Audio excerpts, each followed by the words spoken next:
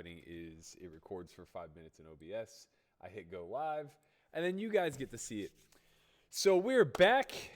It's going to be a bit of a slow one today. I thought Tuesdays were a big day, but I guess it's just a big buy-in day, really. You can see I'm already crippled here in the circuit event.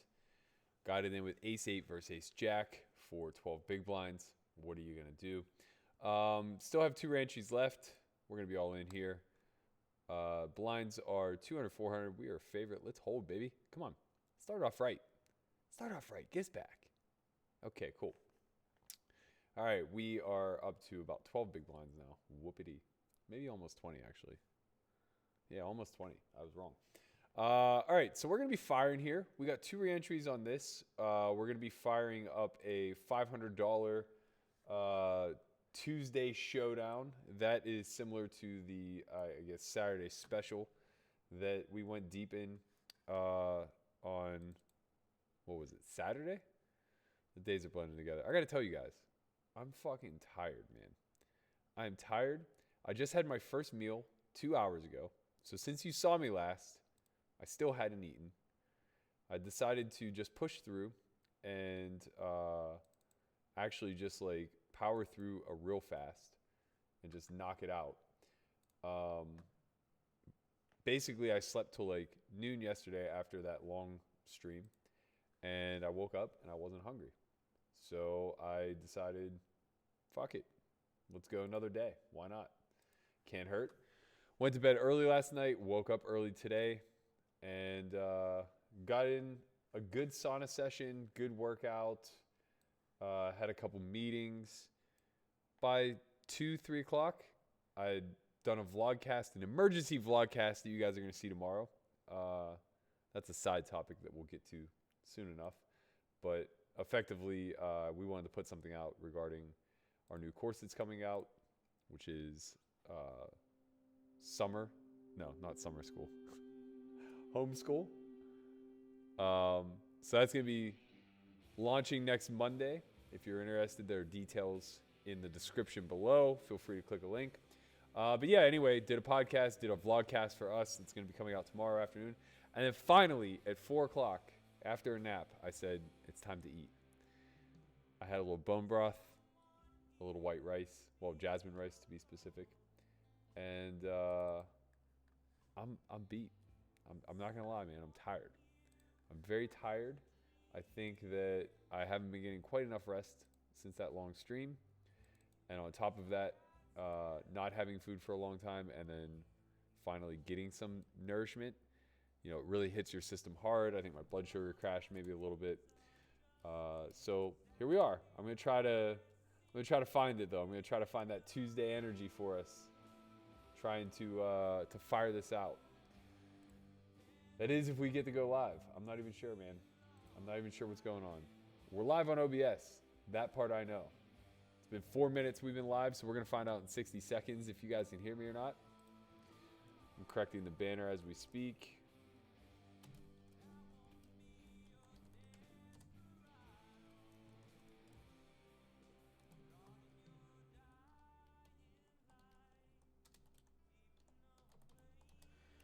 What are we firing? 20K Tuesday special. What else do they got? What else is on this schedule of ours? Not a lot, man. Okay. That's a 30K, not a 20K. That's nice. Then we got a 20K 250. It's also nice. It's good of them to put in these quote-unquote high-stake buy-in tournaments during the madness.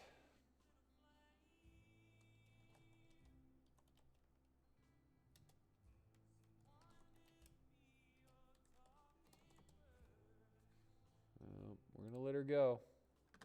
We're running out of time to rebuy though, I gotta tell you. All exactly just the same love.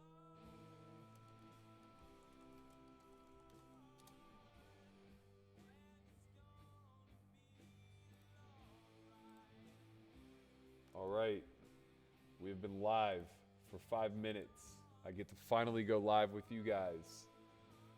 Welcome, one and all, even though you've been listening to me ramble for 5 full minutes.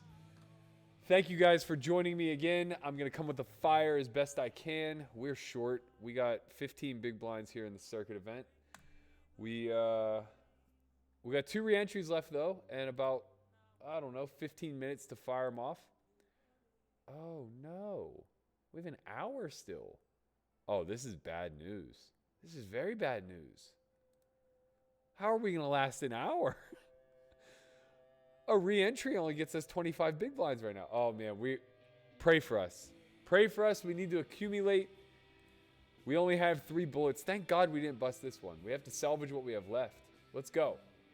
At the next break, it looks like we'll be starting the 500. And then this evening, we're going to be hopping in the 250 and the 109. Or sorry, I guess it's just 100 flat. As you can hear playing in the background there, that is Leroy Towns. They are my favorite band, and they're going to become yours as well. Because on these streams, that's all I'm listening to. I talked to my man Beeve today, lead singer Leroy Towns, and I said, hey, I just did a 12-hour stream, and I listened to nothing but Leroy the entire time. I just want you to know that if YouTube is going to garnish my wages and give the monetization to the artist, I want it to be you, man. I want it to be you. Seriously, if you haven't checked these guys out, search for them on Spotify. They have 4 albums on there, and they're under 3 different band title names. I got to talk to my man about this. This is not GTO listing of your albums, but they are Leroy Towns on there, Leroy Towns Band, and Leroy Towns and the Lone Stars. Song you're hearing right now, By My Side, comes off their second album, self-titled Leroy Towns. Fantastic song. Fantastic song. I mean, these guys got chops. They work in a little harmonica now and again. I can't talk enough about them. I'm sorry.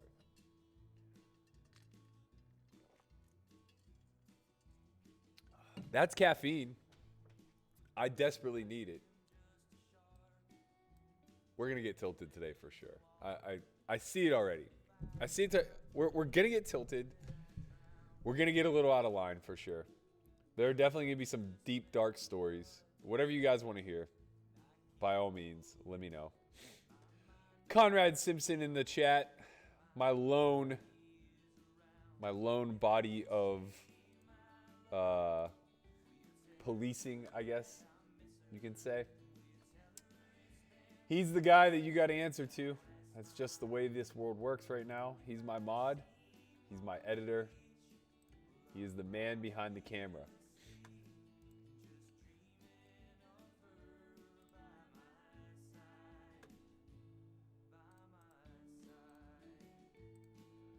Still a little early yet. Guys still trickling in. It is a Tuesday after all. I don't really expect the same support we had on Sunday night. That was just madness. Oh, I'm also competing with Jay Carver right now. I had no idea. Good luck to him. Hopefully he's out there mashing these streets.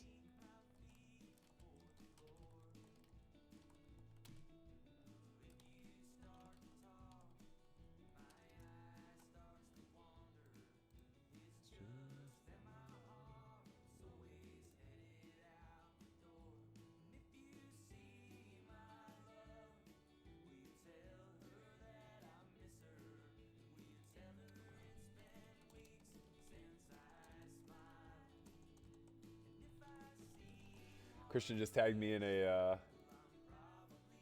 MLB tweet of probably one of the nastiest cut fastballs I've ever seen.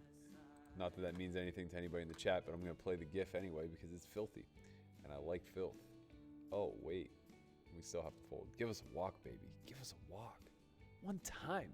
Never. Never happening. So this...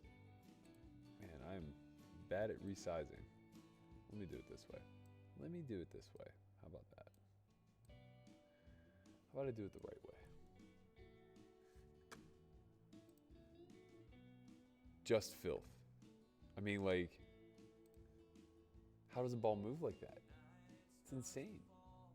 Whoops. Just 99 miles an hour. Cutter. I just replied to Chin. I said I could do that. I can't do that. That's a lie. I'm lying. I'm just straight lying. Who am I kidding? Oh, man. In my head, though. In my head, I was filthy. Flat out. No getting around it. I believed it. I thought I was a power pitcher, man. I topped out at 83. You gotta be kidding me. I'm 5th all time in strikeouts in my school's history, though. You want to be a Lion, you believe you're a Lion. It's that easy, you know? Live inside a little bit, tough to hit. I also walked a hell of a lot of people. That's no joke.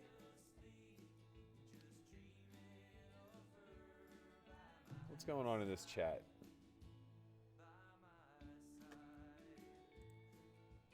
We finally get abandoned by Caleb. He couldn't come back this time. He just had enough. Oh my God, he's here! My man Caleb. Out there modding the chat. What a dude. What a dude. He's a dude. That's what that comes down to. You know what I'm saying? Mike, I don't know, man. We'll see. He asked if we're going to play any cash tonight. I don't know, man. I'm exhausted, but you know what? That caffeine's kind of kicking in a little bit. I'm jonesing for more tables right now. I won't lie about that. Matt McLaughlin says, is there a cap on enrollment numbers for homeschool? We have it capped at 100, but we're only anticipating like 25 or 30. So I hope that answers your question. Seating is limited, though, since you only have till Sunday to sign up. I'm a little short today. I don't have my booster seat. Conrad, you're going to hear this in like 4 or 5 minutes. If you can bring me my booster seat, I would greatly appreciate it. People at home would like to see a taller version of me. And I'm leaning forward, man. I don't like being hunched. Trying to keep it spicy for you, Joe. I'm trying, man. It's hard. Nothing good's happening right now. We got half a starting stack. We only got 2 rebuys left because they capped this shit, which is smart because it would just cost me infinite. Nothing going on in the cash streets. Nothing going on in the tournament streets right now. Nobody sitting at deep 510. Where are they all? Where's the guy who called off with ace queen high versus my kings? We need him. Gotta have him, man. We need guys like that in the game. Nope, just a bunch of regs. Open sitting, waiting for some fish to stroll on by. That fish could be me, guys. We'll see. We'll see. What's up with this $50 buy-in? Is this worth playing? Pretty small. Pretty small. Chin streaming tomorrow. He's going to be in here. Honestly, Wednesday might be a better day. Just looking at the schedule, he might have got the better day of the two, to be honest. Tomorrow, he's going to have a 215 circuit event. That'll be real nice. 50K guarantee. I'm sure that there will be... It's probably going to be the exact same schedule, actually. But Chin will probably fire a little ACR. He might come on a little earlier than 5 or 6 or whatever the fuck time we got on today. I was trying to get on here by 5 o'clock, believe it or not. But I was too busy making the thumbnail for YouTube, which has become a recent passion of mine now that I'm stuck in quarantine. I really like messing with the Photoshop. Let me know what you think. If you like the thumbnail, shout me out in the chat. I made the last 3. If you hate the thumbnail, please let me know so I can do a better job in the future. Carter, my man. How's life, buddy? I haven't seen you in a long time. Remember that trip we took to Tahoe together? In the dusty-ass woods? He remember. So, all right. So Carter can speak to this a little bit in the chat. He knew me when I was broke last. First of all, I'm gonna be all in here. Let's get that out of the way. But I don't care. I'm still all in. This is not advised at home. But King 10 suited is nice. Carter King, a.k.a. What the fuck was your online name? SC King, something like that. Went to South Carolina University. Or University of South Carolina. Whatever it is. Let's get this through. Is that possible? Shout out to McKeesport. Let's go, baby. God, club. Okay, queen ball. Give him 2 pair. Never happening. That was a negative EV shove, but we were lucky enough to be live. I was gambling a little bit. We only had 10 big blinds. Can't make that big of a mistake. We're back. We're not going anywhere. This is going to be a $2,000 tournament, that's for sure. Or a $1,500 tournament, whatever they allow it to be. What do we get? 3 re-entries, 2K tournament. Great. All right, so I'm going to tell my Carter story first, and then I'll come back. Actually, I'll just answer these questions really quickly. Hey, Berkey, any recommendations to check out in these isolated times? Read the 5 a.m. Club, Monk Who Sold Ferrari recently. Was wondering if you had any books that had a huge impact. I'm currently reading Range by David Epstein. I highly, highly, highly recommend it if you like the way that we think here at S4Y. It's a very well-articulated view of kind or cooperative learning environments versus wicked or chaotic learning environments. And I think it parallels very, very closely to poker. So I would definitely recommend checking that out. Let's see. Shout out to McKeesport. Yinzer in the chat. Appreciate you, Thomas. Thank you so much. Oh, yeah, you guys got stars now in PA. Good for you, man. Good for you. Good to see you out there grinding. Gamballer, shout out, my man. Thank you so much. I hope we have some good luck, too. We're not running so hot right now. We are 0 for 2 in the all-ins. Stay for the dietary updates. That's right. Oh, man. All right. Oh, this chat's on fire. I can't even keep up. What's going on today? All right. There's nothing so important in the chat that I can't tell this Carter King story. All right. So back in the day, I think this was like, God, man, was this before my World Series run? It had to be. So this was 2009. This was my first time going broke in Vegas. It was like, I don't know, late July or early August 2009. And at the time, I was roommates with Brent Hanks, who was suffering tremendously. He was ill. I mean, ill, sick with it, with TMM, or too much money syndrome. I mean, he was just drunk with power.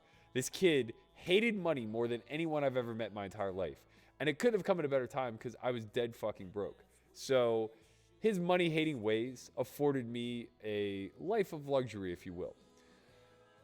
To give you a for instance, there was one night where he lit a $100 bill on fire while we were sitting around having a chat when some of our buddies from back home were in town, and one of the kids dove into the fire to rescue the 100. Adjacent to that, at the same time frame when I was broke, Phil Collins was also a good friend of ours and was also very rich. Oh, right on time. Thanks, buddy. We got the saddle. Shout out Conrad. Appreciate you, my man. Where would I be without you? So Phil Collins paid me $100 to make him 2 peanut butter and jelly sandwiches and a glass of milk. This is no joke. This is the shit that 20-year-olds do whenever they have too much money. So anyway, Brent comes up with this wild plan after the World Series that he wants to go to Tahoe.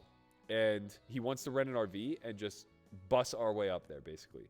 Does zero research, literally books the first campground that he can find. And for anybody who knows anything about Tahoe, it is impossible to book camping grounds, right?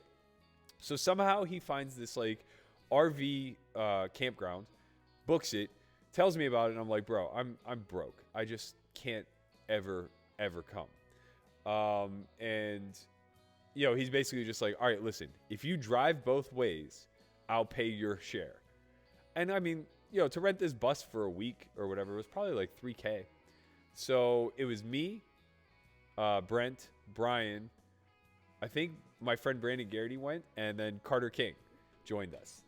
And I'm driving this 36-foot bus, this RV bus. I mean, I can't believe I'm allowed to drive this thing with a, yeah, sure, I can raise the mic a little bit. I can't believe I'm allowed to drive this thing with just a standard driver's license. Like, I should have to have a trucker's license in order to drive this thing. It's so goddamn large. So we get on the road, and I think to myself, like, okay, no big deal. Somebody's going to be navigating, like, you know, it's a big group of guys. It's a big bus, like, not that big of a deal. No. These guys all go in the back of the bus. Nobody navigates with me. The 5 of them or the 4 of them or whatever are back in the bus, getting high, getting drunk, playing cards, having the fucking time of their life. Meanwhile, I'm up there like Granny, like hunched over, losing my mind, thinking that I'm going to wreck this thing, right? We finally get into the Tahoe area. We're going to be all in here. Pray for us. We need this. By the way, shout out Katie1972. This is the screen name that that psychopath went nuts on Twitter for getting it all in with Ace 4 suited versus Ace King. Hold, baby, hold. Now, oh, okay. We're good. We're safe. Ship it. All right. So anyway, as we get into Tahoe, it's getting dark, right? What we don't realize, or what I didn't realize at the time, I'd never been to Tahoe yet, was that Brent had booked this place outside of Truckee, which is now like north of Tahoe. So it's like literally, I don't know, 80, 90 minutes away from the lake, something to that effect. And I'm literally driving these mountain roads, like the things that you would see in a Looney Tunes cartoon where they like wind up the mountain. I mean, these roads are literally as wide as the bus at most and have no guardrail. It's pitch black dark. I'm confident we're going to die. Like, I just see that this is the way it all ends for me. There's just no way in hell we make it out alive. They don't care. They're blitzed out of their mind. I get us lost because obviously there's no navigation at this point. We're in the middle of the boonies. Nobody has any signal. I get us lost. We're down some dirt road at like 1 o'clock in the morning. Finally, somehow, some way, we make it to the campground. And within an hour, Brent decides he doesn't like our lot. He goes and gets us another one. We finally get into this other lot. Everything's great. The highlight of the entire story was they had this little like town center, I guess, right? I don't even know what to call it. Like basically like a little community store. We'll call it that. And I mean, when I say we're in the boonies, like we are in the thick of the woods, right? So we go down to the store to grab food, and we're like getting ready to walk inside or whatever, and this guy like comes out, like the store manager or whatever, and goes, "Get in here." It's like, "What's going on, man?" He goes, "You see that?" So like we're standing at the screen door because that's what they have is a screen door, obviously. And we're like, "What? No." And he's like, "There's a black bear," and he points to it. We're like, "Oh my God, man, this is crazy! Like we're out here in fucking wilderness." Chin would have been losing his mind. This is gross. I'm shoving, but this is super annoying and super gross. We just don't have a choice. I think people sometimes 3-bet fold off of 15. We'll see. Let's hope. No snap. We faded the snap. Okay, baby. Let's go. Punish. Yeah, put a spade up there. Come on, man. Why do they reward this shit? It's such a joke. This is such a joke. Oh, man. There's just no justice in this game. Let's go. We're going to rally. That was very well played. We have to take a note on that. I'm sorry. We just don't have a choice. 3-bet called off with Queen Jack O off 15 bigs. Just shove, man. I mean, the shove is bad, but like it's not that bad. The 3-bet is like, oh, yikes. Okay, so anyway, we're like standing in the store watching like this bear, right? And we're just like, this is pretty cool, but like I don't want to get eaten by a bear. So now we're super conscientious about like, you know, keeping our food in the camp and what we do at the campgrounds and all this other stuff, right? Out of nowhere, this Looney Tune starts whipping around on a quad, trying to slap the bear on its ass. It's just like, how is natural selection not taken over on these people yet? He's just roaring through the campground on a quad as if like him and the bear are about to have a good old jolly time. It's like, oh my God, eat this man. He doesn't deserve to go on. This is incredible to watch. So that was my experience. Driving home was just as stressful as the drive up there, but shortly thereafter, Brent started backing me. I made $250,000 online, and we all lived happily ever after. Let's see what's been going on in the chat since I disappeared into my story. Chin getting a lot of love in the chat. We love to see that. Good to have you here, my man. Where are we at?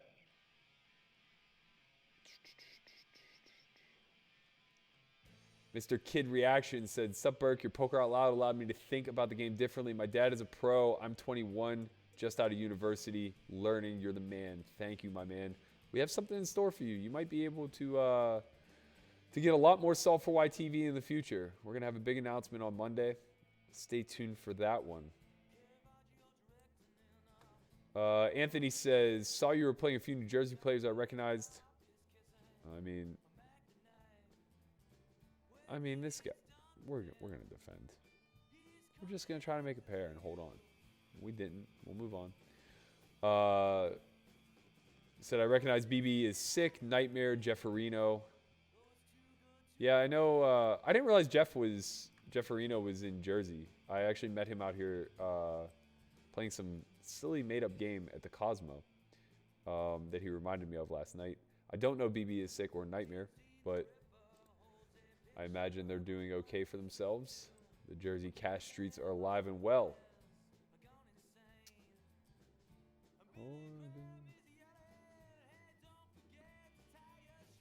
Oh, wait. Is BB is sick the one who called with the ace-king? He shouldn't be very proud about that. It says, "BB is sick as a coach for BTS. Might be the highest regarded player online here." Why did he snap quit then? I don't understand. What's BTS? BTS coaching. Help me. I should know this. I almost want to shove this guy so bad. I kind of want to. BTS is... I'm just going to Google it.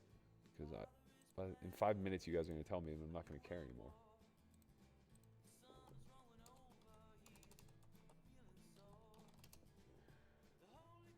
Oh, Bluff the Spot.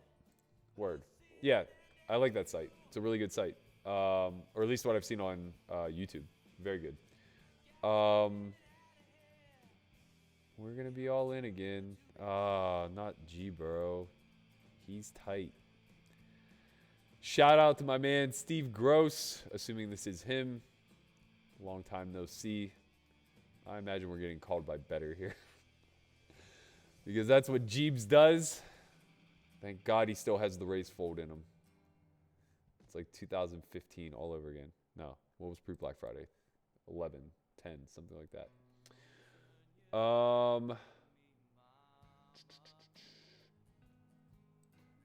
What else is going on? Audio was low. Yeah, I fixed it. Let me know if it's still not good. Should be a little bit better now.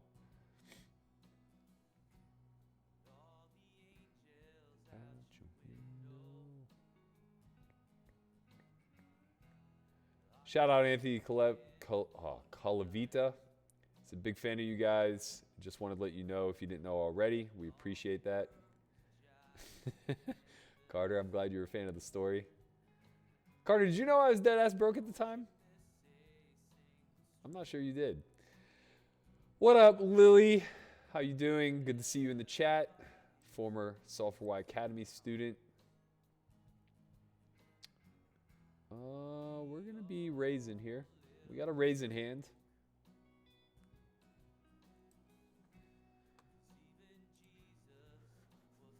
I think Nimi gets shut down because he logs it as gaming, where we put ours as blogs and people. Probably cost us a lot of views, but I'm just going to check Rip against this guy because he's too wide. Good chance that he just gets it in with worse. Something like 7 high. Maybe has like 8-9 of diamonds. It sucks when he bets pot, but what are we going to do? Club! It hurts so fucking bad. It hurts so bad I can't breathe. I mean, it just hurts so incredibly bad to see this rotten play get rewarded. This is fine. He didn't do anything wrong there. I mean, betting pot is not good. But everything else, totally fine. All right, what do we have? I think we have one more bullet after this. I've made 2 rebuys, so I can go broke one more time. This is very, very frustrating. Very frustrating. I should not be into this tournament for $2,000. It's not fair. Let's see. I refuse to give Chin mod until he streams. Once he streams, he'll have mod for life.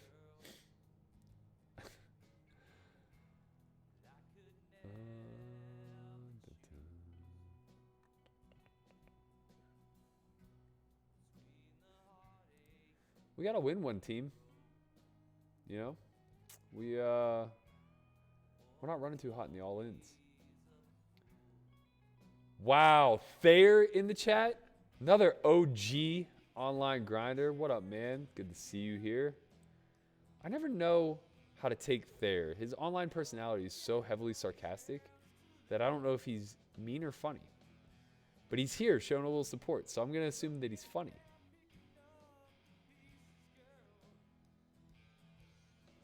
Brian Tinney, also a former Academy member, and they're encouraging me to play Gash. Don't want to do that. I don't think I have it in me to take the beats today. What up, Smalley? Ryan Smallwood in the chat. Good to see you back. Always a regular.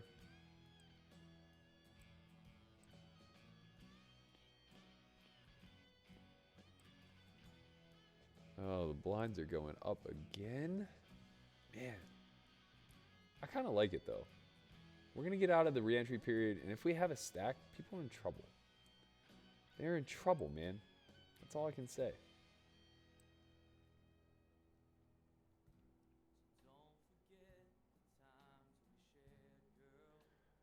I don't know what I just stumbled into between Lily, Corey, and Bawa, but the last comment I read seemed a little out of line, and I need to get to the bottom of it, so I'm scrolling back up.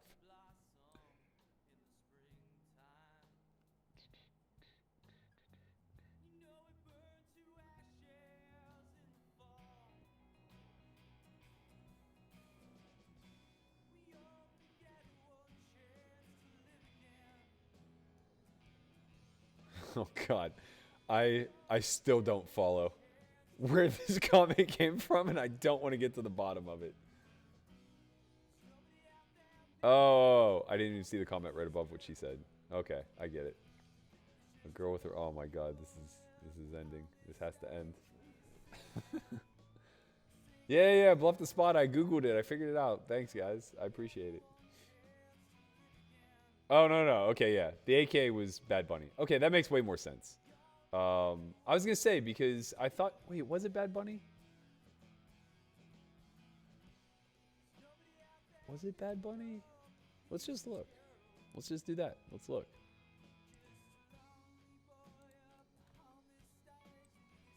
I think it was happening at the 10-20 game, if I recall.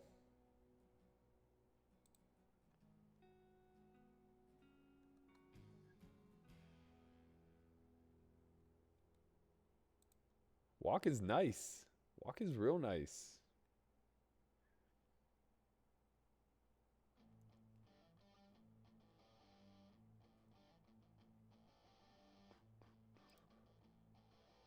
Yeah, you're right. It was Bad Bunny. Oh, no. No, wait. Yeah. Okay, it was Bad Bunny. You're correct. Apologies to BB is sick if for getting him confused. Yeah, Bad Bunny seemed to be a hit and runner, from what I could tell.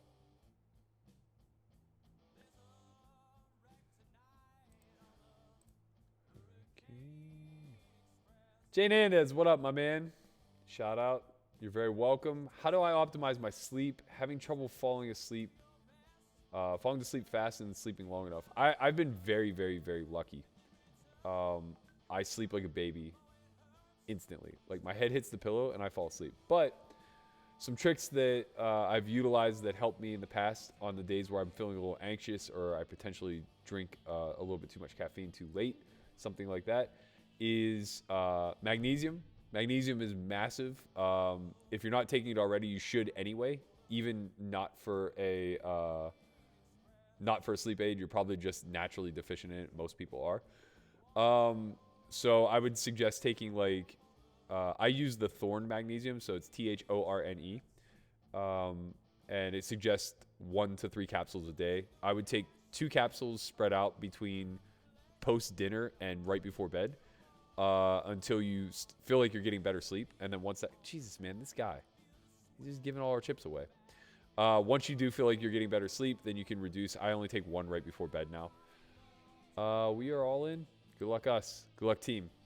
The other thing, and Christian kind of mentioned this in the chat, is if you have access to a sauna, doing that late night will absolutely wipe you, especially if you can do hot-cold mixes. So I actually do it in the morning, pre-workout, which is a little bit more intense.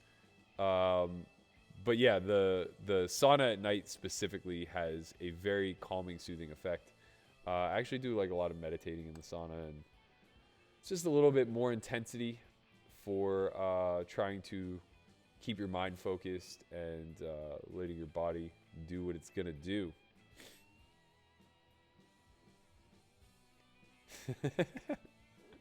Carter said, I definitely knew you were broke. I had played with you after all. Fair point, my man. Fair point. I suffered from gambler's ruin fallacy, and that fallacy is that if you continue to increase risk without increasing your financial worth, ultimately you'll always go broke.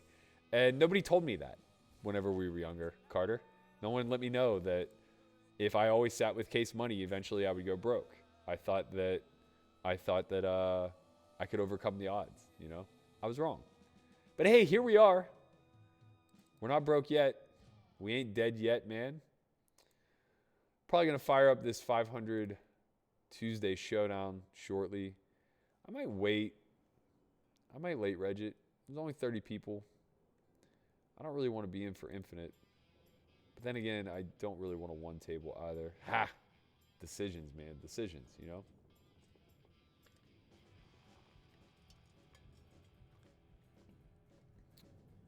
I wish we could treat it like a true re-entry, where like I just fire right at the start of the tournament, go bust, and then buy back in, max late reg.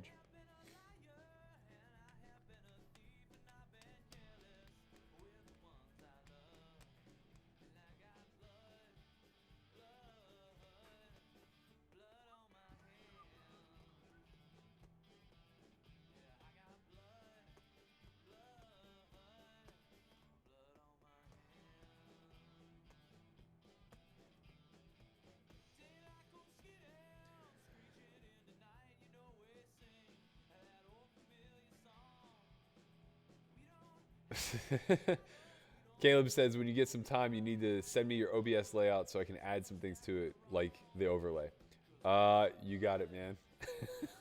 I would love to have you dabble with my overlay. I'll send you what I got. Just give me an email address or text Conrad if you have his number. We'll take care of it from there. Ryan says, how do you resist the urge to chase losses and put more of your role on the line irresponsibly during a downswing? Well, I spent 15 years doing that with no success and continually going broke. And then I just kind of realized that's not how this game works. And I started chasing EV instead. So I just think, I think a lot about the decisions that I'm making. Like to be able to consciously know that that King 10 shove I made is probably neutral EV, if not losing slightly. I accept that. I wanted to gamble in that spot, and I accepted the gamble. Wasn't trying to chase. It was just more of a kind of heave it up type strategy. Also, you're just like not losing that much at 10 big blinds. But anyway, in life, we're playing a never-ending game, right? This is an infinite game. Poker, life, whatever you want to call it. You're going to have losses. And if you try to force a win off the back of those losses, you're just going to compound those losses. And that's no way to make a living. That's no way to find success at really anything. Balka said, yo, am I the only one that kept up with Duck U? I remember him being literally every final table full tilt deck of the day. It was borderline sketchy. Don't know who that is.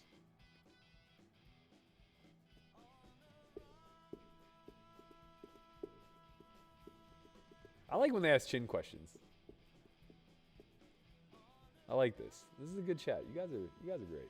I appreciate you all being here. Can't believe we have 400 again. It's just like, what is going on that you guys want to watch me play online poker right Mr. Kid Reaction says, is it true that you, Berkey, no L, bro, is deep in the hole? I heard it at my local London casino when discussing S4Y's benefits. Is it true? Can anyone help me with this? Well, I mean, man, if you heard it in your London casino, I can't imagine how it's not true. I mean, you know, it's London. And they're poker players. They know everything. Deep in the hole to who? To what? To, oh my God, this fucking guy. No! How am I making top pair and folding here? God damn it. This is so annoying. Wow. I should have just called. Oh, that's depressing. I don't want to see him lose that pot. He's probably not even going to reload. I bet he just goes away. Watch. He's gone. These kind of guys, they don't... Wow. Infinite money. Okay, let's go. No, I'm not in the hole to anybody. I have no debt at all. Literally, I owe 0 people in this world a single fucking cent. I released my backing deal last April. We were up small whenever I walked away. So I think I got to keep 250K-ish whenever we did our final divide. And over the course of 6.5 years of being backed, I made a fair amount of money for my backer. So I'm pretty proud of that. Don't know why people like to insinuate things. I don't know what would imply that I'm deep in the hole, whatever hole that may be. I might be 1 foot in the grave. That's a little bit different of a story. I don't really know how much longer I got on this earth, but yeah, money-wise, we're good. I have a mortgage. That's the only debt that I have on my back right now. What up, Oski? My man Oscar in the chat. This kid had the balls to let us send a film crew to follow him around for 9 months, detailing the story of a low-stakes grinder. Stay tuned for that documentary coming out soon. It's going to be on S4Y TV as well as Poker Go. I'm proud of it so far. I mean, everything I've seen so far looks fucking amazing. I hope we did Oscar justice. I hope we did the grind justice. We really should have called it the grind, but I like to be determined. Because you know what? It is still to be determined. We're all to be determined. I don't know where we're going to land. I'm playing high stakes. I might be playing Pinochle a week from now. Who knows?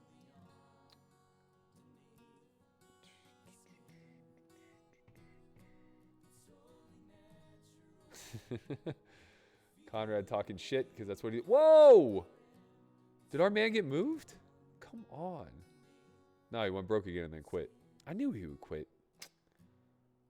Man, that's so unlucky. Bad things happen to good people, you know? There's just really no getting around it. Now our table just keeps getting tougher. We got G-Burrow, we got Jeff Areno. That's No Limit Baby we played. Oh, this is who called off with the ace-queen against us when we had the pocket kings. Oh, I didn't even see there was a chat.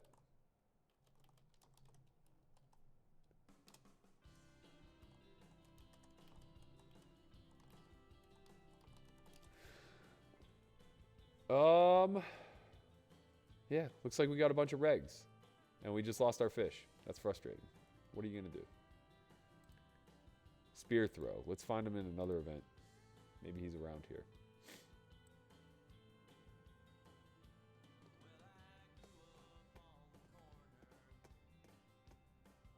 Why did you repeat the question, man? I answered it. I'm not deep in the hole. Jesus Christ.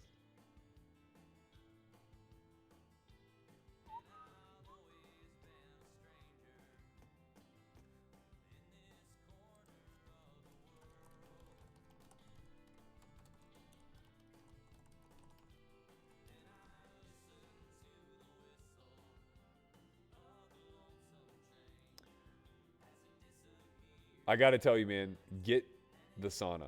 It's the best purchase you'll ever make. It's a little steep.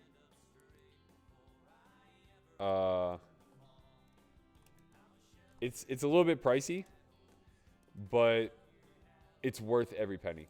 I literally use mine every single day. I think since September, I've done on average 300 minutes a week in the sauna. And I feel absolutely amazing.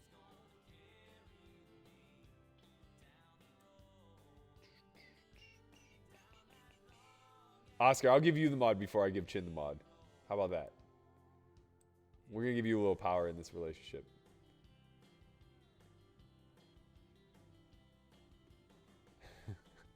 Chewy, I'm so happy that your money's on Conrad to win the main event this year, because coincidentally enough, my man down here is going to be looking for a little bit of investing. So if you have this sense that old Connie's got what it takes to run the table for 8 days, I'm sure, you know, he would take on a pretty big investment from the Chuster. Thanks for joining, buddy. I always like seeing you in the chat. I wish there was a way that we could have a two-way conversation via this stream and just really get into the thick of things.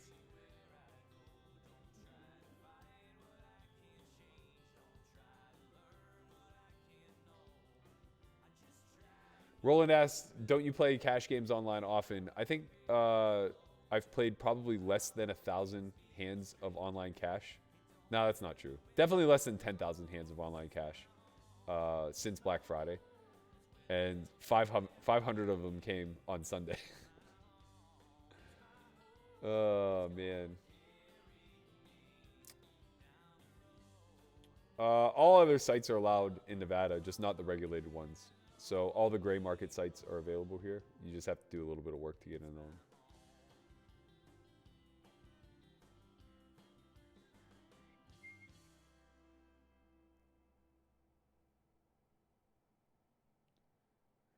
Just imagine, in 2008, we were all talking about how much harder the game was compared to 2003. Now we look back and it's like 2008 was a gold mine. 2015 was a gold mine. I don't think you're getting an 11-hour stream out of me today. I just don't. Christian De Hoyes asks, do you prefer to late register? Yeah, on these World Series events, especially like these very small fields, like the Tuesday Showdown. So it's 37 unique entrants.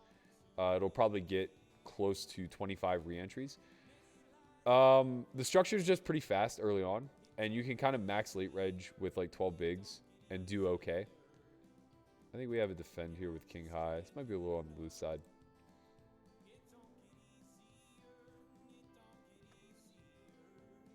Stephen Coward says, would you rather make the final table of the main event or win a bracelet in the Heads Up World Championship? Not even close. 100% want to make the final table of the main event, unless for some reason. Nope. There's no reason I wouldn't want to just final table the main.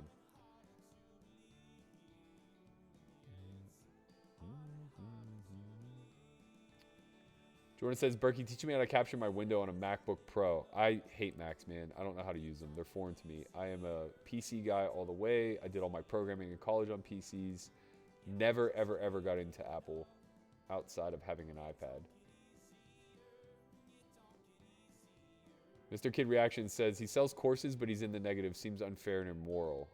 I don't understand. I thought we just went over this. I'm not in the negative for anything.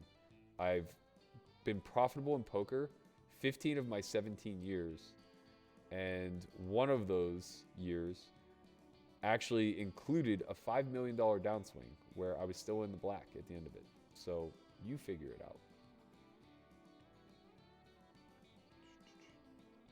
out. Fat James Corden says, funny name by the way. How do you know you should shove an ace king, ace jack, ace queen? You can find reshove charts pretty much anywhere. But effectively, my personal favorite is I use Preflop Plus. Snapshove is also a very good app that you can study to figure out these reshove ranges or open shove ranges. Just effectively, like once you're below 25 big blinds, you're looking to play all-in pots more than you are looking to do anything else really. So position matters, whether or not the pot's been opened first or not matters.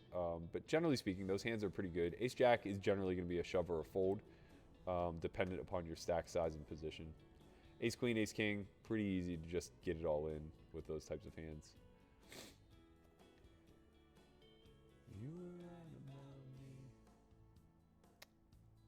You what asks, Berkey, you own that house, no mortgage? Nope, I said I have a mortgage. That's literally my only debt in life. It's pretty sick too, because I have like, I think my last appraisal, I was like 350K in positive equity, But now, despite that being my number one asset, it's also probably my number one liability. Oh, this is close. I just think we got to grip it and rip it. What do we got? Yeah, we're going with it. We're going to go with it. Ace Jack, close, but what can we do? If this were my last bullet, I would consider folding, I guess. We only have 15 minutes in the reentry period. He could be opening worse. Could be opening hands we dominate. Ace 10, King Jack, aces. He could be opening aces. Oh, there's no justice in this game. We will get max punished today. In for the maximum. $2,000. Pray for us. We got to make this last one count. Don't know how it's going to happen. I don't have faith. I don't have any faith. Why is this not auto rebuying? I have it set to auto re-enter. Ay, ay, ay, ay, ay. 199 entered. Nope, sorry. 199 remained. 305 have entered. We're just cruising along, doing our best to pray. Just got to pray sometimes. Ken Fisk asked, Berkey, do you think Gelfond is going to complete his comeback? I sure as hell hope so, man. I think he's already completed his comeback, though. To make up that 650K is just astronomical. And I think he has a lot to be proud of. The fact that he's forced Vanni Vidi into a break himself is really impressive. I think that, I think that he should be really proud of what he did. I mean, look at it this way. Like, people were projecting that he stood to lose between 1.5 and 3 million if he continued playing. And at the end of the day, he might only lose like the 200K side bet plus a small amount in the actual heads up challenge. That's impressive. And trust me, he's budgeted for it. So he'll be fine.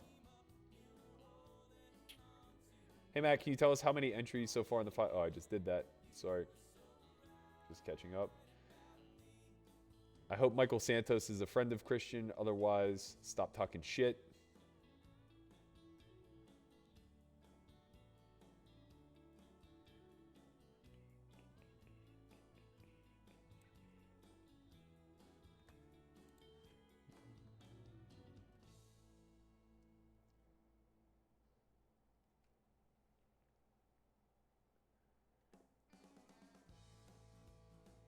When is S4Y going to the private games in SoCal? Never. It's just not going to happen, man. It's not our shtick. It's not our scene. Ryan asks, how do you reinvigorate your love for the game and time? Sorry.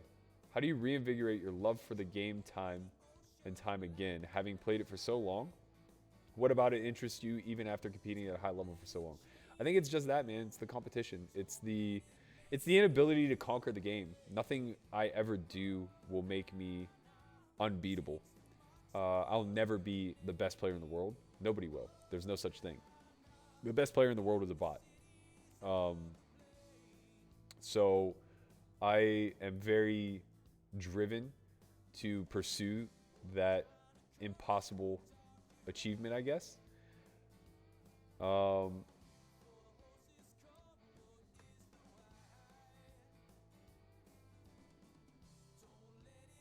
This is so frustrating. Yeah. These calls are so sketch. But I'm going to flick it in and hope for some equity. That's some good equity. So it's no fun, but I just have to open rip. I'm going to get called. One of these two ranges has a hand to call me with. Checking is just a negative event. He checks back too often. And I need to protect my hand. So we just need to hold now. That'll be a good way to hold. A good way to hold. Let's go. We did it, team. We finally doubled. We're in great shape. Let's go. Shout out Spencer O'Gara. Says, what's up, S4Y people? Thank you for the content. You're very welcome. Thank you for tuning in.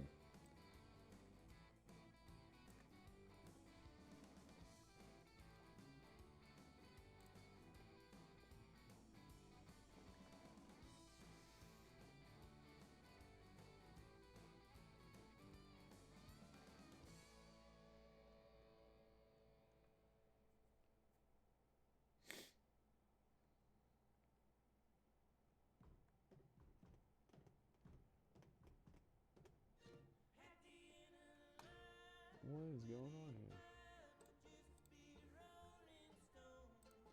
We've stumbled upon some music I don't want to listen to. Back on the Leroy train. Have I mentioned that you should check them out? Pretty smooth stream so far today, guys. We actually got it off on time. No real technical difficulties as far as I can tell. We're having some stack difficulties. In for 4 bullets. I should change that. I should update the messaging. Let you guys know how much we're punting right now.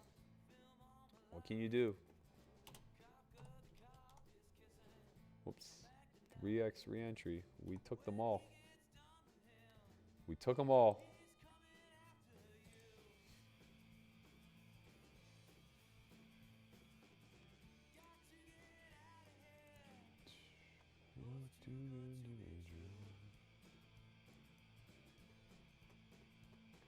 Spencer asked, do you get frustrated losing to donk players doing donk things, or does that happen less at high stakes?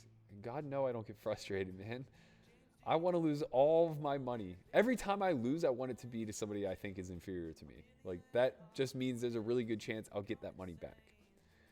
I get frustrated losing to really good players because it makes me question if I'm making mistakes, if they're outmaneuvering me. Like, that's the challenge, is when you're unsure, like, you know, where you actually rank in accordance to skill level versus your opposition, the hands that you're playing, the selections that you're making, things like that.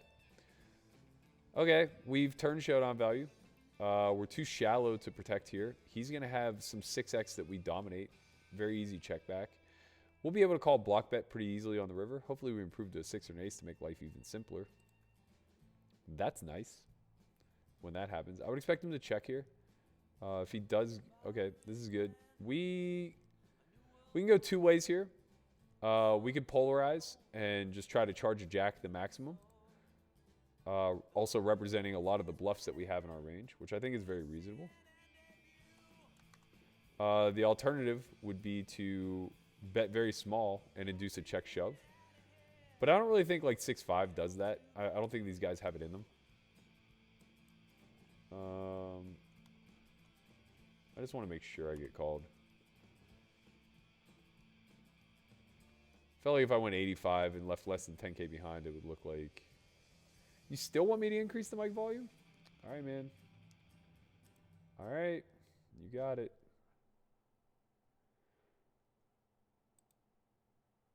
You got it.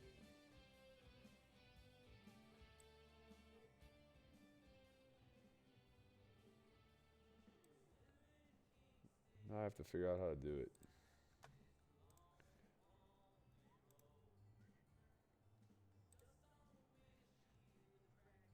Deruber, you got a question for me? I got an answer for you. What do you got? What you got, man? All right, how about that, Chin? Does that sound a little bit better for you? I got it at about 57 now, where I was operating at about a 45 before. Let me know if that's better. I'll keep cranking. I just heard I was peaking a little bit last stream. I wanted to correct that. Manuel Vega. Hey, Berkey, give me a shout out. I had a choice to watch Andrew near me or watch you play high stakes tournaments. I appreciate you attending, my man. There's a lot of choices out there for you to watch right now. You could be watching Jay Carver. You could be watching Andrew Nemi. You could be watching Doug Polk's latest video on the coronavirus, but you're here. You're here. You're tuned in. You're watching me actually lose my mind while playing tournaments, which is precisely what happens every time I play tournaments, for what it's worth. Smash that like button. Let us know that you're here. Hit the subscribe if you haven't already. Can we get to 20K? What's it going to take, man? We're 400 away. We've been 400 away forever. Let's go. Let's go. My goodness. My goodness.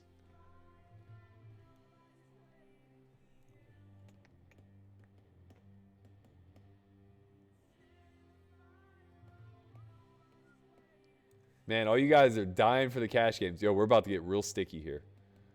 I'm just going to flat. Yeah, I'm going to flat. Maybe Jefferino shoves. It's fine. SPRs are relatively low. We're gonna enter the flop with a 4 SPR. We're gonna flop the nuts. We're gonna check back. We don't have any of this when we call. It's a great turn card for us. He has king queen. He has backdoor clubs. He has some pocket jacks. We're gonna go for it now. So we're gonna go something in the neighborhood of like 3,800. I mean, this is probably just like 2 nines. That's just like check folding. But he still has clubs. He still has 5-6. He still has all the good hands that can continue. It's annoying. I think we won the maximum anyway, though. I think we won the maximum anyway. Oh, man. It's loose. It's too loose. Suited. No problem. King, queen. No problem. Queen, jack. I don't know. I don't know. Maybe it's an open. If we had more chips, it's definitely an open. Matt, what is the oldest that someone has thought you were? I don't know, man. I don't know that I've had very many conversations about what people think my age is. It's a weird one. I don't have an answer for you. How old do you think I am? Do you know how old I am? I mean, it's kind of cheating if you do. Poker Pro Eric, hey Matt, has WSOP site been pushing hard to get into many other states? The big ones, especially like California, New York, and Florida. All online operators are pushing hard to get into those 3 states. It's the state legislation that's pushing back. The lobbyists that my man at the Venetian, Sheldon Adelstein, are employing are doing a much better job than the lobbyists who are trying to get online gambling legalized. So here we are. We are playing in 3 states, soon to be 4 with Pennsylvania coming aboard. Hopefully it will be shared liquidity. We're not real sure. Shout out Rich P. What's up, S4Y Nation? We see you out there. Thank you for joining. What are the main factors in choosing linear versus polar 3-bets pre? Stack depth. That is the main factor. It is stack depth and it is position. Those are the 2 things you need to consider when choosing your 3-bet candidates. Period.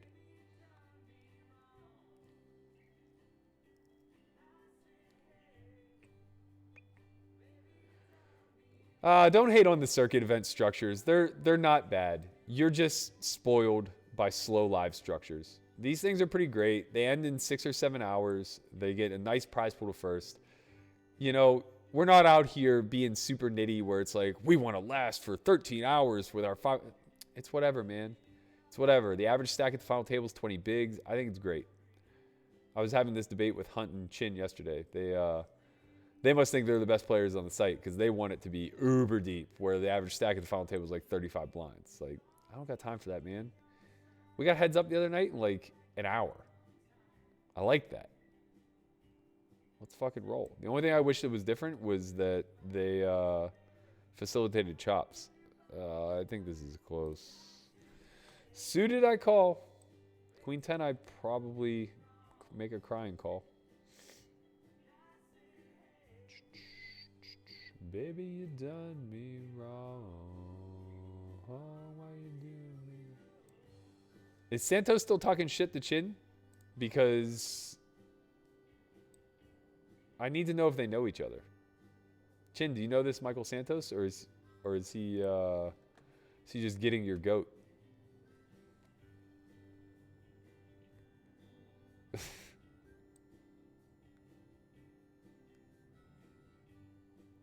For what it's worth, if you guys want to tag at S4Y in the chat, I'll see it much faster and be able to answer more efficiently. When you guys say Berk or Matt without any tag, I struggle to keep up. That's no limit, baby. Rip it on me. Go ahead. I got something for you. I got your hand. We're on a 3-minute delay today, not 5. I cut it back. Oh, no, I didn't. I lied. I forgot to save the settings. So we still are on a 5. My bad. I tried. Let's go.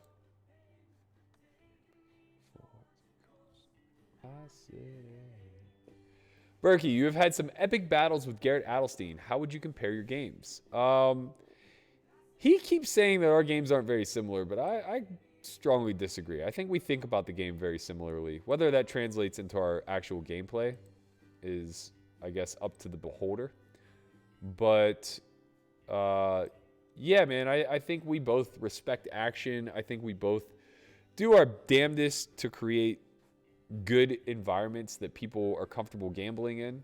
And we both want to win every fucking pot, which is a really good trait to have as a no-limit hold'em player, I think. I am planning to mostly play tournaments on here. I can't handle the stress of online cash. I can't keep putting in 6-hour sessions in online cash either. But, you know, we'll see. I degen here and now and again. Can't help myself.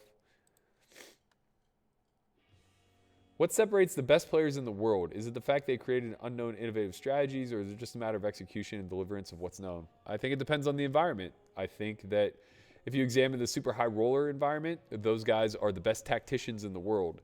They implement better than anybody. They're much closer to the machine than the average person. And that's not to take anything away from them from being innovative or anything along those lines. They're doing the hard work and studying themselves. But, yeah, I mean, you know, I think like when you get into the wilder streets of live cash, where we are constantly dabbling, exploring, playing infinite big blinds deep, I think like at that point, now we start talking about the innovators a little bit more, you know? All right, I up the mic again. Keep letting me know. Right now we are getting very close to peaking, and I don't really know what else I can do. I just know I listened back to the stream a little bit last time, and it sounded like I was getting a little out of line whenever I got loud.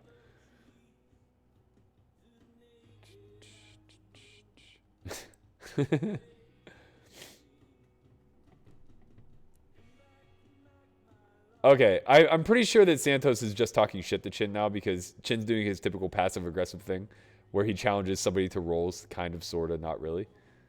Bro, you don't have to dick swing with some rando in the chat. Let him live his life. Let him talk his shit. That's what Conrad's here for. He'll just mute his ass. How do you combat bingo players who play to the river? You charge them. It's expensive to play bingo. Berkey, how much of a bankroll do you recommend as far as tournament binds or cash goes? Depends if you're living off of your bankroll or not. If you are living off your roll, I would say to have, if you want to take an aggressive shot, 25 to 50 buy-ins with 6 months in reserves, according to your living expenses. If you want to be more conservative, more like 50 to 100 buy-ins for whatever level you're playing, plus a year's worth of reserves for living expenses. This game is volatile, man. You got to protect yourself. And that's coming from somebody who used to fire on like 5 buy-ins. I literally used to think that 5K was enough a roll for 2-5. I was like, you can't go broke on that. They're too bad. They're just too bad.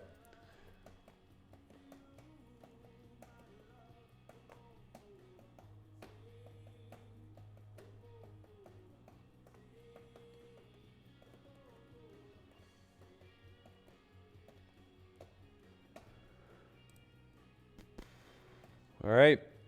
Top pair. We're going to be holding on tight. We're definitely ahead of a button open range at this point. Reginald Bowler says, 70-year-old subscriber and fan of your content. How do you rate WSOP software? I love everybody at the WSOP. It's one of my favorite businesses, but the software is shit. I think they know that. I think 888 knows that. I don't think there's much that they can do about it at the moment. Pretty tragic river for us. We both have equal combinations of Jack 10, but he's going to have more diamonds than us. We're just going to be forced to check here. Nothing else we can do. We can block, but bet folding seems real bad. Not real bad, but it hurts. Let's put it that way. We were up against Jack 9. He had a hand to bluff with. He definitely had a hand to bluff with. Same thing holds true for cash games, EMD for life. 25 to 50 buy-ins plus at least 6 months in reserve. Double that if you want to be a little bit more conservative. I'm not 52 years old. I am far away from it. Maybe not that far. Closer to 50 than I am 21, that's for sure. Maybe that means I should start dating 50-year-olds.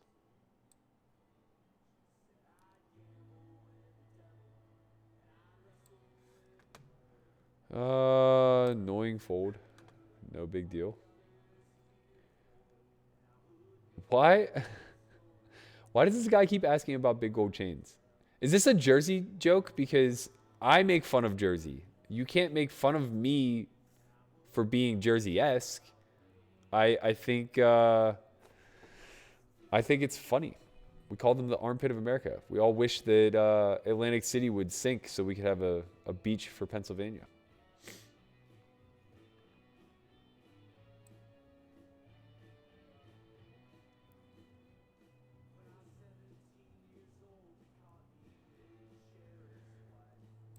All right.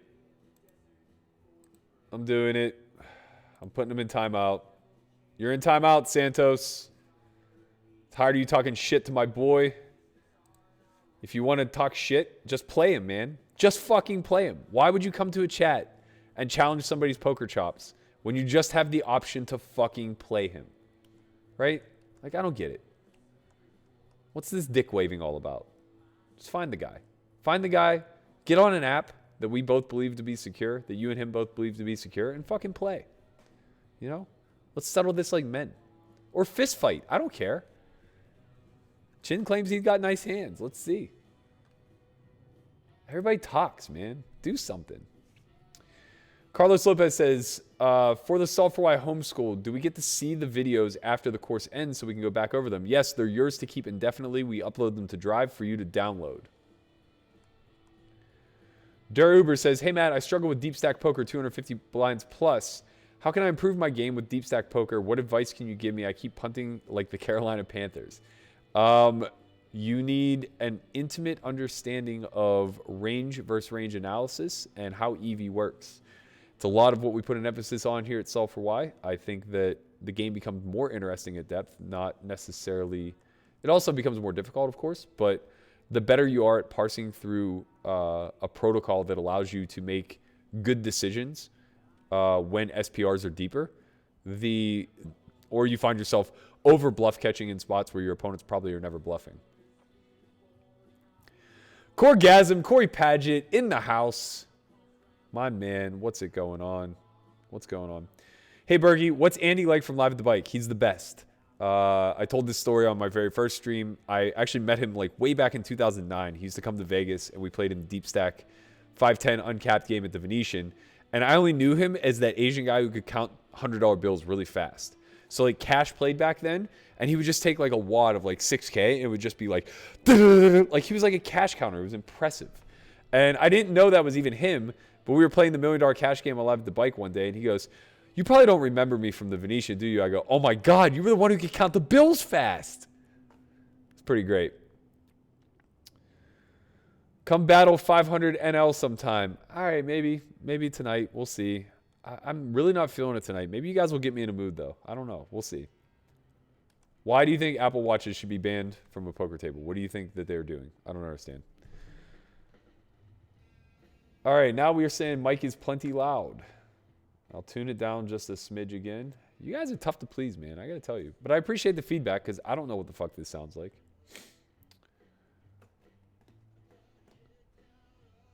What up, Landon? My man, a young up-and-comer. The whole poker community has a lot of faith in this kid for some god unknown reason. None of us have ever met him. But he's in every fucking chat. He's a mod on every fucking channel. He's doing all the dirty work, trying to get into the nitty-gritty, out there grinding. How'd you do the other night? Did you come back from your massive downswing? I did not. I got even, and then I punted. I epically punted, nonetheless. It was embarrassing. I made a play that I can't consider to be professional. But, you know, sometimes that happens.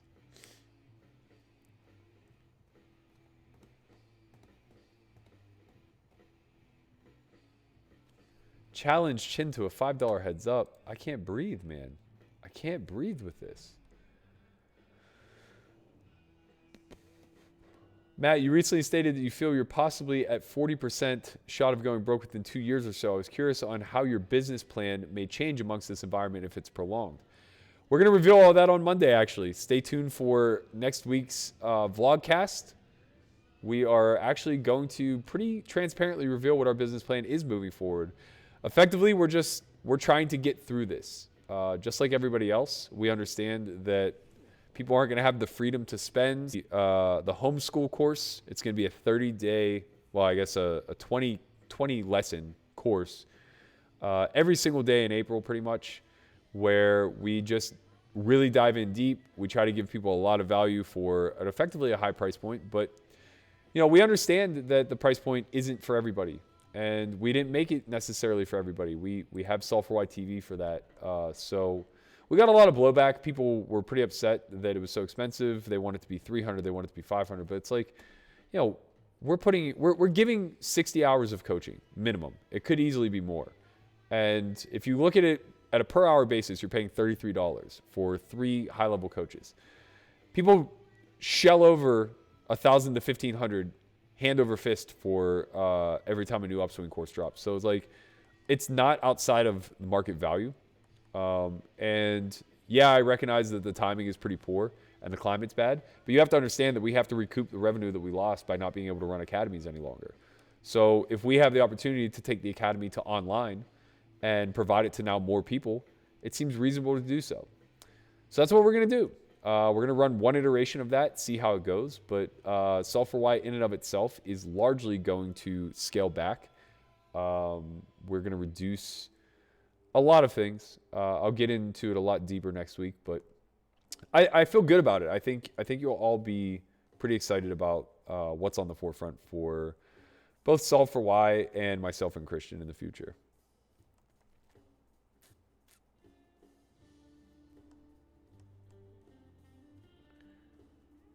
Hello, Katie. Don't be so thirsty out there looking for the dick swinging contest. I'm fucking with you. Relax. 36 was a good year. I'm not 36. I'm a little bit older. I am not dating anyone right now. That seems to be a popular question. From dudes, nonetheless. Very strange. Tidor, greetings from Spain, my Spanish friend. Nice to see you here. How are things with the coronavirus over in Spain? What's it look like over there? What's the landscape? Give us a brief breakdown. Are people locked up? Are you in quarantine? I want to know. I want to know what's happening on a worldwide level. Oh, man. Katie's coming in hot. Coming in hot. First time to the channel, Tidor. Please subscribe. Smash the like button. We need you to stick around. We got a lot more content coming for you. Caesar 4K, who's the best poker vlogger in your opinion? I'm big fans of all of them. Obviously, that's the political answer. I truly love Jamin's vlogs. I think he's incredibly creative with the way he goes about it. I liked him before I knew who he was. I would consider him a pretty good friend now, but one of his very early vlogs, he was at the Aria, and he just did this 3-minute rant on tryhards, and I fucking loved it. He just started with staring at the camera well, we're at a table with a bunch of tryhards. Now what a tryhard is, and he goes into it and it turns into this elaborate thing. And from that point on, I was just totally hooked on his style, on his humor. And I think what he's done creatively is incredible. The comic book intro that he has going, his production value really is through the roof. David Mills says, how will homeschool compare to academy material? Number 2, who's the best poker player, Corey or Conrad? Talent or discipline? I think Corey is infinitely more disciplined, therefore he has a higher ceiling. But Conrad might have a little bit more natural talent just because nobody cares less about money than Conrad Simpson. Homeschool will compare to the academy material in the sense that think of it as being 100 times more drilled down, right? So David's been to the academy a couple times. Envision the range split exercise that we do on day 3 and realize that now we're going to do that 2 different times through lab work where we demonstrate it the longhand way like we did at the academy, and then we demonstrate it again through solver work and compare the 2. That's just one example of how much more in the weeds we can get. Everything that you guys get with the primer course, we are going to translate that out to multiple lessons as well. All the stuff that we teach at the academy, the first principles of poker, if you will. They're each going to have a dedicated segment of this course. And over 60 hours, we really get into the thick of things. That's annoying. One fucking light open, and we just get smashed on. Thank you, Zachary. appreciate you being here. I appreciate your loyalty. And I hope we do keep getting after it. What's your problem with Northwest Jersey? I think he meant New Jersey. I'm living here. I don't have a problem with it, man. It's just like a running joke that I have, especially with Chin. My first college roommate was from Jersey. We called him I don't want to. That's inappropriate.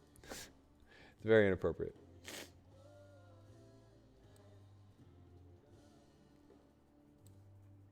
Come on, man. Come on. I have to fold. It's annoying because like his stack just gets the 3-bet mine a lot. But also from where I'm opening, he should just expect me to shove a lot.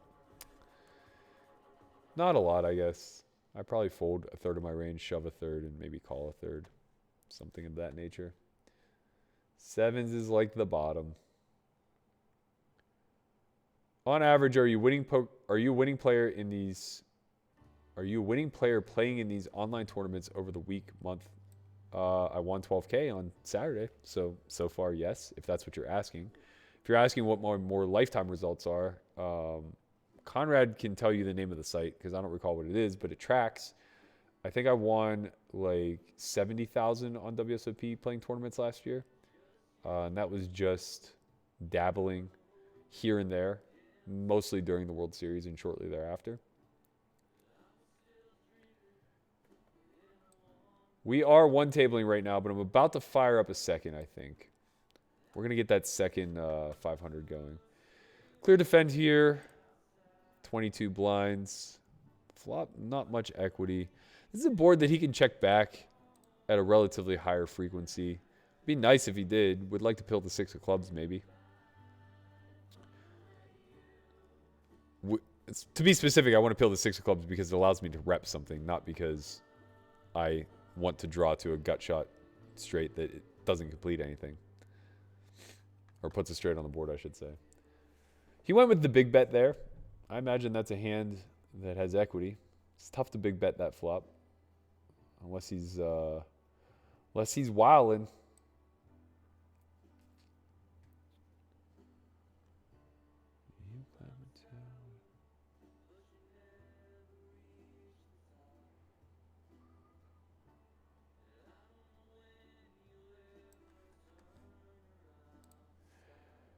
Yeah, I don't like to think of it that way. Poker Pro Eric said, it's capitalist economy, man. You get what you can, especially when the market's tanking. I agree to some degree, but like if we were in a better situation liquidity-wise, that wouldn't be the approach I would take. I'm more so just trying to make sure the company survives.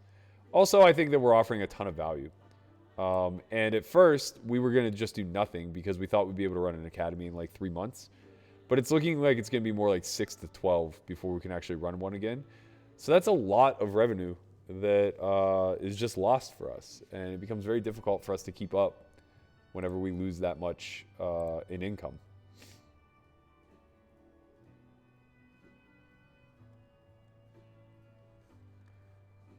This is going to be a fold. Patience, patience, patience, patience, patience.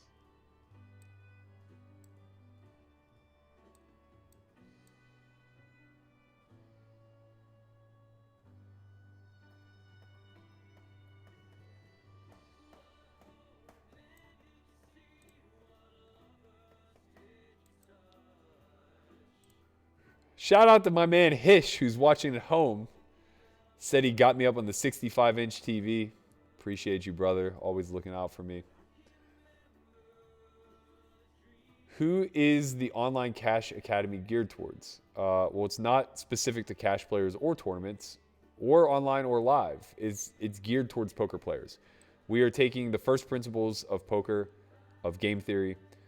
Effectively, we are just really drilling down on EV and making everybody understand it in an intimate way where they can extrapolate it out to other strategic realms, such as range construction, such as range versus range analysis, all of the things, sizing, all of the principles that are necessary to be a winning poker player. So really we're gearing it towards anybody who doesn't feel like they are, I guess, basically, if you don't feel like you're capable of teaching somebody right now, I would say this course is for you. And for a lot of the live guys, it's going to be critical to take this course in order to transition online. We're going to be speaking a lot more to understanding equilibrium and comprehending balance before considering any sort of exploitative play. And in the live realm, I wouldn't even recommend any sort of exploitative play without like wide sweeping data.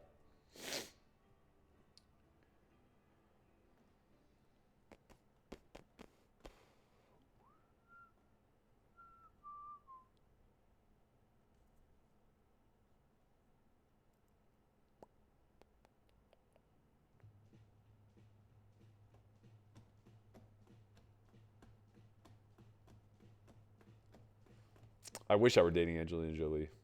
That would be the 50-year-old I would go. Actually, if I had to choose, if I were Brad Pitt and I had to choose between Jen or Angelina, I would choose Jen.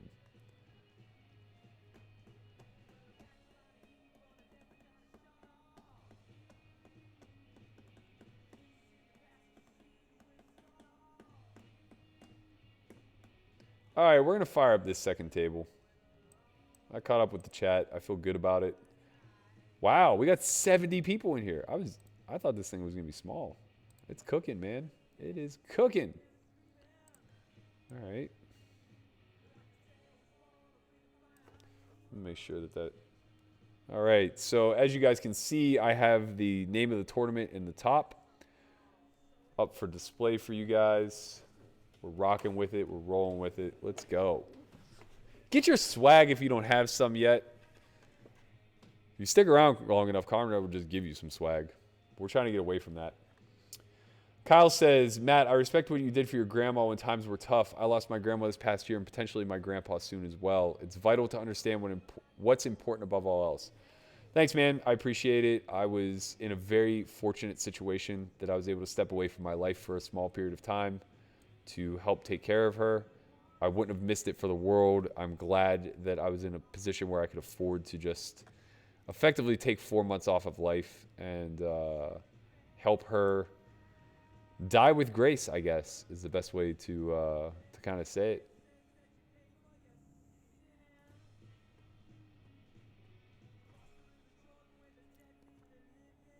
Thank you, Stove88. Says, love these tourney streams. Learning a lot. Appreciate you, my man.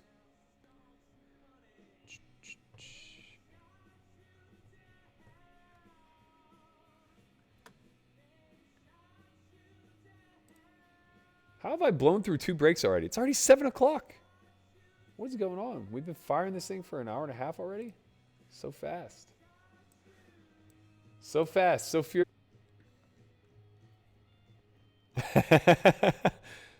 To be fair, I'm literally just trying to compliment them both. I have no idea which one of them is more talented between Conrad and Corey. I just want to make friends with both, you know? This is how you play the political fence. Why you gotta call me out like that, Chin? Christ. Jordan, I'll never follow Veronica. I follow her on Instagram. That's as close as she'll ever get. At this point, it becomes a matter of pride. She made a very funny meme at my expense, and I'm gonna hold it against her forever. Forever.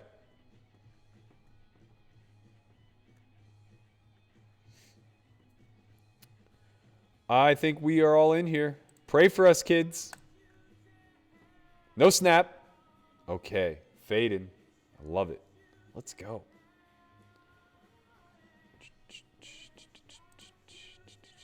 There you go. Conrad got the pokerlabs.com link up there for everyone to see. You want to know what my results look like in WSOP over the last 2 years?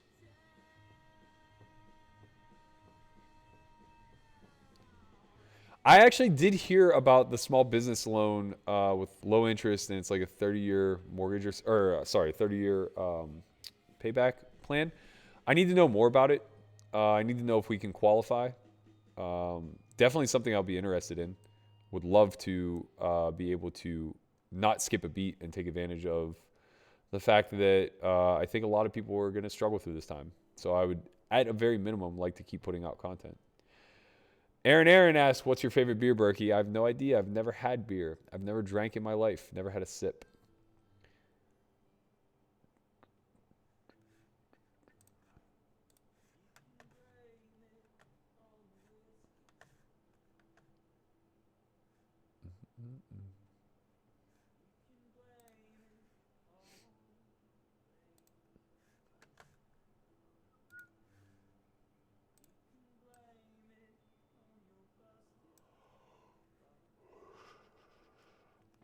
607 of you sickos out here watching right now. I love it. What do you guys want to talk about? I'd tell you another Carter story, but I don't have one.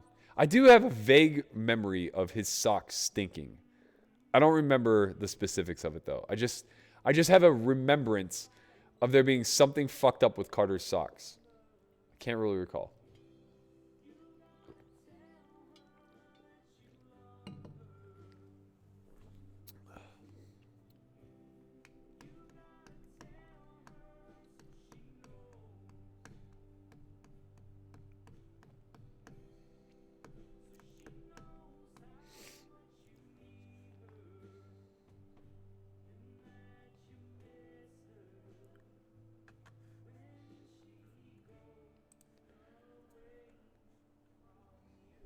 We're in that zone, guys. We're in that 15 big blind, praying for a spot zone. But hey, look around. So is everybody else. 15 big blinds, 20 big blinds, 17 big blinds, 15 big blinds, 10 big blinds. This is what Hunt likes to call the consolidation period.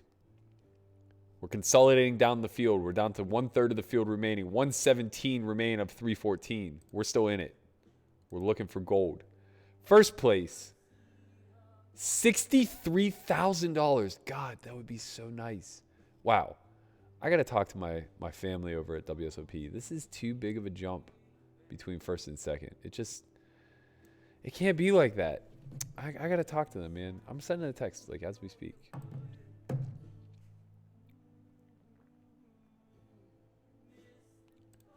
You missed the chance to really tell her.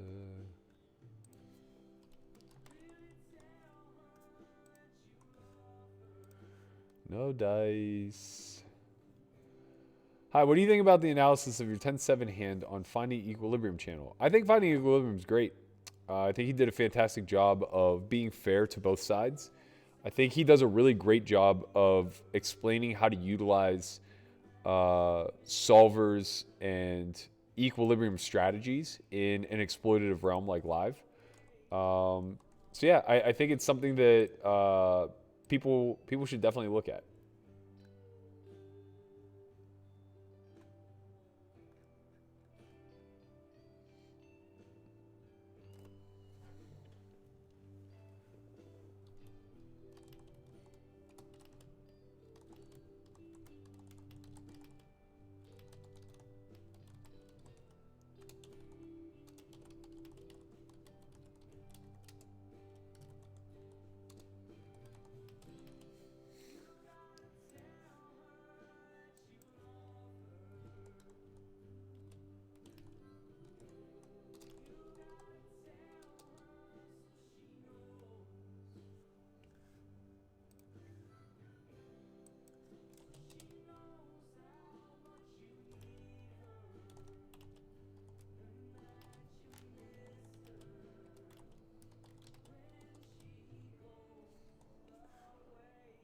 From you, 35.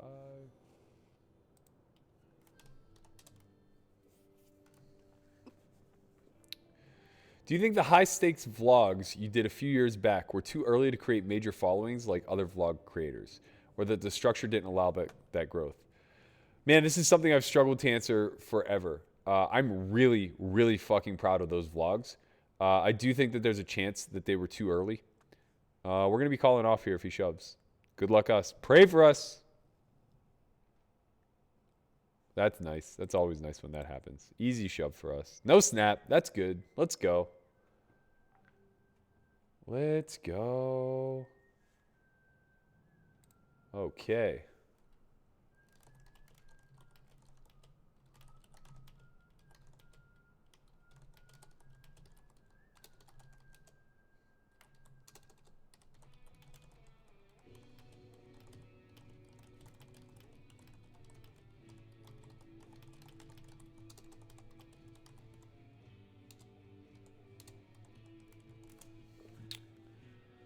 Okay. Do you have any fun Garrett Adelstein stories at all, or have you not played with him much outside of the streams? I definitely have fun Garrett stories. Probably not ones that are safe for stream.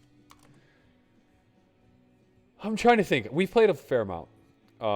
We've played plenty off of stream, mostly on stream though, and obviously there's really nothing on stream that's noteworthy. Let me think about it. I'm not really sure.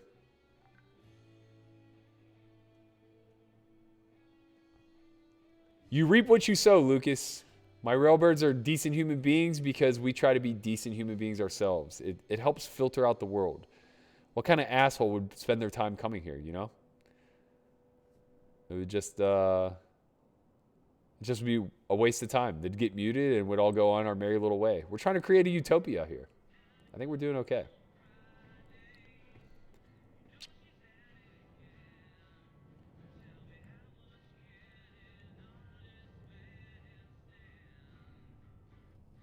Bum, bum, bum, bum.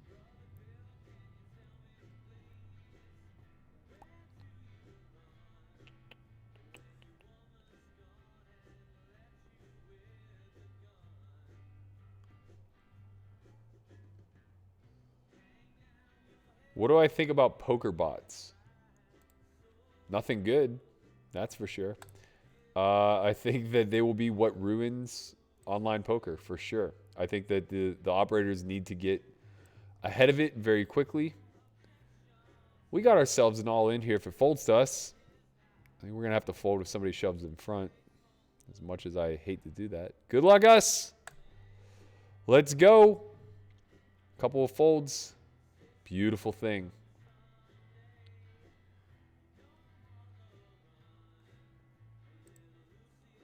Comment my 10-7 hand. What do you want me to say, man? I was outside of range construction and I had a fair amount of equity where I could rep an ace. I didn't realize Jack was so protected. Wasn't a great play by me at all.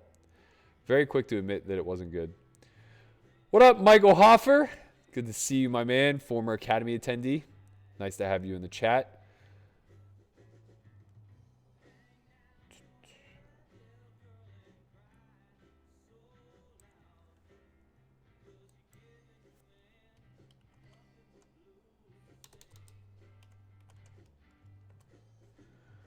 We like this hand. We're going to play for all of it. Jorge Pena says, wow, we got him. Pray for us. Says, love your streams. Hope you keep doing them. Just curious in your opinion, who's the best player out of all your S4Y crew? I mean, I'm going to pick myself, obviously, but I think, let's go. All right, we need a club. We need a club. We definitely need a club.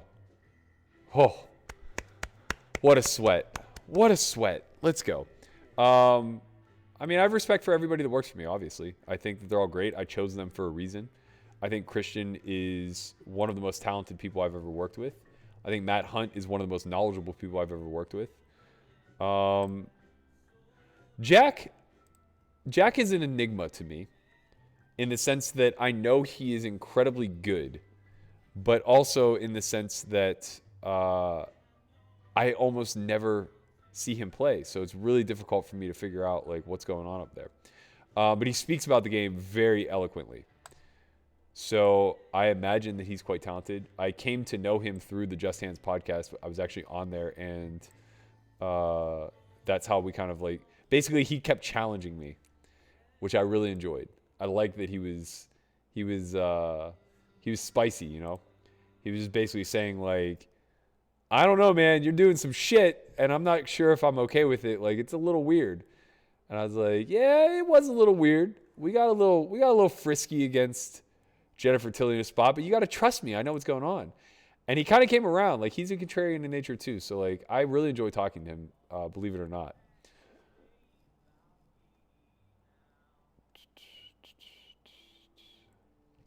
What's your favorite hand that's not made pre-flop / multi-way? King, queen. King, queen suited. Has Alec Torelli ever sold you any essential oils? No. That is one guy that I can't openly say I have any respect for. Love from India. Your stream and cash grind. Best quarantine combination ever. Thank you, Jatin. We appreciate you being here. First place in the 75K guarantee is $63,000. Pretty nice.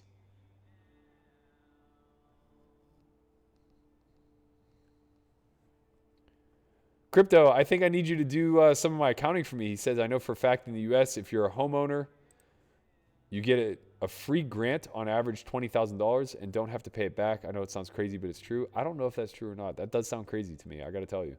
So if that is in fact true, please send me some fucking links, man. Let's know. Is online poker harder or easier than live? It's different. It takes different skill sets. It requires a much better, deeper mechanical understanding of the game to do well online. I think it requires a lot better understanding of psychology and the meta to do well live. Where are the sex bots at? There we go. Maya, I love sex. Click here. Let's go, baby.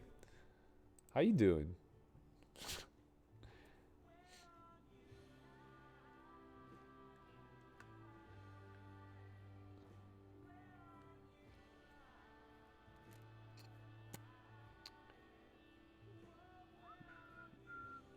When will there be a live stream of Berkey versus D-Zach debate on China choice of topic? What? Who's D-Zach?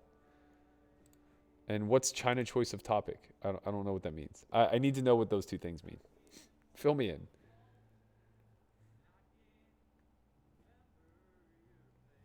Oh, Chin definitely beats me a heads up. For sure. I don't have the patience. I would just like not have the patience to do what it takes to beat him heads up. Okay, we have 30 big blinds here. We're facing a 3 big blind shove. Our hand wants to protect, but given the stacks behind, we're actually just going to call. I think if we were top of range, we would largely be calling. And we can obviously fold sevens to parks or... Well, this is a goddamn joke. This guy has 3 big blinds. 10! Give me a break, man. I'll wait to see what Chin says about who's better six-handed.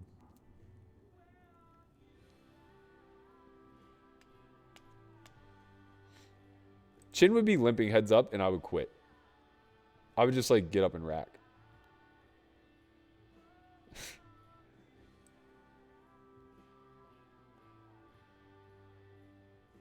What do you think about snaz and its uses? Did I get it right today, Andre? I think I got it right. Oh, God damn it, I didn't. I don't understand, man. I reset it, and I pressed start. What did I do wrong? Help me. Help me.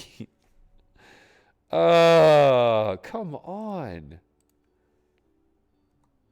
Why? Why does it do this?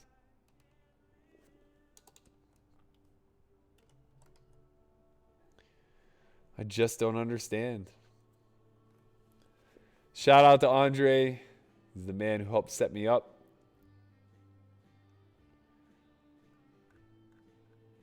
He's the man who is in charge of bringing you Run It Up Reno. Postponed till October. He's also cheating on Jay Carver right now, who's currently running a stream. Pretty fucked up you're here, man. I got to tell you. If Chin were in Jay Carver's chat right now, I'd be pissed. Where's the loyalty, bro?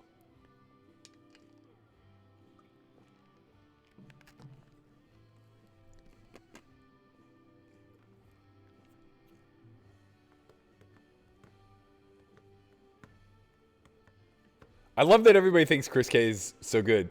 Like, Chin's getting a dose of what I deal with, where it's always the once removed, right?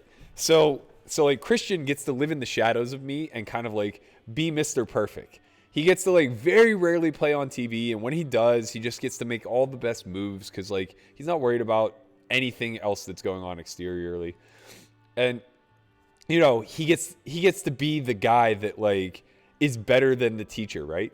And now all of a sudden, we're finding ourselves in this situation where, like, we're giving Chris a little bit of shine and we're putting him in the spotlight. And suddenly, it's turned into this thing where now Chris is thought, like, he's so young. He's so intelligent. Listen to the way he articulates his thought. He pushes back at Berkey in the on-second thought. He must be the fucking best. And everybody thinks that he's the absolute GOAT, which, you know, I think Chris is very good. I think he has a high ceiling. Let's put it that way.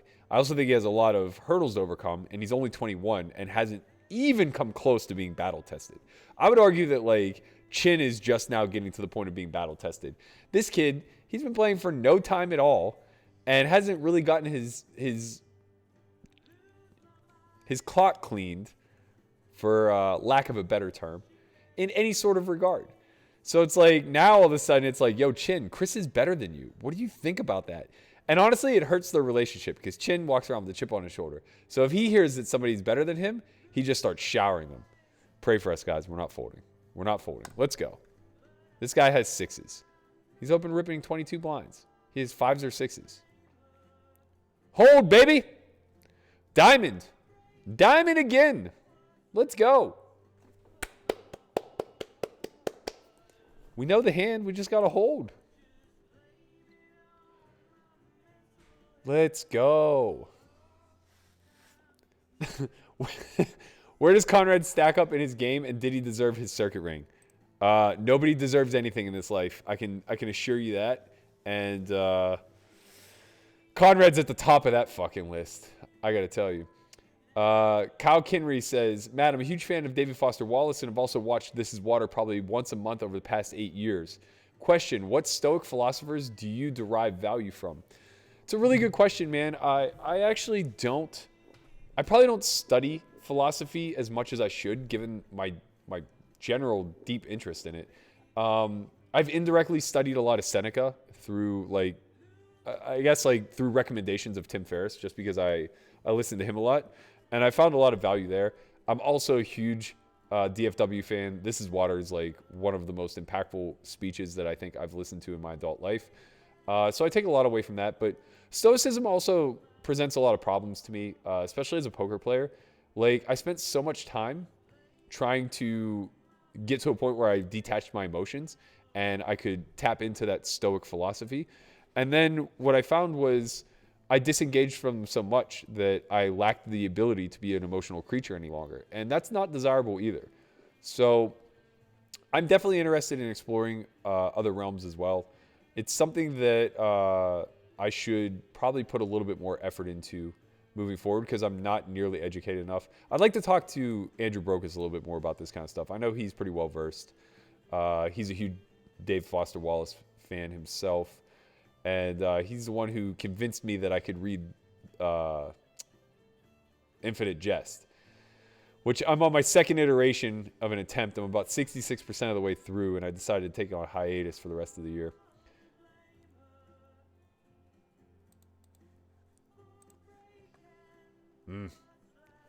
Got trapped. Three! There's a 3! Let's go! Blind versus blind. He limped. We ripped it for 21. Maybe a little bit aggressive. I don't know. We found it, though. Remember that one whenever I'm bitching later.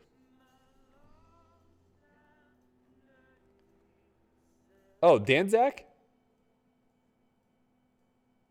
Oh, Chin's choice of topic. Okay. This is all way better. I love Danzak. I would love to have a debate with him. I think that...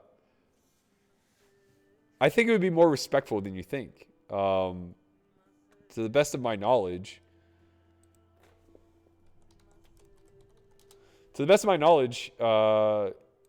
he has respect for me, and it's mutual. I have a lot of respect for him. So I actually think we could have a very good, healthy debate on pretty much anything that he wanted to talk about or that Chin wanted to talk about.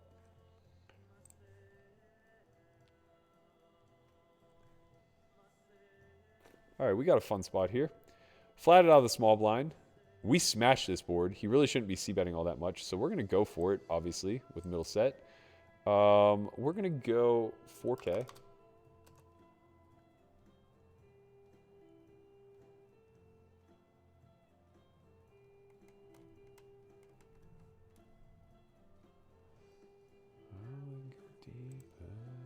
It's a really good brick turn for us. So we have a spot here. We can assure ourselves to get paid, but our range is so draw heavy. I mean, it's not really. We wouldn't really be check raising that many draws. Really just like queen, jack of diamonds, king, queen of diamonds. I think exactly. And then mostly like sets and 2 pairs. I don't think we're check raising a 10 for that size, but he seems to have showdown value, so we're just going to rip it.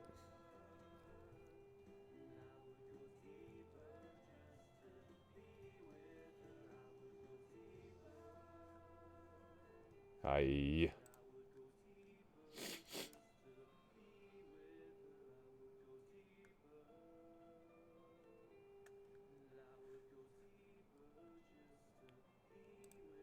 We're going to stay here with the ace-king ball.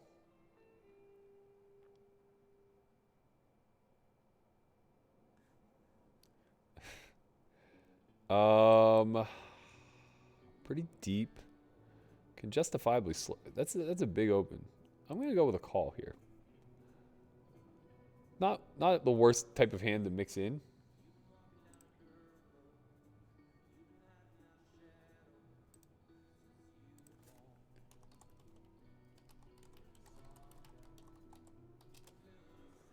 Okay, I actually think we can start betting a little bit for value and start charging him. He's going to have worse ace highs. I don't think he's going to start checking like his king highs. So now we're going to check back and we're going to have an easy river call. I really don't think he's checking over pairs twice here. It just doesn't make a whole lot of sense. And that's a gin card for us.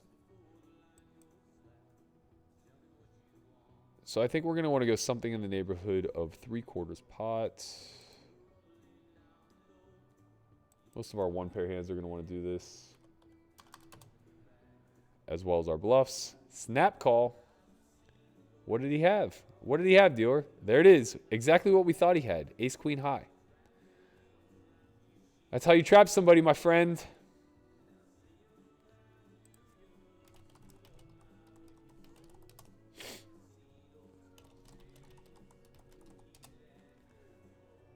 Oh, man. I mean, we got to fold because of Burgess, I suppose. And we're just never... Oh, wow, we're live to an 8. And we win. We would have goddamn won, kids. Nope. We would have got rivered. Lucky us.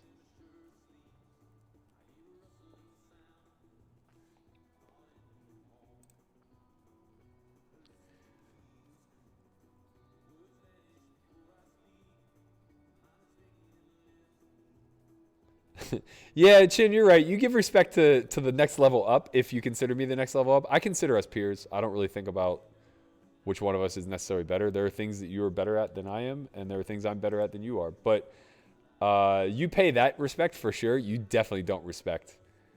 You definitely don't respect Chris. And you need to, man. He's your fucking mentoree. Mentee.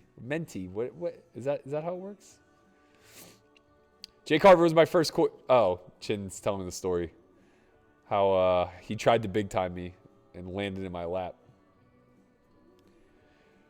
If you had to put a number on it, how much luck is involved in poker in the long run? In the long run? It depends. If you're playing live, I would say a lot. Like 30% maybe. If you're strictly playing online, a lot less. Maybe like 5%. And that's reflective in the variance calculations of the two.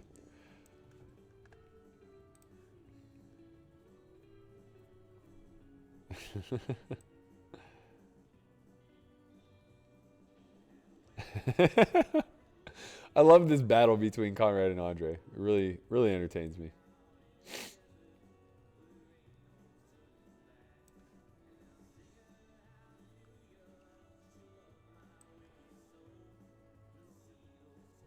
I find that I play more discipline online.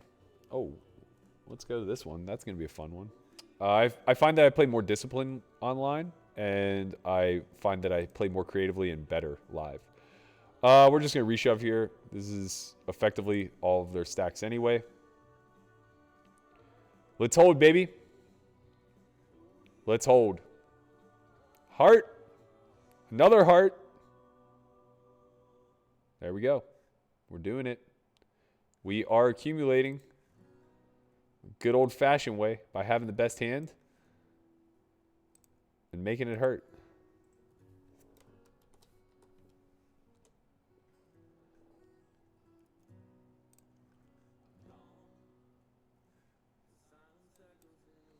Sometimes I feel like the game comes easily.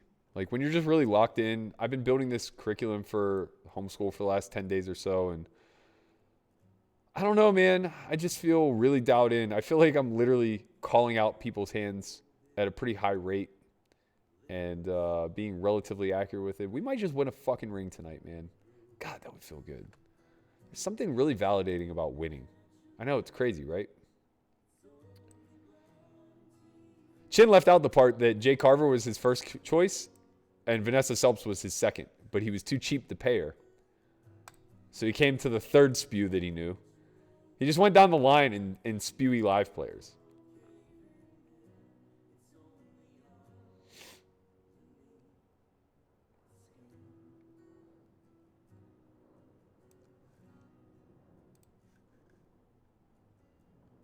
Persuadio, what up, my man? Good to see you here. He said, read Broom in the System, Infinite Jest is less readable.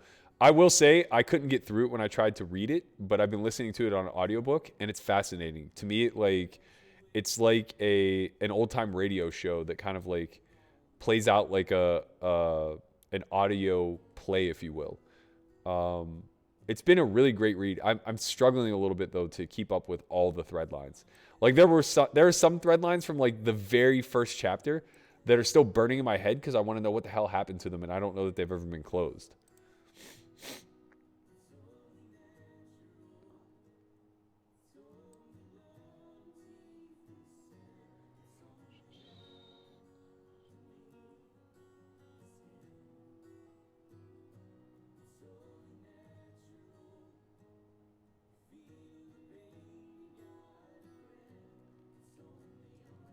I told you Chin wasn't streaming today. I wasn't fucking kidding, man. I call the shots around here. God damn it. He gets tomorrow. Also, it's double the work whenever Chin streams because I have to set it up and I don't know what I'm doing. So then I have to call Andre to tell me how to set up Chin's stream. You know, it's a lot. It's a lot.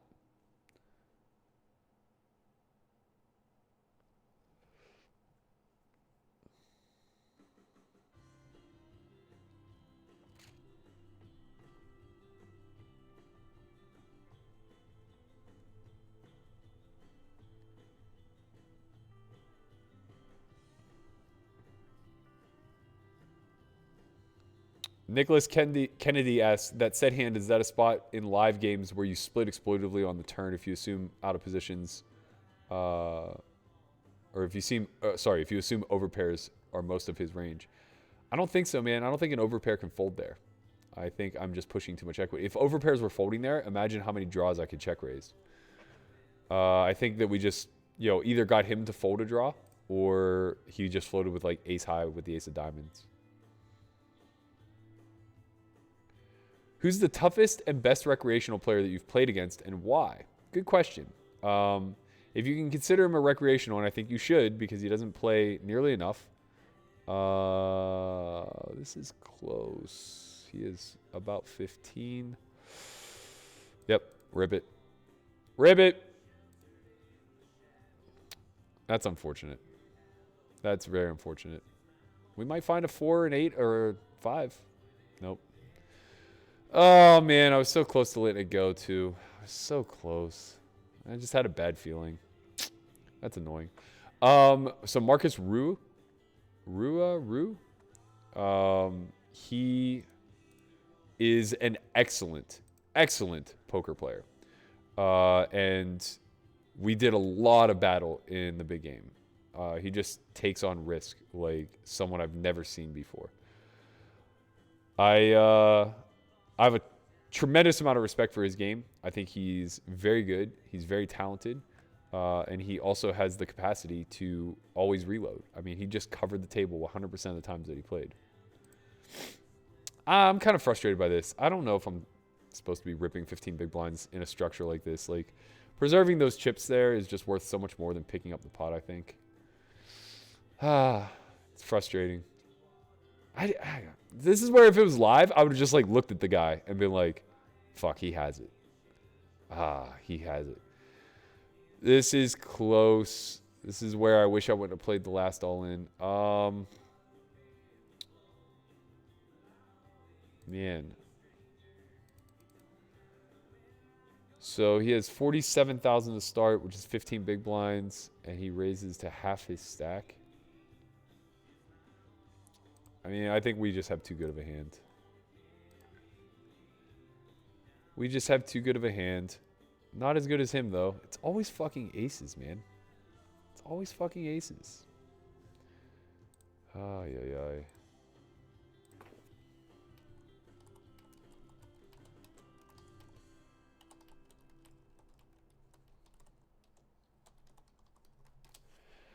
I guess exploitatively, I can just fold there when somebody 3-bets to half their stack. That sizing's just like... I mean, he's probably... it's probably worth noting. It's just like a fear size, which is really weird because you don't need to. You have aces. You could flat if you wanted to.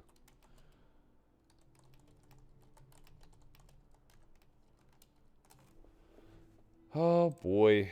We're guessing wrong tonight. Struggling a little bit.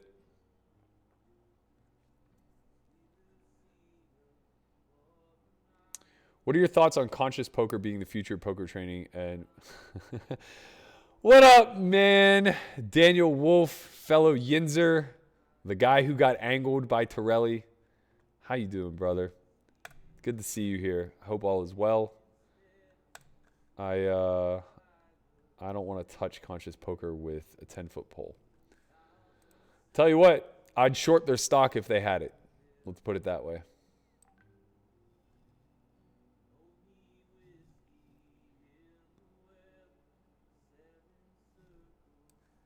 All right, we all in.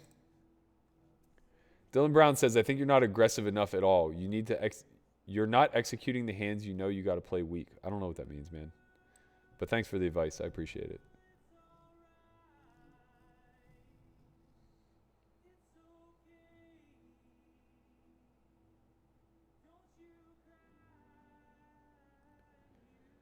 Sounds like Crypto Ski Green is about to get me into some sort of like pyramid scheme, and I'm all for it. Like, I'm on board. Yeah, I think that we definitely got ourselves a wreck here. Strange to be opening more than 3x. I think our hand's a little bit too good to be folding even to 2.75x. We gonna call, although the last time I said that about our hand, we got fucked. Hopefully he checks back again. That snap check was nice. That's really good for us. I think we just block bet here. I imagine he has like 9s. If he shoves, I'm going to be sick. I don't think we could fold.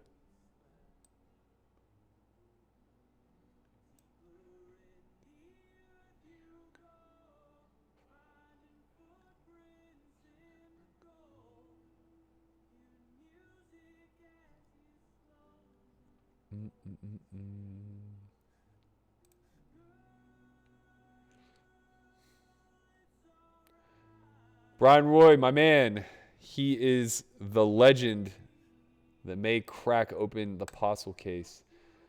One of our students, an engineer, building software. Really more so dealing with the hardware side, I guess. But he's out there. He's trying to scrape live streams, get some data for us. I love it.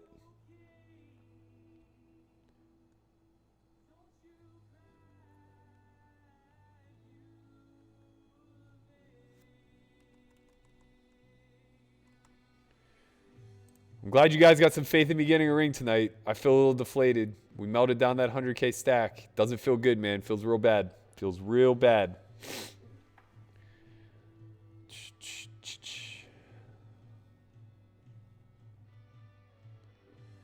Cal Kennery says, were the majority of your nosebleed shots at Aria or other locations? You've shared many stories, but do you remember the moment where you felt like you belonged in that select pool?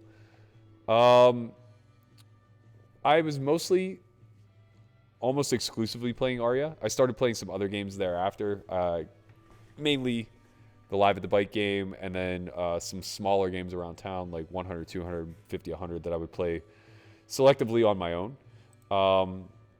But yeah, I took all those shots in the Aria, and I don't know, man, they welcomed me with open arms. I really did feel like I was one of the boys pretty quickly. I think like once I got accustomed to playing with Roble day in and day out, like this is a guy that I watched rise to nosebleeds back in the pre-Black Friday days. You know, he was just a part of that Ship It Haul It Baller crew with Galfon and all those guys. So when I realized I could just like, you know, he was just one of the boys, and it wasn't like I was playing with royalty. Once I felt like I fit in with him as a peer, I felt very comfortable in the pool. Now, that being said, like, you know, the Rumble in the Jungle week, that was a totally different beast. Those guys are all really, really good players. But I didn't feel out of place at that table at all. I felt very comfortable. I think that looking back, I did a lot of things that were bad, but so did they. It was a time frame where people just weren't playing all that well. Put a 10 up there. Come on. Bah. What up, BC? My man Brenton in the chat. Former Vegas resident. Played some ball with him out here. Really appreciate you stopping by, my man. Andre, can we make it so that I can host Joanne whenever she goes live? I got her 13 followers the other day. She almost lost her mind.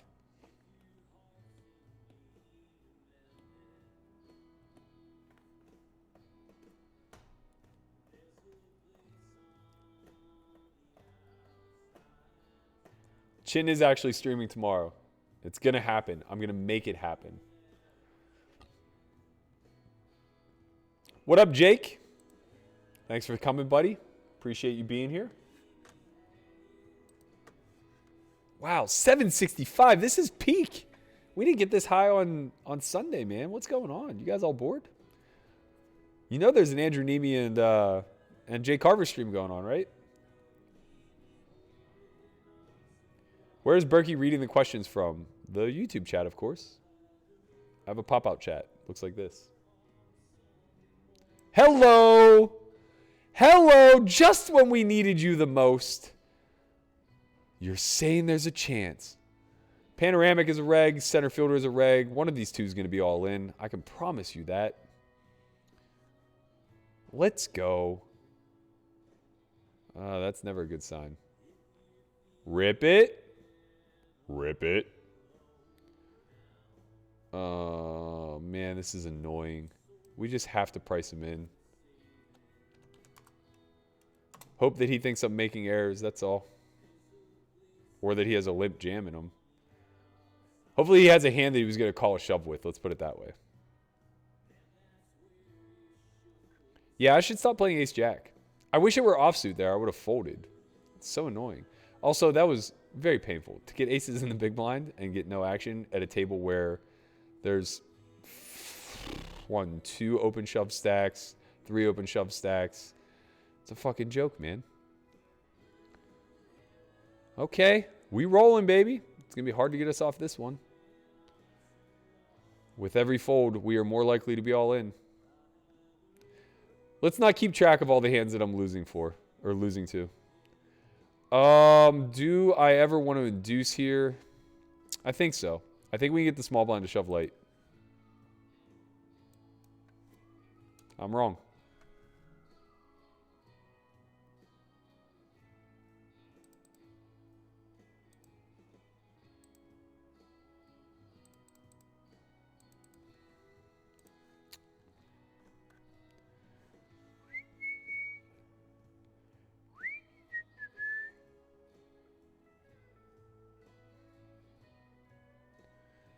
There's a Fish Cakes in the chat, and there's a girl that I matched with on Tinder whose screen name is Fish Cakes. I wonder if it's the same person. I can't even trust them if they say it is at this point because I've revealed too much. I'm going to message her on Tinder and ask. Wouldn't that be ironic? Alanis Morissette style.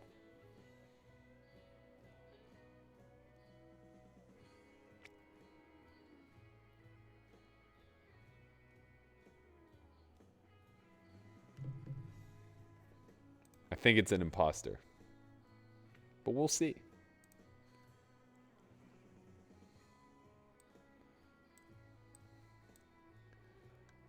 Issa says, how did you like playing on Poker After Dark with Jungle Man and that crew? Asking because I just rewatched it. Really fun cash game. It was good, man. It was a lot of fun. I felt like I did a good job of holding my own. I think that all of us have matured a lot since then as poker players, so I think the play would look a lot differently now. But yeah, man, it's always good to be able to battle. I was in a pretty fortunate spot at the time where I was doing well with my stake and felt like we could take that shot pretty profitably.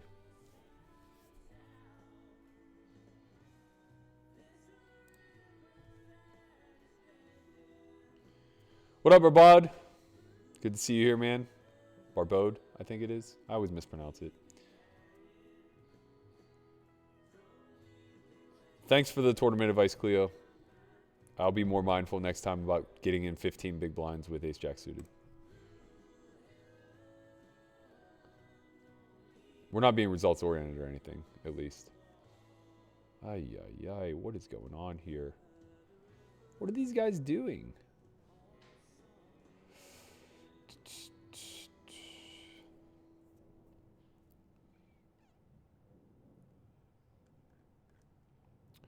Which games did I play mostly at the Aria? 3-6-12 is what I played the most of, 300, 600, 1200 in Ivy's room. The stakes got a little bit smaller towards like the last year I played. It was mostly like 2-4, 3-6 with the occasional like 1K, 2K, 4K. It was pretty wild. Aviv, thank you so much. We're really proud of how the vlogcast is coming. It's actually killing right now. It's only been up for a day and it got 4,000 views. That's way above average for us. Liam says, yo, you're Yinzer too? Where are you from? I went to Outerdice. I went to Leechburg. It's a small town outside of, just outside of the city. So we're near like Plum and Rowville area. So it's kind of northeast of the city. Very, very tiny. Graduated with 56 people.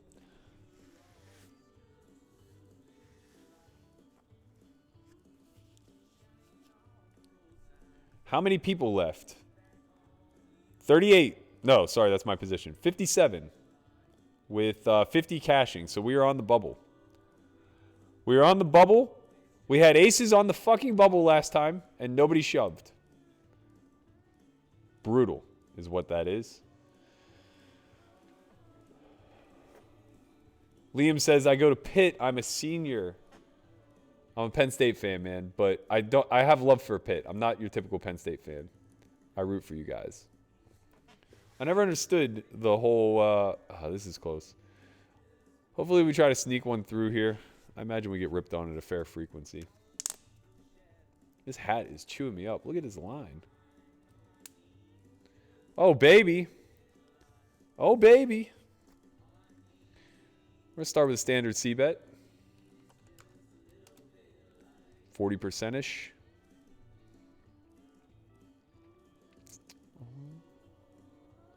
Let's go. Pitt's a gorgeous campus, by the way. For a city campus, man, I love Pittsburgh. God, I miss it. I really do miss it. I got to get back there when this quarantine's over. I really just adore that city. My nephew's home right now with a couple of his boys. They sent me some short montages of driving through the city, crossing through the Fort Pitt tunnels, and just seeing that skyline as you come across the bridge. It's really an amazing place. Ricardo Valenzuela says, do you have any cool JRB stories? Let me decide if I'm shoving here or not. I believe I am. Is he opening?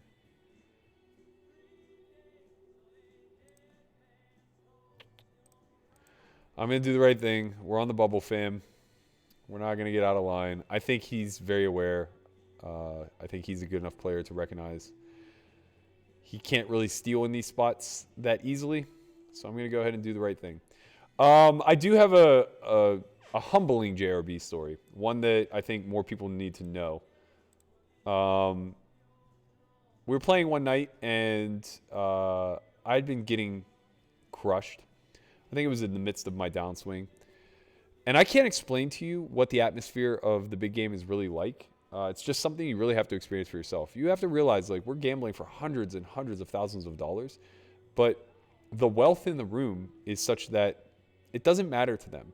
And so nobody's gambling with their rent money. Nobody's gambling with their food money. And that really changes the way that people approach the situation and also just the game as a whole. And I've seen a lot of grace extended. It really is just a gentleman's agreement in that room. The floor has never made a ruling in the 6 years that I've been there. We just always hash it out amongst ourselves. And they don't let chiselers in the game. So there's never anybody who's like trying to like, you know, try to make the fairest decision from an EV standpoint. We give everybody the benefit of the doubt. So it's not really a situation where it's like, well, if the roles were reversed, you would be free rolling me potentially. So with that said, I was getting kind of crushed. I have a situation come up where I open 7-8 suited from the cut. JRB defends the small blind. We go heads up. Comes 10-6 rag. He checks, I bet. He calls. Turn is a jack, giving me a double gutter. He checks. No, sorry. Still just a gut shot. 7-8. No, double gutter. Right. Turns a jack. He checks again. I bet whatever, half pot, something like that. Something in the neighborhood of like 5,000, 6,000. He calls. And now there's about 40,000 in the pot. So I guess I'd probably bet closer to like 10K on the turn. He calls. 40K in the pot. River's a queen. So ace king gets there. King 9 gets there. Pretty unlikely for him to have king 9, but he could have king 9 suited that had backdoors and now got there. He leads 25,000, about half pot. So I mull it over for a long time. And I think for a while. Sorry, I opened 9-8 suited. My apologies. So I think about it for a long time. I have the ass end of the straight, and I'm just like, okay, I think I just have a call here. Like, no reason to raise. We're only 75,000 behind, so if I raised, I would have to shove, and I'm probably only getting called by better. I'm just going to go ahead and call. I call with the low end of the straight. He tables a set of sixes, and I roll my hand over very confidently to show that I have the low end of straight, only to reveal that I have 8-7 instead of 9-8 for 8 high. And I'm mortified. I mean, I'm just so sick to my stomach right now. I literally just lit $25,000 on fire. And he looks at me and he goes, "Did you just call me with 8 high?" I go, "I thought I had a straight, obviously." And he's like, "Are you serious?" I'm like, "Yeah, I mean, I'm not calling you with 8 high. I didn't think you somehow had like 7 high." And he flips me back my 25K chip. And I immediately just like get incredibly uncomfortable. I don't know what to do because every part of me wants to take this 25K chip. You know, it's like, I need this money. Like, this matters way more to me than literally anybody else in the game. But at the same time, like, I called and he had the best hand. Like, I don't want this to be thought of as an angle. I don't want to ever like have anybody question my morals or anything along those lines. So I flip it back. And he's like, "Listen, buddy, we don't play that way in this game. You know, I know you made a mistake. Here's the 25,000 back." And he flips it to me one more time. And as I'm about to say, "Thank you, but I just can't accept this," Bobby Baldwin's sitting next to me, and he grabs the chip, and he puts it on my stack, and he goes, "Let me give you a lesson, son. When someone wants to give you a $25,000 gift, you look them in the face, you tell them thank you, and you move on with the night." And so from that point on, I was just like, okay, I really understand how this like little subsection of the world works now. And it was like relieving because you never really had to worry about getting scummed when you were in the game. You know, you knew that it was being policed by the other 6 or 7 players at the table. And that was like a really good feeling.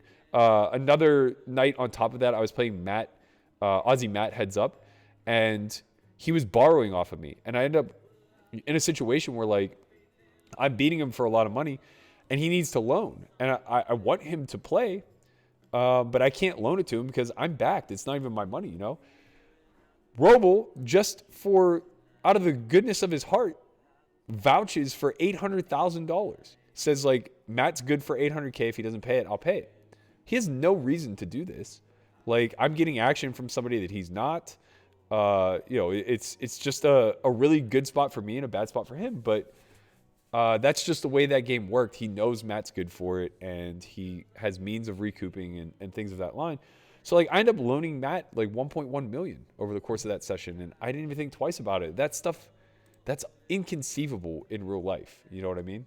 That's just, like, not how the world works outside of those 4 walls. Let's see. I missed a lot of the chat. Mike asked, "Are you friends with Below Above Kevin Saul?" I'm friendly with Kevin Saul. We don't really talk. I mean, like, you know, if I see him in the halls, I'll give him a what's up. But that's about as far as it goes. Why do you ask? We used to battle a lot back in the day, if that matters at all.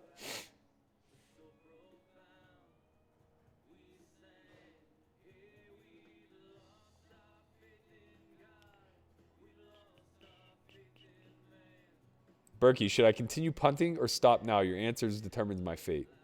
Just stop, buddy. Just stop. I want to provide you a little grace. Sleep it off. Start again tomorrow.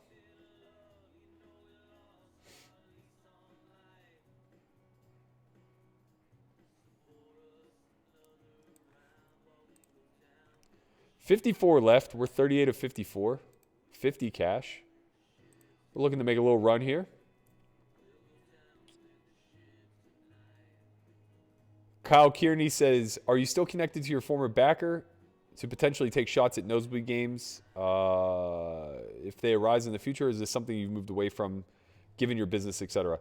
So I was backed by a group of people, and the reason why they cut me was not because I wasn't winning. They didn't want the volatility anymore. Maybe they knew something that I didn't as far as the market and how it was going to turn. They were heavily invested. So they just didn't really want exposure to poker any longer. So as far as that group goes, I don't really have any access any longer. But I can always sell for bigger games. I have a pretty decent network of people who would buy action. It's just a matter of, like, is it worth it? Is it worth my risk? Is it worth my time and all these other things whenever I have to give a big piece of myself? So, like, is it worth it to play 501K if I only have 10% of myself, for instance?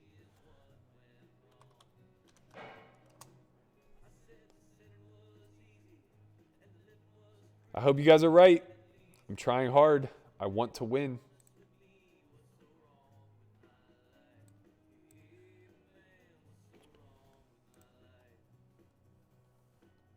Oh, we got a cool spot here in the other tournament.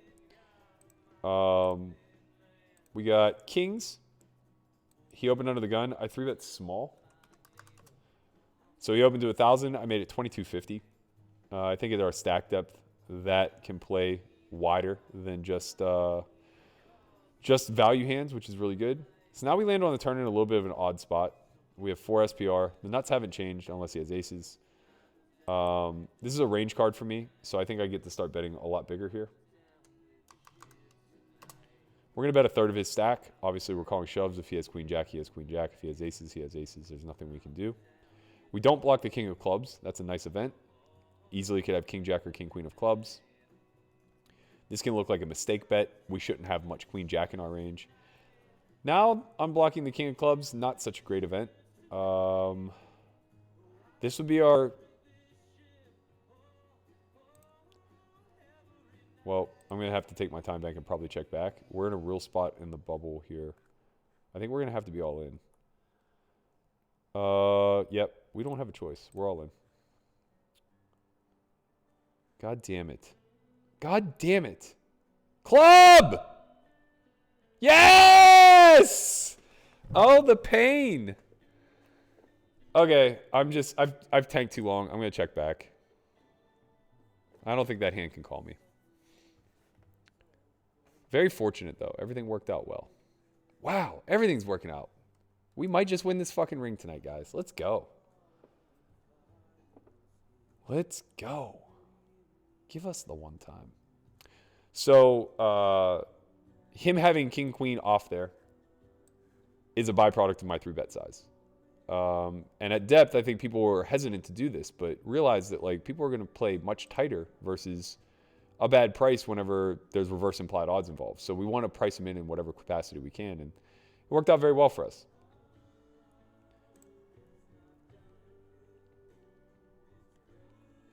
We might just get the rest of it now.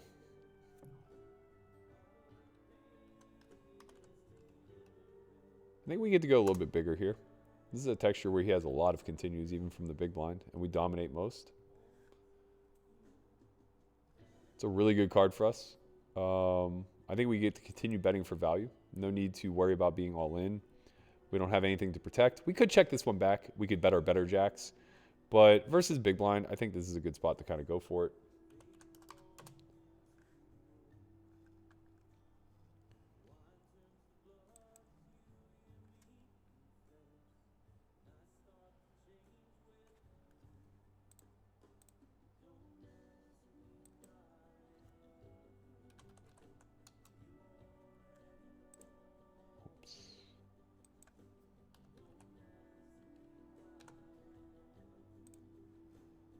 All right, I think we have a clear check down here. Sorry, I was 3-betting at the other table. And we played it perfectly. We got unlucky, but we played it perfectly. Here, I think I get to lean on that 20 big blind open. Kind of makes me wish I would have ripped the ace-9 suited before. He should be more mindful about opening into me on the bubble. Maybe he's not paying close enough attention. But with 3 stacks effective to his, and then somebody who has more chips than him that gets to punish the bubble, he should be very, very considerate of that.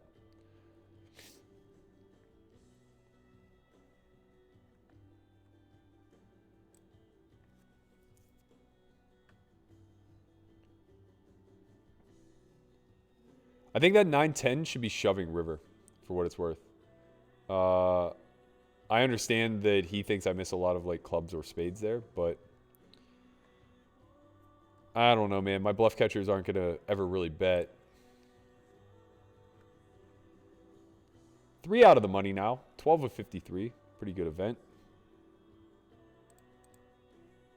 Ripped on. It's unfortunate.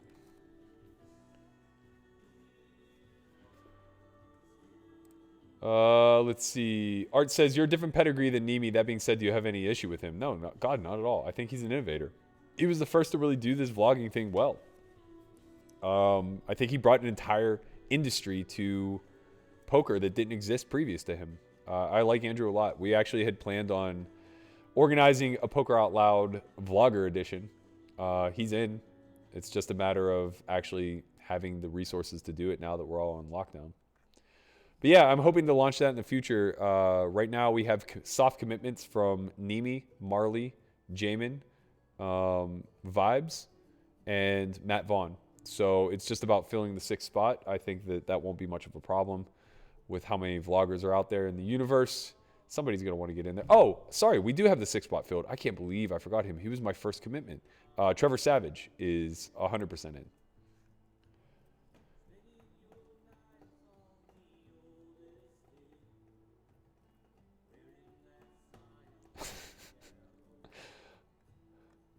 Oh, man. Conrad's out there feeling himself.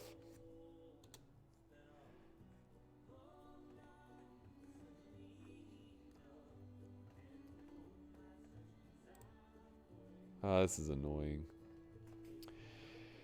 This is annoying. How do they always find the shove?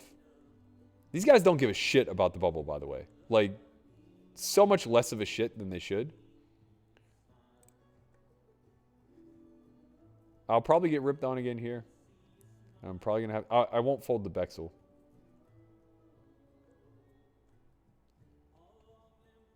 Did I make my backers money? Yes. I made them 7 figures. Good luck us. King, Queen. Deuce. Aww. Why do they do it that way? How does somebody have a shove every single time? Come on.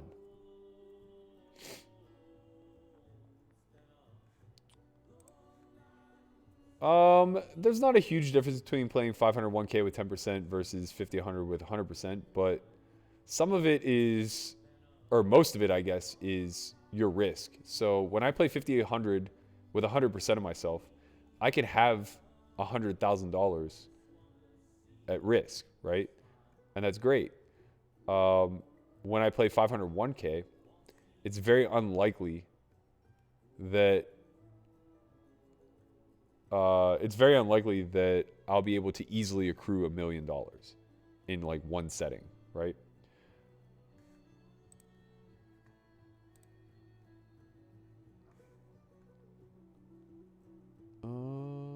Let's see, 30 big blinds. All right, we just have a 3-bet here.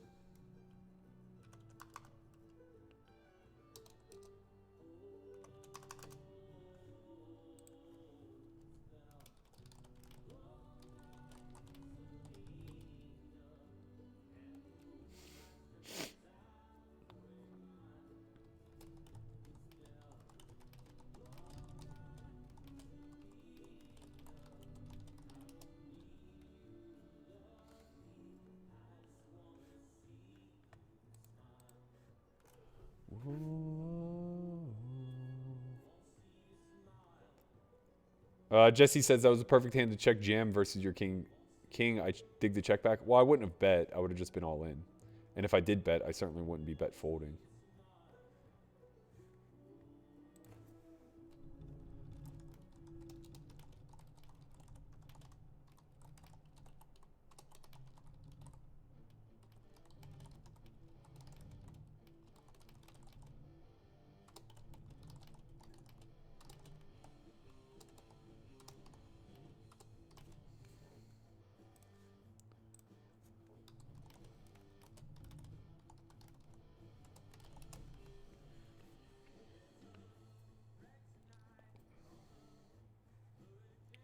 Yeah, man. Everybody has a trusted friend on Poker Bros that's cashed out. It'll be good until it's not.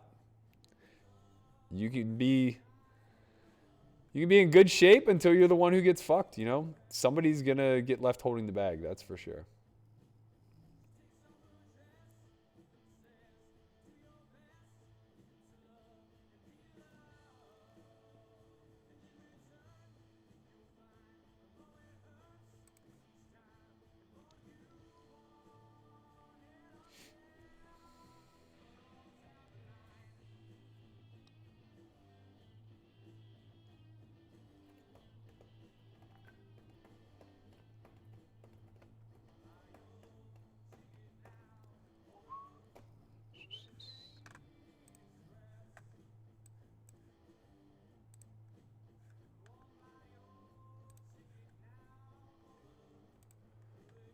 We're sitting nice and fat in the other 500. Still during the reentry period. We're 6 of 69. Have about 80 big blinds. Still hand for hand here. 25 of 51. We're about average. It's enough to work with. A little over 20 big blinds. Nope, a little under 20 big blinds. Sorry. Structures are fast, baby. You got to make moves. You got to make moves. It's easy to be critical about what's a shove and a reshove and everything else and over consider what you're risking because it's the bubble or it's not or whatever the case may be. Nobody gives a shit. Non-bubble scenario, I have a call off here. Bubble scenario, we just have to let it go. Though I'm annoyed.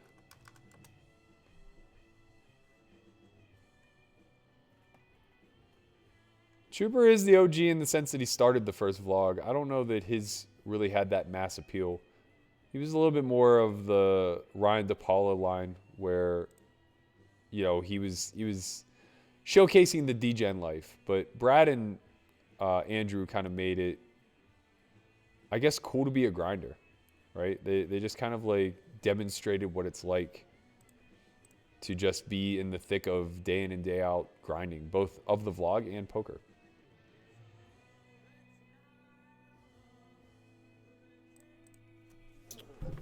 Oh, boy.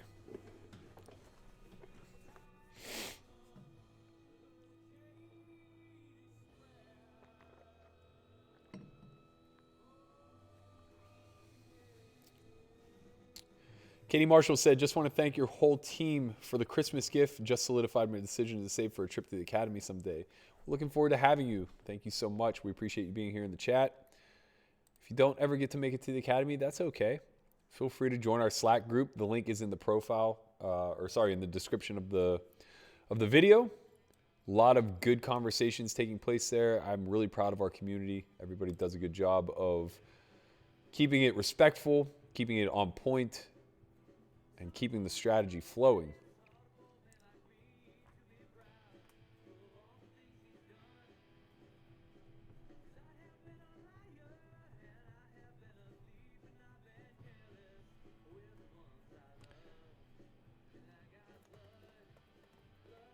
Bexel is impossible to bust. It's true. It's very true. I know all too well of his survivability. It's been a rough 3 days, guys. This guy.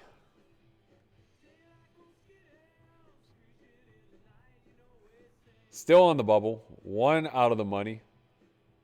Very annoying. We don't want to be that one. We're going to just hunker down here. Fold our 3-6 off.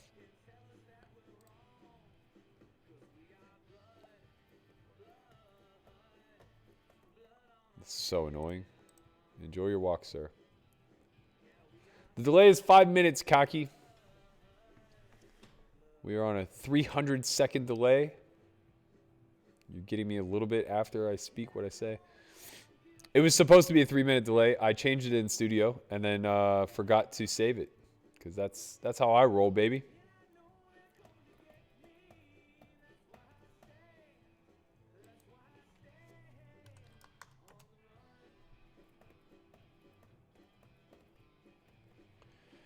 Another fold. Still on the bubble. Wow, that's a gutsy shove. Must be a hand, I imagine. Definitely nobody gives a fuck about bubbling. There's a lot of action. Ace-8 suited just getting it in. Although I think that one was probably pretty fine. My Ace-10 off just getting it in. Probably not fine. I don't know. I don't know, man. 15 bigs. I have a Ryan Fee beef. Somebody want to tell me about it? I have no idea. I've never said a bad word about Ryan in my life.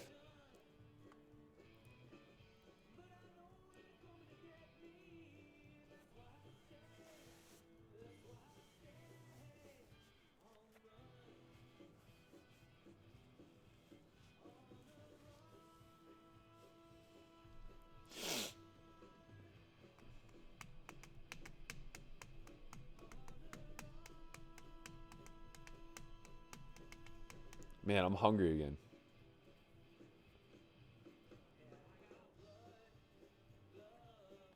Was the Jack 9 not a check back on the turn if we're not going 3 streets?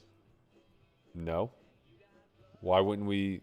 I mean, we have the potential to go 3 streets. We could improve to a spade. We could improve to a jack. We have a clear 3 street hand then.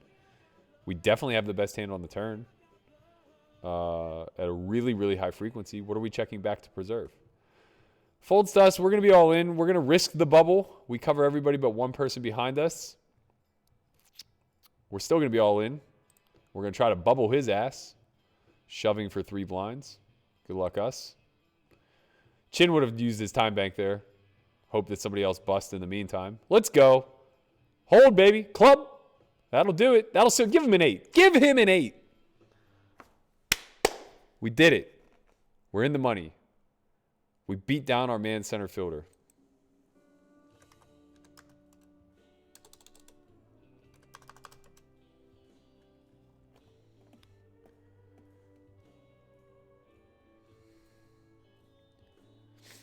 I just explained why you would choose to be staked over playing for 100% of yourself or vice versa. It all comes down to risk, right? If I have $100,000 to play in a 50-100 game, or I have more money, let's say, but I'm risking 100,000. That's a lot of risk to take on, but obviously we assume the reward to be very high. If I get invited to a 501k game, I might only be able to raise like 300,000, right? So now maybe I'm only risking 30,000 as opposed to the 100 that I would risk in 50-100, but it's at much greater risk because I only have 3 buy-ins as opposed to 10. And vice versa. Like if you find, like I had a really good backing group where I had 5 million available to me to play varying stakes. I was very protected. I put up $500,000 into that deal, but I didn't really ever feel like I was at risk. You know, we were never going to go broke. It would have been very hard because we made it so our risk of ruin was relatively low. It's all about bankroll management. Hello, Linda. My dearest Linda, how are you? Good to see you here. Linda McCabe, another former Academy attendee. This is dicey. We have to call. We're going to need help.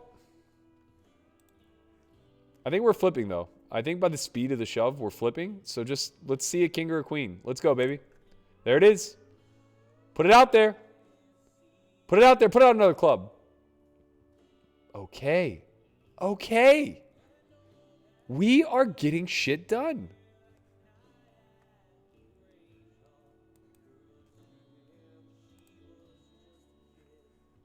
We are getting it done. We're back, baby. Oh, man. BC says, good night. I tagged you in a video of Joe Buck doing marble commentary. I can't fucking wait. And I hate Joe Buck, but I'm looking forward to it.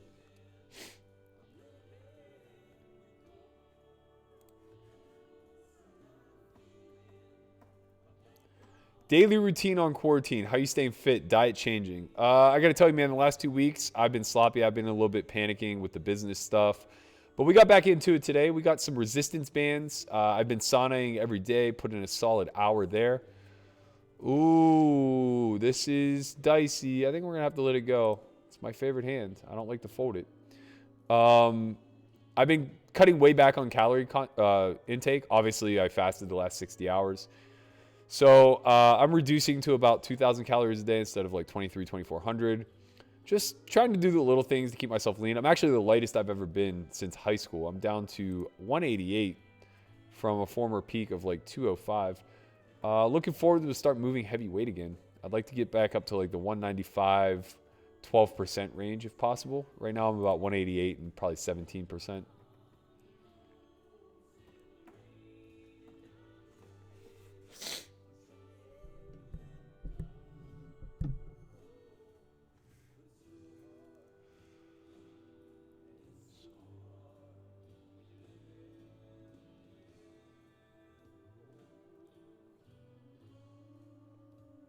Sure, I'll be happy to show the lobby details. 47 left. We're in 7th place. First place, $63,000. I'll just leave it up here and be able to cut to it whenever necessary. How about that?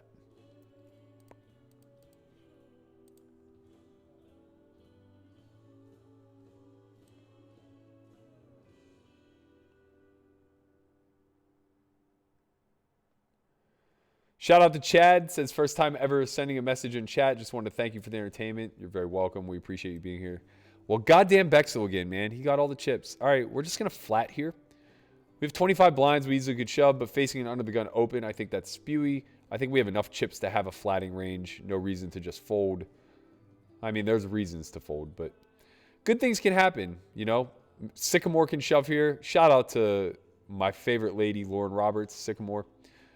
She could rip there. He could find a fold or a shove and let us off cheap. We could flop an 8. That's a good event. We're going to have a protection bet here. I don't know that he's check folding a lot, but I still think it's worth us attempting to take this down cheaply. I imagine he's going to have a check call of 1, at least with most of his range, king, queen. He'll have some check raises with like queens plus. There's no real bluffs that he can choose, so check raise strategy doesn't make a ton of sense. Now we have a real natural check back. Our 8's still clean. I think if we hit it, he could have kings or jacks, but I'm still rooting for an 8. That's not going to be it. It's not going to be it. We land on the river, bottom of range. He very likely has 10s or 9s. I think that's probably the most probable hand he possesses. He could even block bet. We could see something like 20K. That makes a lot of sense. I think if he goes huge, it's almost always a set. I imagine he could have some ace-queen high that he doesn't know what to do with. This bet is weird. Obviously, I have a fold. His sizings here should probably be somewhere between... He should have 2 sizings, effectively, I think. And it should be like 20K or like 60K. 47,000, a little odd. I don't really have any calls there, I don't think. It just seems so exploitative to... Or so imbalanced, I guess, to 2-pair plus hands. Maybe he's afraid of me somehow having queen 10 and he wants to leave himself room to fold. I honestly don't know. I think that sizing is very odd.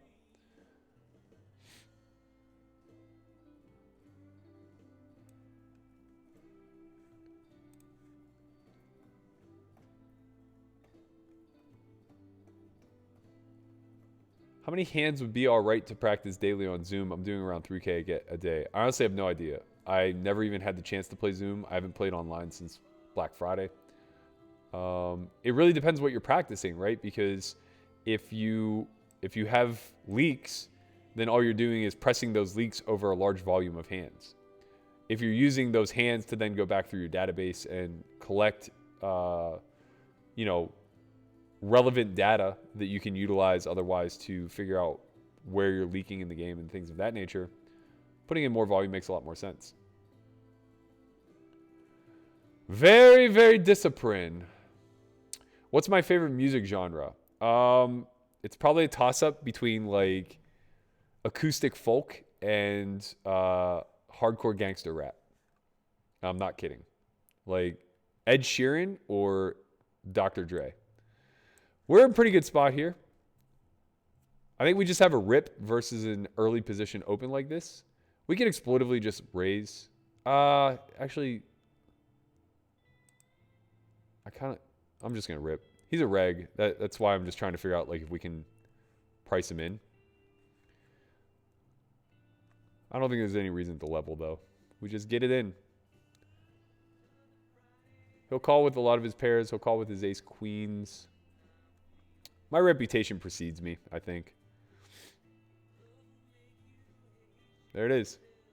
Diamond. Put a diamond out there. Put a diamond out there. Let's go. Yes. Yes. Oh my God, it's happening. It is happening. Can you believe it?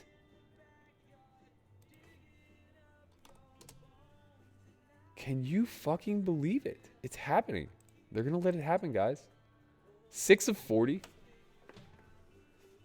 We're here. We ain't going anywhere. God damn it, they gave us chips.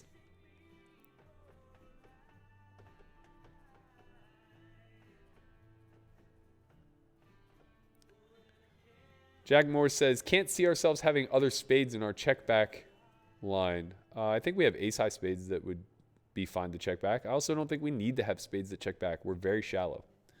SPR is very low. I don't really think we need to worry all that much about whether or not we're protected on the river. I said that we could bet better Jack X of spades. We could choose to bet King Jack of spades instead. I think that's fine too. But against the big blind, who I think is way too wide, I feel pretty confident betting my hand there.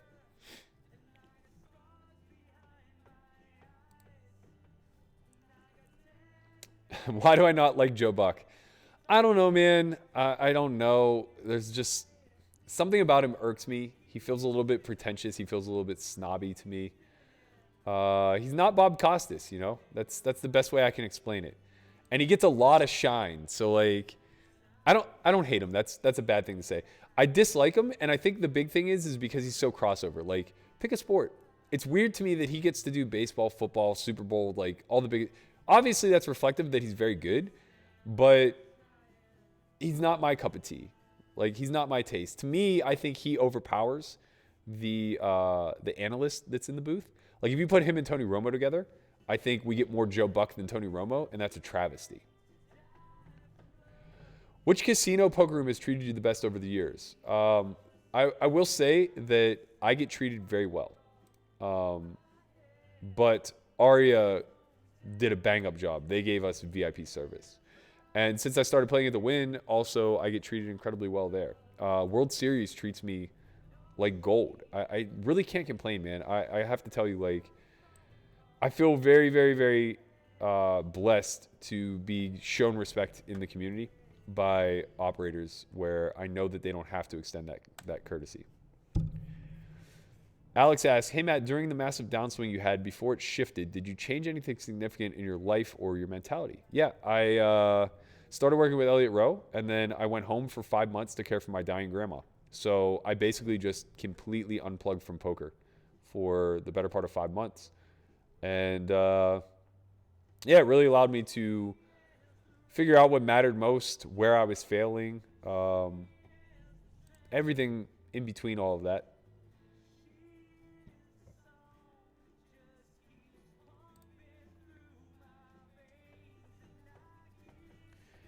Have you played with Pollux? I have. I don't know who he is. I guess I could look him up. I have a spreadsheet, but he plays a lot on here.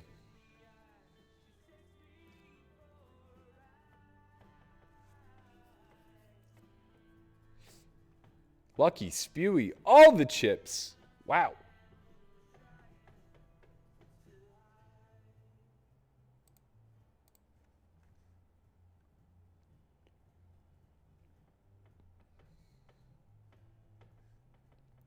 GG Panoramic.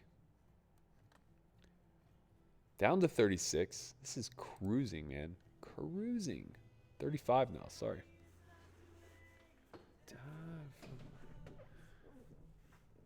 Hey, Matt, ever got heated between big names in poker? I've had some shouty matches with JRB. Most of that, though, was over the politics of high stakes and nothing worth rehashing. I don't think either one of us were wrong, to be quite honest. At the table, no, not in the high stakes community. I got into a lot of verbal altercations on the come up. Just a lot of scumbags in the low to mid stakes, angling and doing shit that is very irreprehensible in my opinion. I think that it's very important when this is your livelihood to police it and to know what's right and to to always keep the game in check, even if it's not looking out for yourself. Oh yeah, Leroy Tons obviously falls into the folk music genre for sure. God, I would die for a live Leroy acoustic set right now, just rocking out. I mean, we're going on what, hour 15 of Leroy?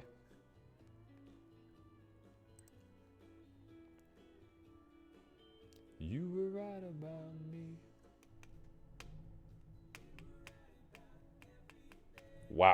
Wow, very unfortunate. Club to bust him. No dice. You were right about me. That's an annoying double for us. We don't like to see that stack move to our left. Although I guess either way it was going to happen. I think we have an open here.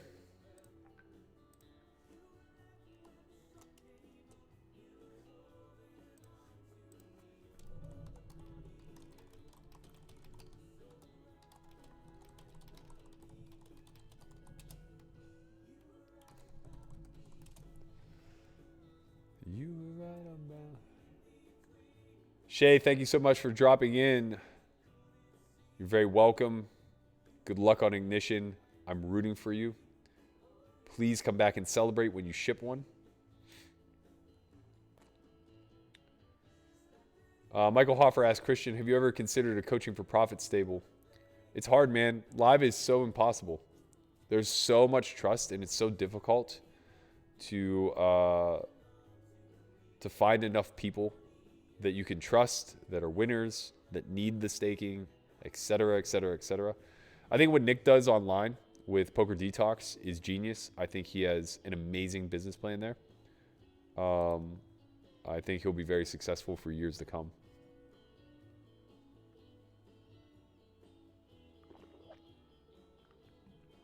Oh, sweet. Sweet caffeine. It's so nice. It's my first one of the day.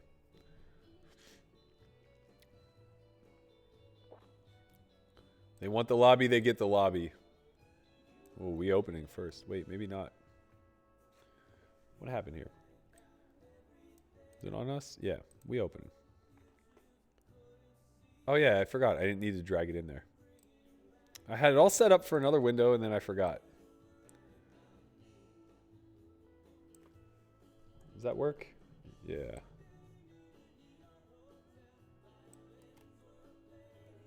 Whoops. All right, here we flop middle pair versus a stack that is pretty probable to be check shoving.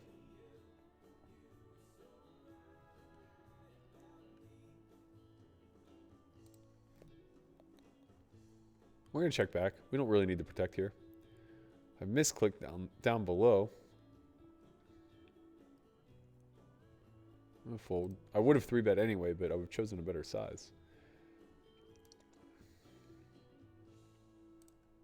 Easy call. 10 is nice.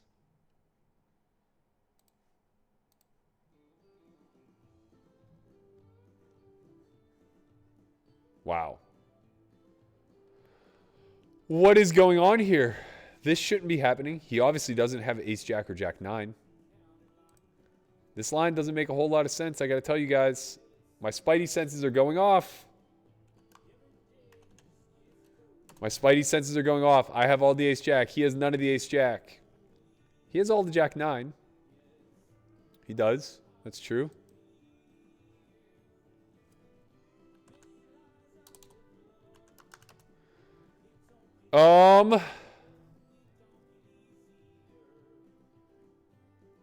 I think this is pre-programmed, man. He just snap jammed. I'm going to call. I think I'm going to call and get shown diamonds here a lot. There it is. There it is, baby. Woo! You just got to know your man. You got to know your man sometimes. You know? All right, we got a spot down here. Barreled twice versus the big blind. Center fielder very good. Obviously could have 5-7 as played. Could have me beat. I'm going to shove for value, though. You know what? I think I just have a lot of bluffs here. I think I have a lot of bluffs. Having clubs is a really positive event because it's going to be representative of my backdoors. Ace-10 of clubs, ace-jack of clubs. Not so much the king of clubs.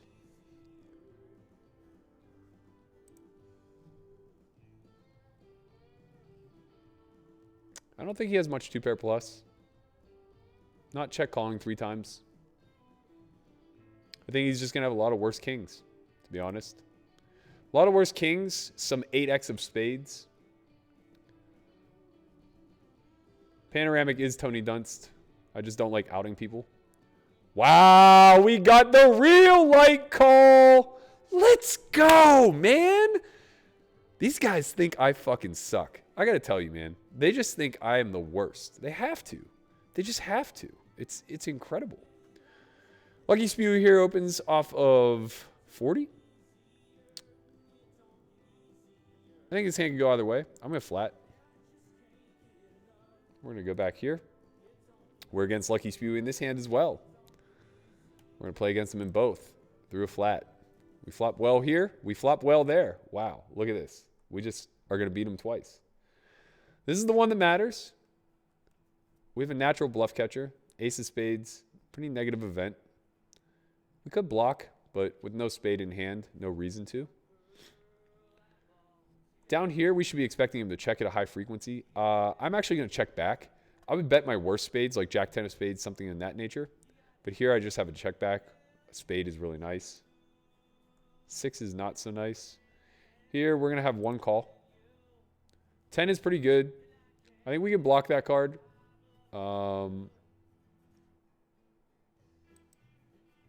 Yeah, I think we get to block that card.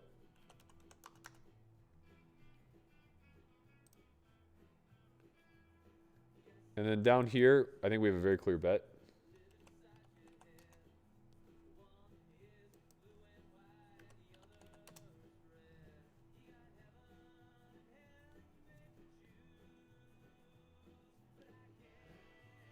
And the reason why we get the block here is because when we have hands like 9, 10, Queen 10, Ace 10 that arrive at turn the way we arrived there,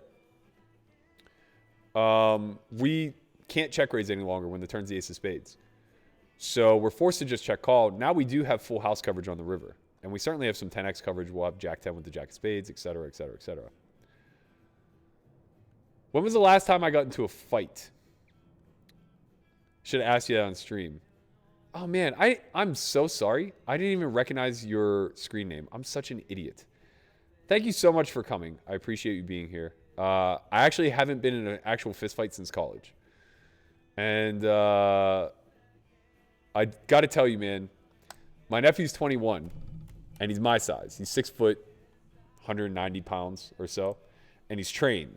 He's trained in martial arts. So he started training when he was like 12, 13, right? And as he started to become a teenager and stuff like that, I would fuck with him because I wanted to, make him know that I was the alpha and I wasn't about to let him get the best of the old man, By the time he was 16, I'm not afraid to admit this. He could kick my ass. He was 6 foot tall, 170 pounds, and trained in martial arts. Like, he could kick my ass. And I had to, downplay it and pretend like he couldn't. But now that he's 21, we both know he could kick my ass. So I think that I'm getting to the point now. Andre kind of brought it up to me a couple weeks ago about training in BJJ. I think I might have to take him up on it, man. I'm either going to have to do that or, retrain on how to shoot a gun back like I did when I was a kid, and I don't really want to go that route, to be quite frank. So yeah, I think I could get a little nicer with the hands. I haven't been in a fist fight since I was 22. It was ironic.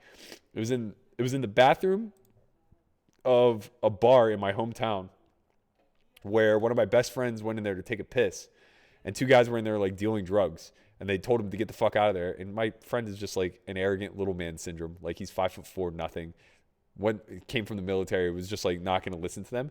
Starts pissing, and they bash his head against the wall. And somebody just walks by and goes, "Your boy's getting into a fight in the bathroom." So I dart in there. They have him like pinned against the wall. He's just like doing his best to fight his way out. I pull one guy off of him. There's like piss or water or something all over the floor. We both go to the ground, and we're like just like flailing about on the ground.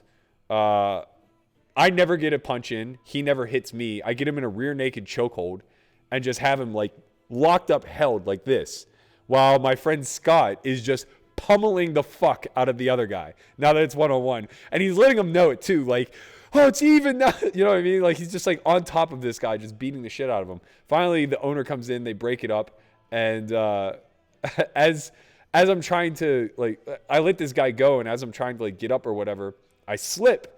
And he goes to lunge at me, and Scott is there and walks by and just like sucker punches him right in the side of the face and goes like, "How do you like getting jumped, motherfucker?"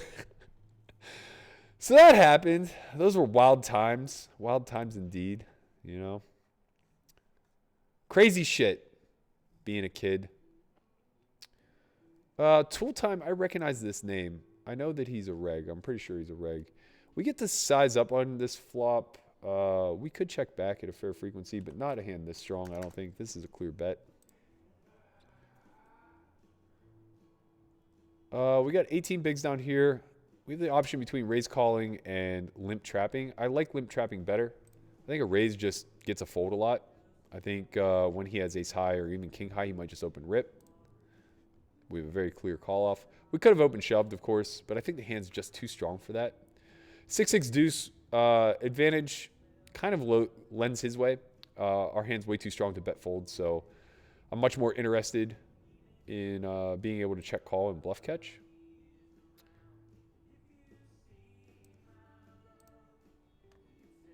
We do face half pot. I am going to continue through a call. 9 of diamonds, pretty insignificant.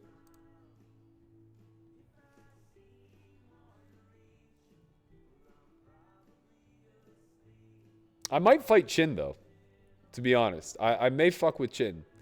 He claims he's nice with the hands. He also claims he's good at hoops, and I've seen the kid shoot a fucking basketball. So I don't know how much he's just talking shit. Andre, why are they deleting your stuff, man? I'm going to have to get rid of Conrad. Am I going to have to fire Conrad?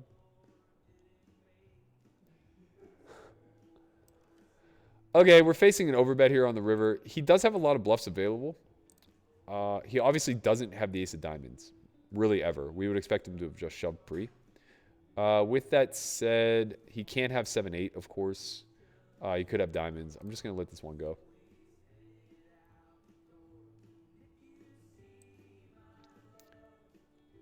I don't know if you guys are aware, but it's fucking happening.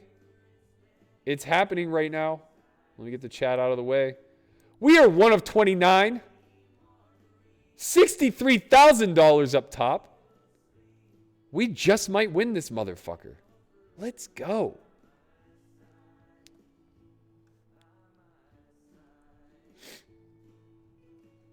Clear fold. Ay, ay, ay. Never holding there. Can't. Wow. We're still in the re-entry period. We're also one of the chip leaders in the other 500 right now. We are 3 of 61. Re-entry is now closed. 20 cash. $22,000 up top. I knew today was high stakes day. Let's go, baby. Let's go.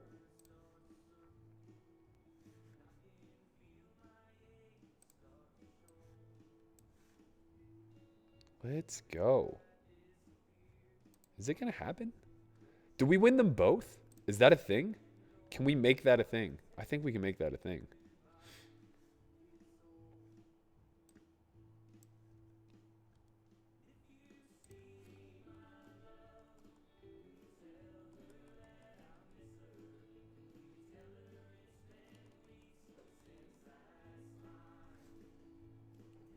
I think you guys are just seeing that ace-10 call.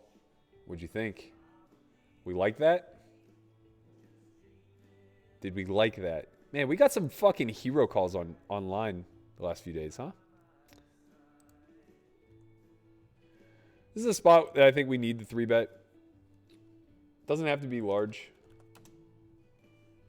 Just shy of 5 blinds, I think it's fine. I didn't time out Andre. Conrad must have logged in as S4Y, being the shady bastard that he is.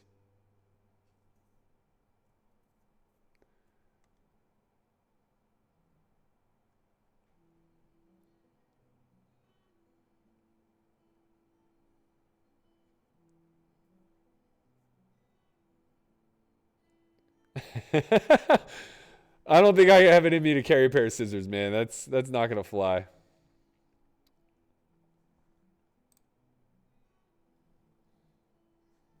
All right, we'll let it go. I was tempted to call there. I think I would call with ace jack. I think that that's an over bluff spot. I think people look at hands like king jack suited there and are just all in too freely. But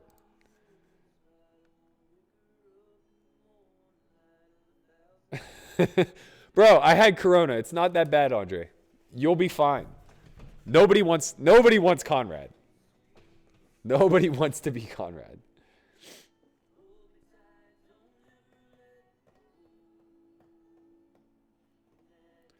What happened in the TCH vlog when you got in that argument about the all-in? Well, there's this man called Young Man, long-time player from LA, long-time known scumbag, and he angled me. Basically, the way it worked was middle position opened. I called on the button with king 10 suited. Small blind called. Young Man 3-bet. The opener folded. I called the 3-bet. Small blind then back shoved for what was the equivalent of about $900 or $1,100. Sorry. Young Man then doesn't say anything and moves all of his chips, or moves a bunch of chips forward. Comes to me. I take a stack of black, which is about 2,000, and I put it forward myself. And I go, let's go. Dealer puts out a flop. Young Man doesn't say a word. Dealer puts out a turn. Young Man doesn't say a word.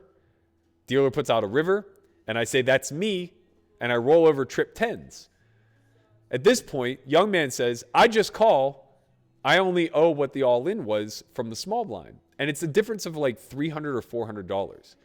And I know that this is an angle because I've seen him pull it before.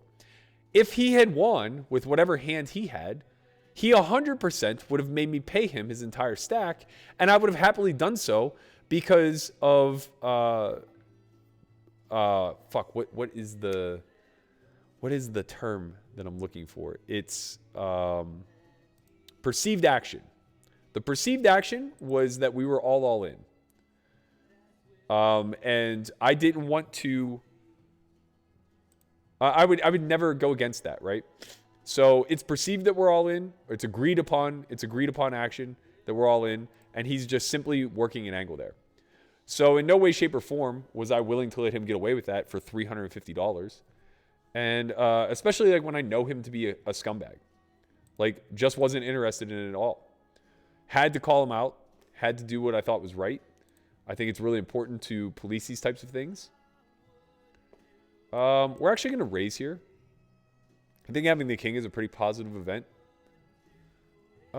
Maybe not, though. Actually, I take that back. I was thinking a lot of his bet calls would include king high, but maybe that's not true. I think we're going to hop in the 250. There's an hour left of registration. I kind of just want to focus on these two, but I'm a glutton, man. I can't help it. We're in there. We are in there.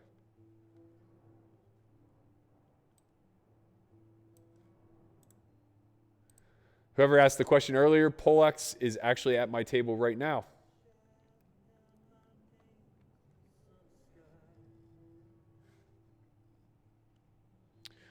Okay, here against Tool Time. Not the best candidate for me to continue with, but having the over is very attractive. Unblocking spades, also very attractive. So I'm going to continue through a call again. I would be calling with pretty much all of my 10s. Very selective about the 4s. I would probably call with like non-spade, ace 4, king 4, jack 4, queen 4, and fold everything else. The big thing is I want to be able to suck out on a 10. I would expect him to follow through with this bluff now. He does kind of get the polarized because he could have all the 3s. This is nice. I probably lose to 9x of spades, though, to be quite honest. Okay. It's nice when he shuts down 8 high. We got him, though. We know where he's at. We got him pegged, if you will. It's gonna be me. 1 of 26. Rolling right along. That's our position right now. We're 8 of 52 in the other one. And we just started the 250. This break can't come fast enough. I've been talking a lot, and I've been sipping. I got to tinkle. Andrew said if I win both, he's quitting poker. God bless you, sir. I'll have a job for you if that's the case. I appreciate the faith, though. Online poker in general has not been fun for me, Rye. But it has been fun streaming, I will say. This element is nice. I feel like I have people cheering in my corner. I feel like I have people to talk to whenever shit goes wrong. That's nice, man. It feels good. It feels real good. What happened to the Ryan Fee story? Somebody told me that we had beef, I guess. Or I don't think we do. Let's go, baby. Let's win this one. We got him dominated. He's going to have the ace-jack off. Pretty confident in that. Pretty confident in that. How do these guys always have a decision, man? Okay, let's go. Put a heart out there. Put a heart out there. Put a heart out there. Okay. Best hand wins. That's how we play this game. That is how we play this game. God damn it. Let's go. 60 big blinds. We're rolling. We're 1 of 25. Nobody even close. We have second in chips to our left.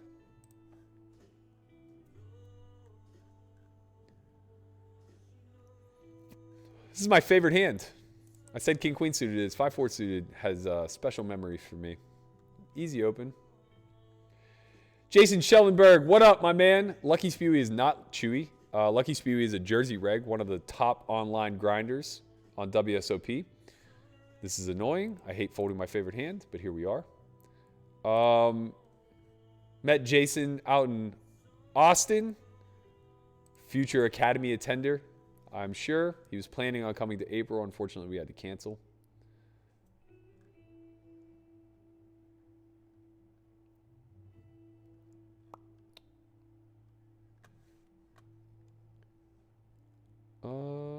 Against Darren here. So we have a spot. I'm actually going to check this back, even though we blocked the jack pretty heavily. Not having a club is a negative event. I think Darren peels appropriately. It's a good spot for him to start leading. He can start leading somewhat big, but I do protect myself by checking back my best clubs.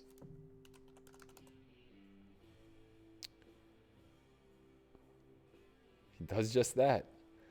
Well, he's going to win this one. It's annoying to get denied that kind of equity, but que sera, sera. I'll leave you with your moment of zen while I go to the restroom.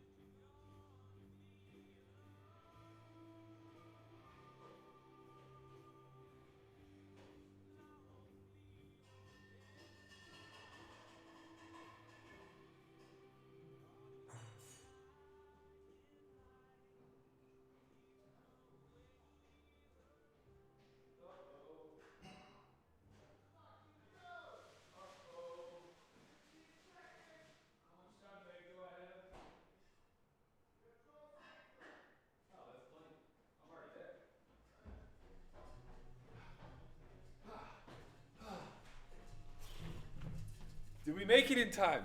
We did it. We made it. Wow. Wow. Chat's on fire. I'm never going to catch up. 1 of 24. We're doing it. We're out here getting real fucking weird, guys. What's weirder than me chip leading a tournament, you know? Let's win one for the Gipper or some shit.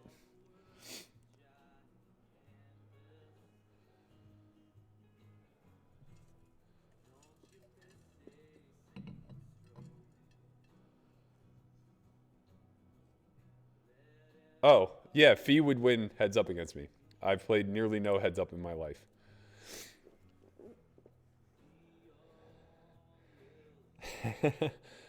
Molly in the 250 goes, I'll just show you guys. He goes, Berkey, you can give a shout out to my daughter, Maho, on stream, please. She would appreciate it. I absolutely can, my man. I appreciate you. I appreciate her. Shout out to Maho. I hope I'm pronouncing that correctly. Thank you guys so much for watching.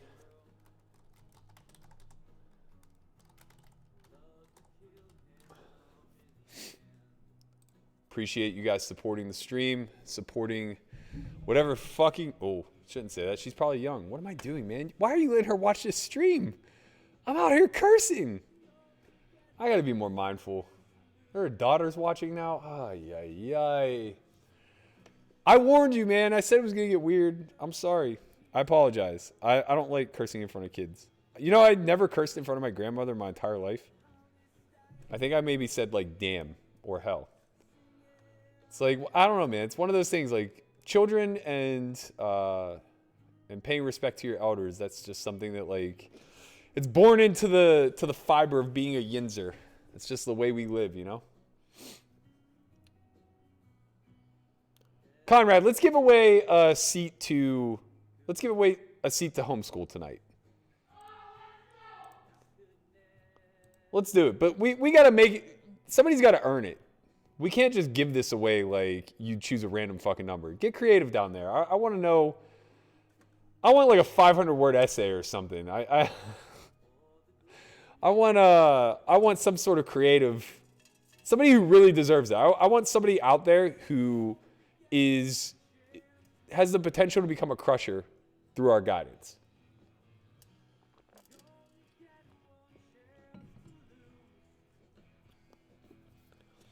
I'll tell you who I want to give it to. I'm going to DM him privately and tell him he earned one. I don't want to say it on stream because I don't want people thinking that I just do this kind of stuff.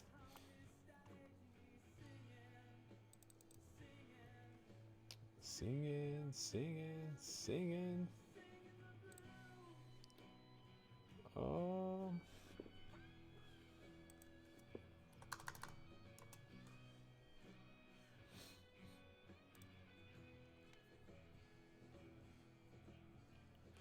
Yeah, weird flex by Fee.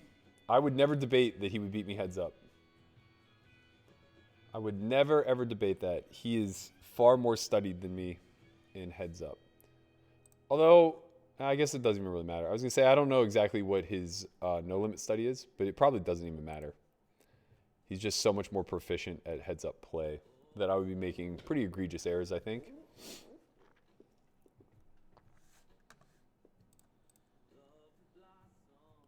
In the springtime, you know we burn to ashes in the fall.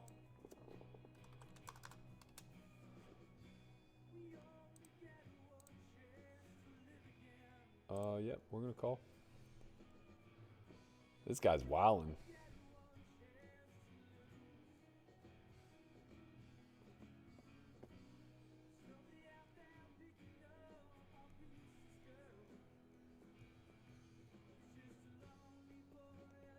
Doubled in the 250. That's nice. It's real nice.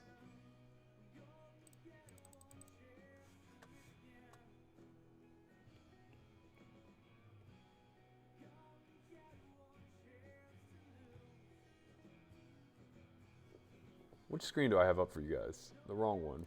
All right. This is a blind versus blind scenario. He limped. I checked. I bet flop. He called. Turn he leads. This is fine. I'm just going to fold. Yeah, I'm just going to... I think I can call because my deuce and 5 are both non-spade. Are clean on... There's no deuce or 5 that can come that's a spade. But I fear that he's getting a little exploitative there and like leading pretty heavily. It's difficult to take that line as a bluff.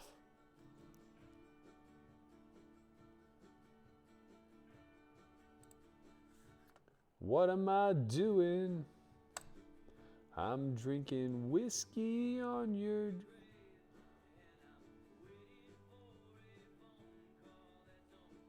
Jeremy's a great ambassador.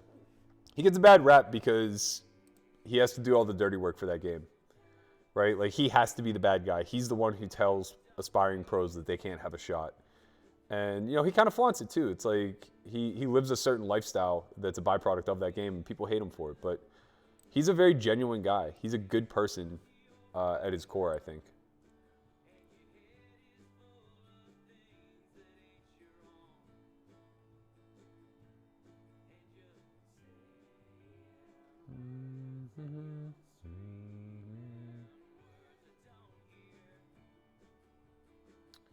Caesar 4K says, what do you think the biggest success to succeeding in online micro stakes is? Just discipline, man. Just play very disciplined. Sorry, weird spot. Yeah, if you can get the mechanics down, understanding like, if you can understand what balance is, where it stems from, what ranges are meant to be played in each position. If you're talking about tournaments, what the phases are, when you're incentivized to be more aggressive, when you're incentivized to lay off the gas, things of that nature. I think all of that stuff just crushes at micro stakes. What are my favorite sports teams? All Pittsburgh all day. If they're from Pittsburgh, I worship them. Aim into yourself like broken glass.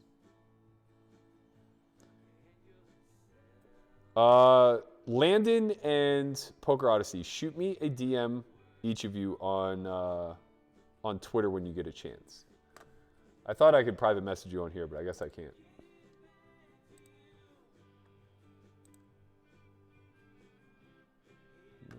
Getting back to you. Do you like D-Negs how he plays? I love Daniel as a person. I don't really know how he plays. He changes a lot.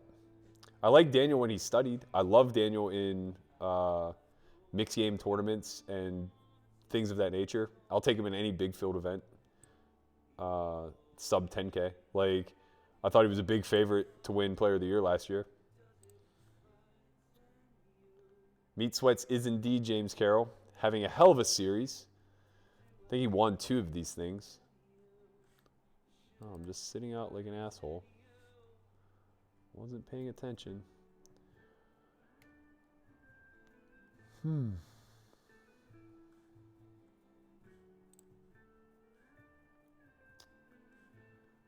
Spade one time for Molly. Did not come through. I had ace jack there. I was going to snap him off also. Would have lost. Weird spot here. Very strange spot. I think we have to make a tight fold because of Mendley. He really shouldn't be flatting light off 22, 23. And he shouldn't be squeezing light. Yeah, I think we just have to make a tight fold here. I was really hoping he was just going to like snap. Okay, okay. Yes, yes, yes. Yes, we are locked in, baby. That's unfortunate. That's unfortunate.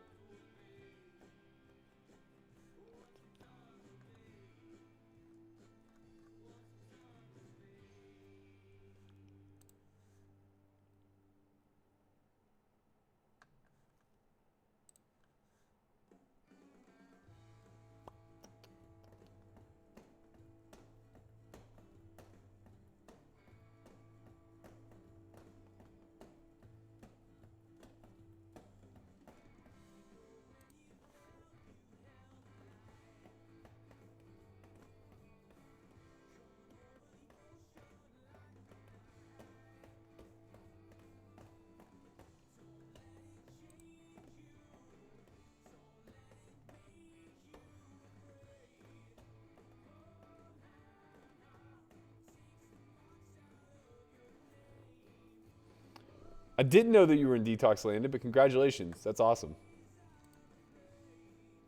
I'm glad to hear it. I think that you are a good horse for Nick.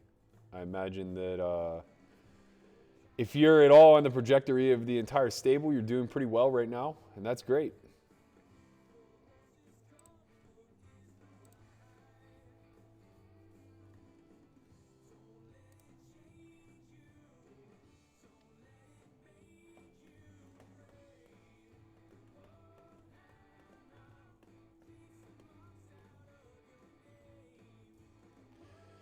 Eddie, what up? I do remember you hitting me up, letting me know about Turning Stone. We were reminiscing about my old days back there. Oh, man, rubber fist, rubber fist, rubber fist. This should be a really good hand jamming against Under the Gun. I just wonder how much of this is my rep. But I know Stout to be on the nittier side. I'm going to let her go.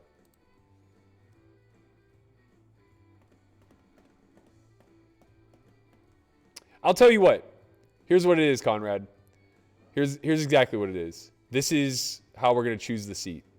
I want you all to submit a clip from any of the last 3 streams that you think is informational, game-changing, or just all out funny. So I want you to submit your favorite clip from one of the last 3 streams. Send it to our Twitter or our Instagram. You can either DM at S4Y TV, or you can just tag us in it. And then we will choose a winner from those selected clips over the course of the next 3 or 4 days.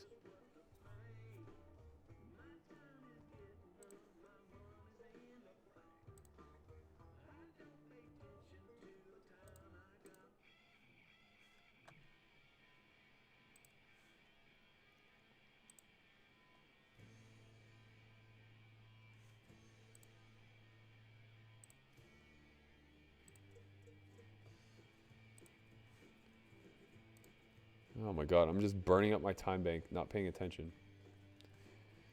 Not paying any attention. All right, these 6s, they're going to be all in against everybody except Tool Time. How did he double? Who did he get? What happened, man? We were chip leading this beast. Okay, Rubber Fist opens off of 22. Pretty clear reshove against him. Unfortunate if we run into it, but 7-handed, opening the cut. He should have plenty of raised folds. 6s stands to be the best hand. Let's go.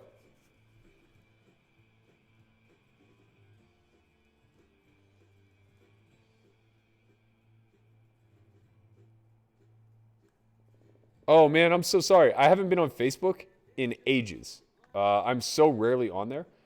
If you want a hooded sweatshirt, the link is actually in the description of this video. So go ahead and just click on the shop and you'll find it. Winning flips, winning flips. Let's go. We hold. We got a big one coming up here with the 6s. We're all in versus those 2. If Jake opens, I think we have a flat. Yeah, I think we have a flat and we get to call a back shove. This is pretty common, 1 and 2 in chips. We have to play a little bit differently against one another.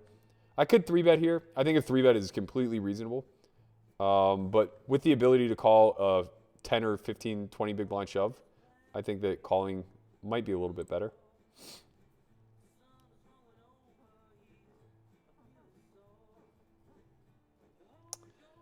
Antoine, no, I'm not streaming this on Twitch also. Only on YouTube. We're not really set up on Twitch, so I just kind of ignore it. Okay, good luck, us. This is a tough spot, but I think we just have to hunker down and call her off. This is really close, though. We got 2 of 21. I don't think we have a choice. I really don't. Put a diamond up there. Put a diamond up there. Put another diamond up there. Let's go, baby. Ship the money. We got to win this thing. You got to make the tough calls. You know, you just got to do it sometimes. It's not fun to flip. If I would have lost there, I would have had a bunch of chat pros saying that's unnecessary. But it's not. That's why we called. We called to call. We called to call.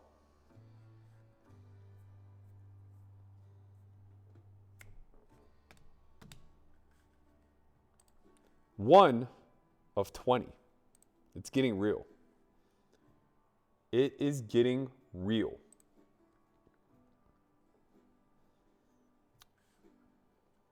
Just yesterday morning. So for those of you who are wondering what I'm talking about with homeschool, it's a 4-week course where we do a lesson every single day that's not the weekend, Monday through Friday. Monday and Wednesday are lectures. Tuesday and Thursday are labs. The labs will consist of using software such as solvers. The simple products will be using Preflop Plus, Postflop Plus, and a myriad of other equity calculators in order to calculate the exact math behind our decisions. Friday will then be hand history review as well as Q&A, and this will persist for 4 weeks. So we're really going to get after it. If you're interested, we put the link in the description below this video. Feel free to check it out. $2,000 for the 4-week period. I know that's a lot right now. I understand. We're trying our best to make it affordable for everybody, but we got to keep the lights on, you know?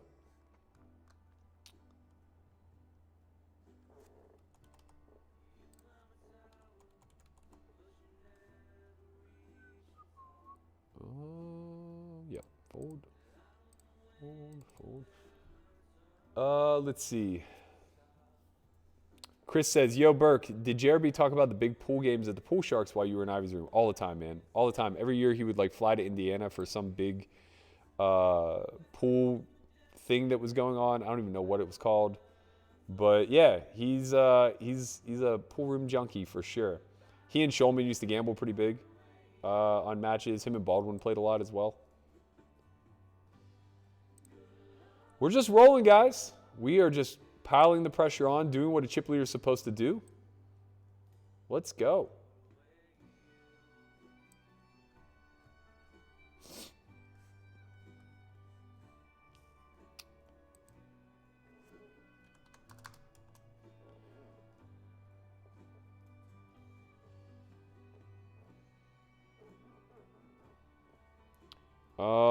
Obviously we have no choice here. We got a call.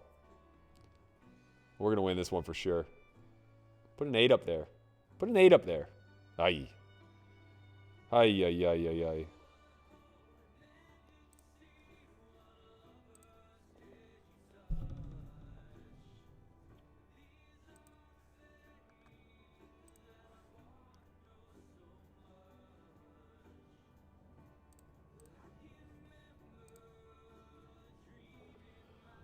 We're just piling chips. Poppy in the chat. What up, my man? Mr. GTO himself. Sitting in a tank top for sure, watching from home. I've been raging a little bit. I started the stream off pretty ragey. We are 1 of 18. Give you guys a little sweat of what's happening here. We're sitting nicely in the chip lead. Our man Tool Time is in second in chips, immediately to our right. We're gonna battle, guys. We're gonna go to war. 63,000 up top. We're guaranteed nothing right now. Guaranteed 2,200. We're in for 2,000. We gotta win this bad boy. We're gonna do it though.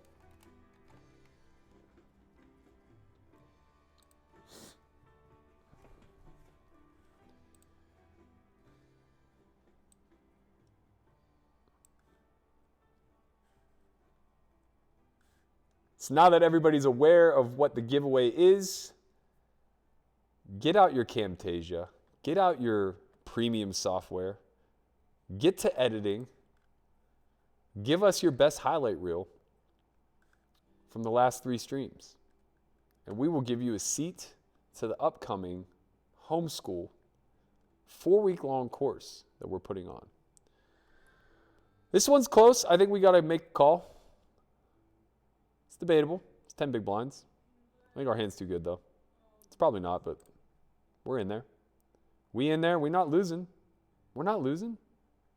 Deuce. There it is. Ship it. The rich get richer. This is tournament poker, folks. We just do it. We just do it.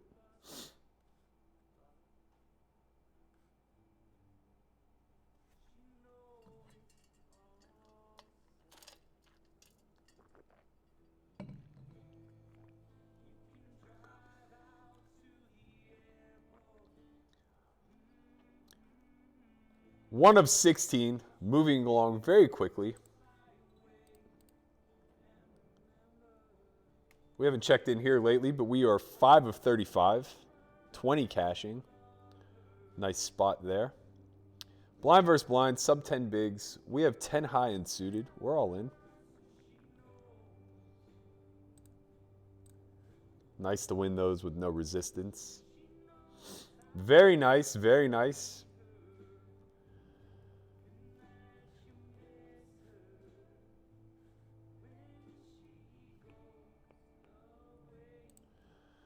Even for 3 bigs, I don't really think we get to do anything there.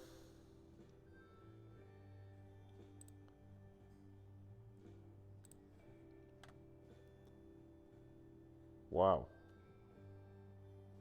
Time bank. We got a decision down here.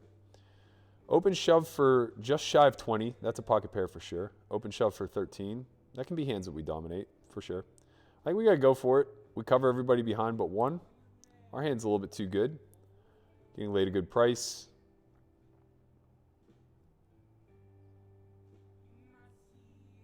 This is definitely bottom of range. I think I could justifiably fold it.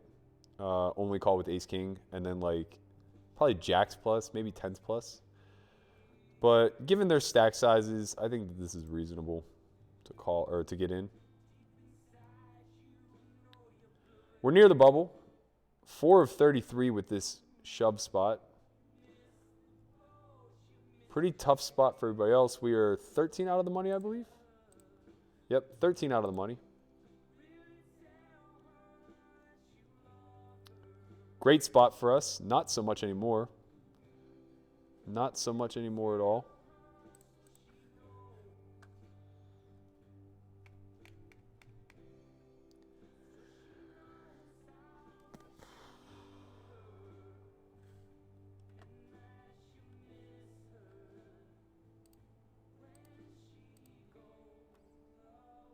So that hurt a little bit. We lost 10 big blinds there. Still have an open on the bubble, or nearing the bubble. Probably could just pass there and preserve stack, I guess. I don't know. It's close. It's close. It's close.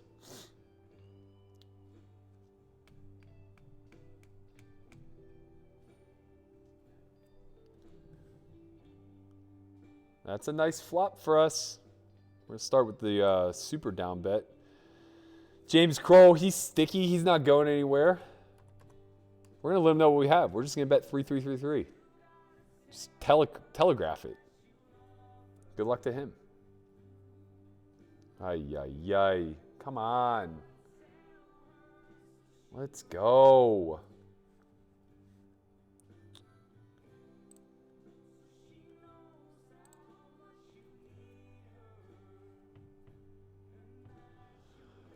Oh, Jakey must have busted somebody. I didn't even notice. I'm sorry. I can't open into his big blind with all 10 blind stacks behind.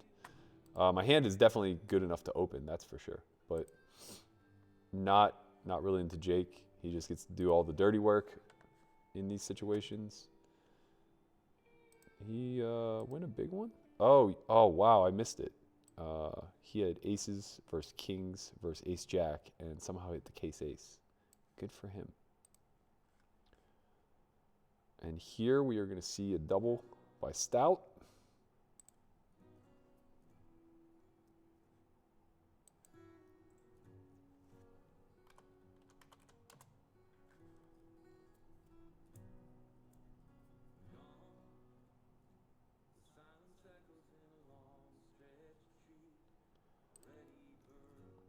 We are not going to have a call here. I guess I was showing the wrong table that whole time.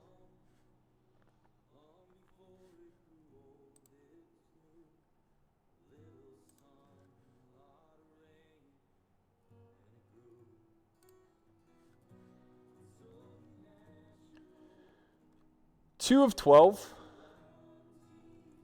13 of 31. 12 of 99. We are in a great position to do some work tonight. Played 3 tournaments. Looking to cash 3 tournaments. Looking to win 3 tournaments. We're still in here. 8 high and 12 big blinds. I think this can be one of our limp folds, to be honest. I think we need to have some limps. I think this one qualifies. We know he never has an ace. Our 4 is very likely to be good. We might be bet calling off. I don't even know. I'm not sure yet.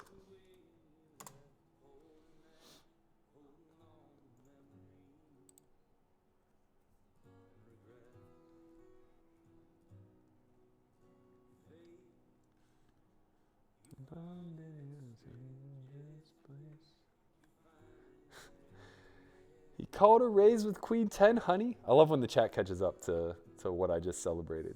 It's great. It's us and Jake Toole. We're the ones remaining. We are the chip leaders. Everybody else sub 10 big blinds. Weird spot because I should be open jamming a lot, but like, you know, you have to be somewhat selective. And Jake is kind of handcuffed by my stack being to his left.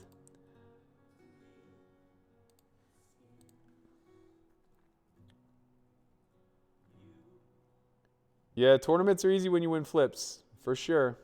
But you know, are they? Are they though?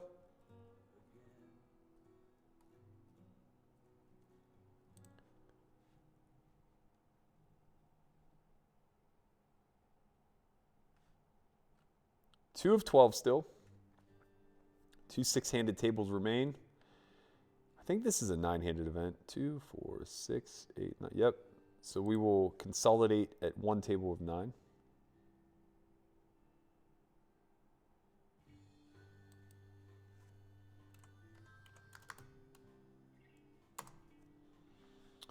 Flop middle pair, no club. Pretty easy to get check shoved on here. I like a check back. Protects our range a little bit better. Turn 2 pair, still no club. Wouldn't make much sense for him to jam here, so we're going to check back one more time. Jack or a deuce would be nice. Okay. That's kind of a fascinating river. Let's hope we chop. That's annoying. We shouldn't have chopped. That would have been a nice one to just bet and win. The deuce of clubs is an annoying turn for sure. I think I could probably open that. It's a little close. It's easier opening into the super short stack. Opening into a 13 blind stack though gets a little bit weirder. I don't know. Maybe I could open it though. I'm not so sure Stout defends his big blind versus an open.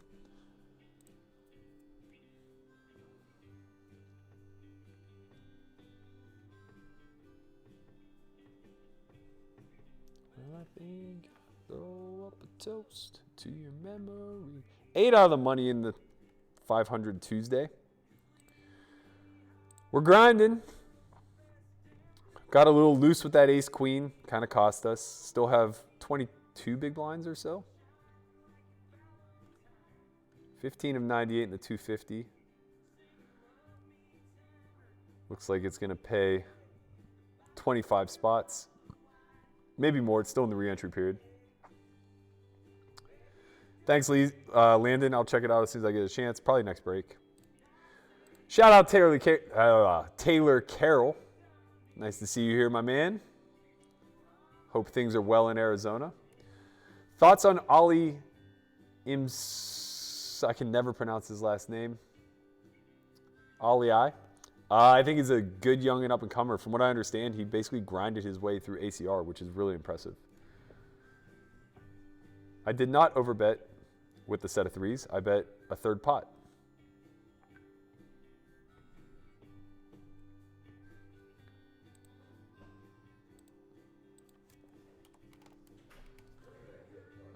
Can't call there.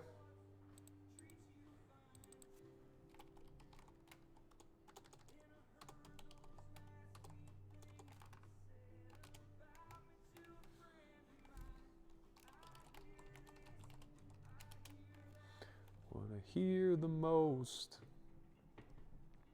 Down to 12 still? Why did they move a player here? 3? Oh, they didn't. I'm just blind.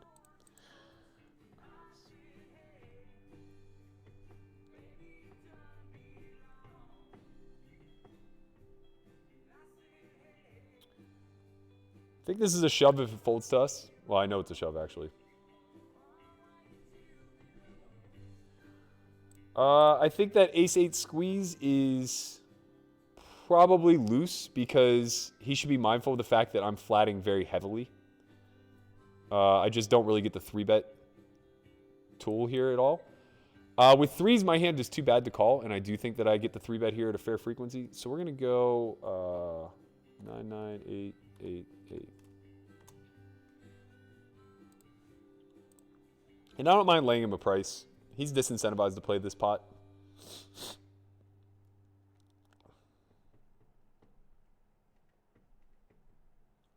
Let's talk about life versus money scenario we're all in right now. Let's be open and honest about it. It's not a fun scenario. I'm going to raise. I can't raise this hand. Can't raise this hand. Bad things happen. Have to be patient.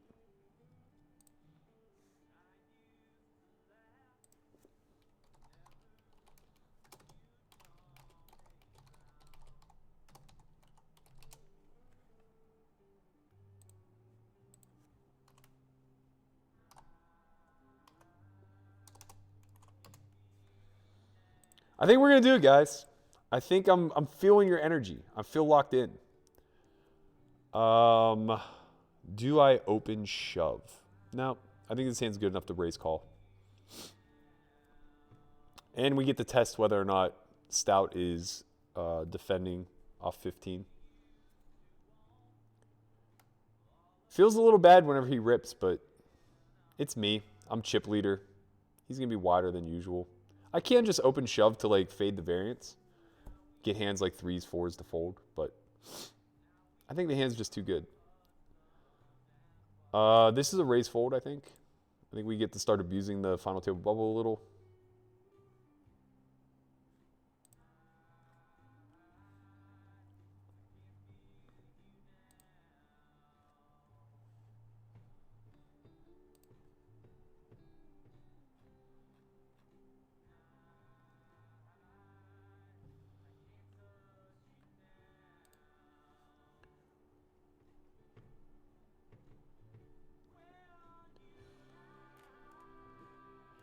So much tanking. They all come from the school of chin.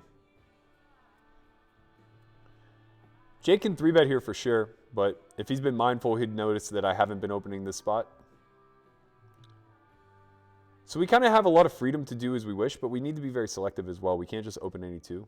I know a lot of people subscribe to that whenever there's a lot of ICM pressure and stacks are shallow, but fact is you play into their counter strategy.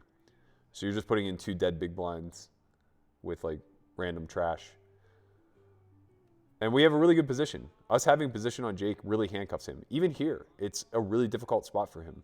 I expect him to like limp range almost exclusively, which allows us to now over-realize with these trashy hands. 3 to a straight, 3 to a flush. We can raise facing a bet. We can't call. If he checks, we can start barreling. We can't do anything versus that bet. I do think, though, that bet probably lends itself. In a normal scenario, I would think that would be a bet I would want to raise because it seems imbalanced. But in this scenario, he's so incentivized to protect his equity that choosing the slightly larger size is not so bad. Is that B Hanksy11 in the chat?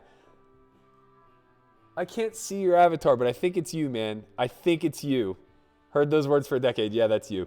Man, you missed a hell of a story. I was telling them all about Tahoe. We had Carter in the chat earlier. I was telling him about driving that fucking big-ass bus up to Tahoe while you guys were getting high and drunk in the background. Oh, man, we have a real bubble spot here in the... I mean, for everybody else, like, this is just an obvious fold. But for me, like, I just don't see it that way, you know? I just don't see it that way. So Chris tends to be on the tighter side. 3 bets to 5 blinds. He is 29 effective. I just think I have a shove here, man. This is bottom of range. I mean, if I bubble, I bubble. I just think it's a shove. Matthew Liu, my man. Hello, good sir. There is a prime example of a young up-and-comer that I have a lot of faith in. Shout out to Mr. Liu. Looking forward to you making your trip to Vegas when this whole quarantine calms down. The kid has heart. I'll tell you that much right now. Played a lot of really big pots in a scenario where he, goddamn Johnson, deuce baby, give it to us. He's goddamming me now. Let's go, baby. We'll just chip lead everything. I don't care if the money goes in bad. I'm over it. It's my time. I'm going to win these 2 tournaments, and I'm going to be done forever. We're just never going to play again.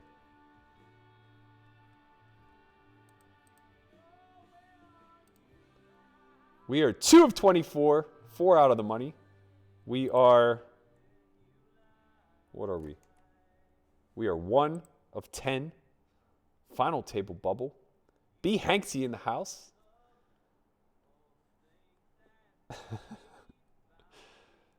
Says Jake is petrified of Corona. Should sneeze on him a bit. I hear you.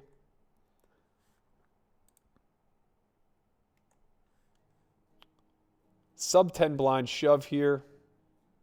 Pretty clear all in, I think. We're going to chop this one up a lot. Nope. We're going to need a 3 or 5. They giveth and they taketh away.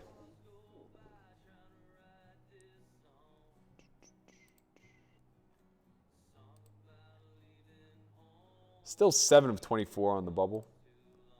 Folding here. 2 of 10.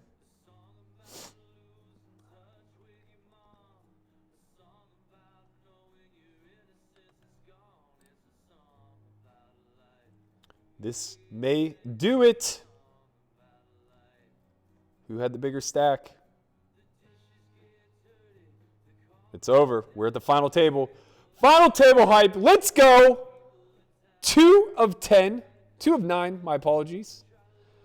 Lucky Spewy here with a stack. Conrad just fell up the steps. I can't make this shit up. Not only that, but I just final tabled and didn't even have it up for you guys to see. Conrad comes up here and falls up the stairs. First of all, I just want to put that out there. He literally fell up the steps. Secondly, he did it just to show me his goddamn circuit ring that he's so proud of. It's worth about 5th place money in this event. I feel good for the kid. I'm happy for him. Good for Connie. He won a little bird. I haven't won a tournament since 2006. Good for him. All right, everybody's pretty deep here. This average stack is a lot deeper than we've seen in the past. Jake gets a little reprieve, not sitting directly to my left any longer, which is very nice for him.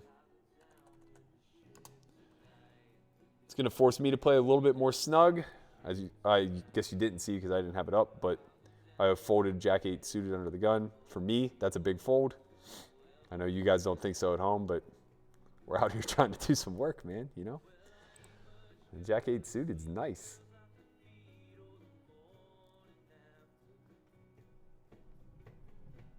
I can be in love.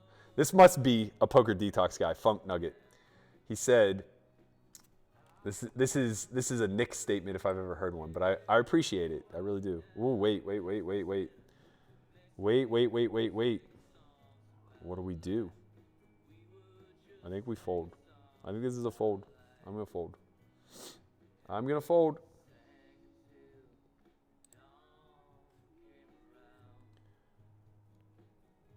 We'll find better spots than calling off with deuces. We will find better spots.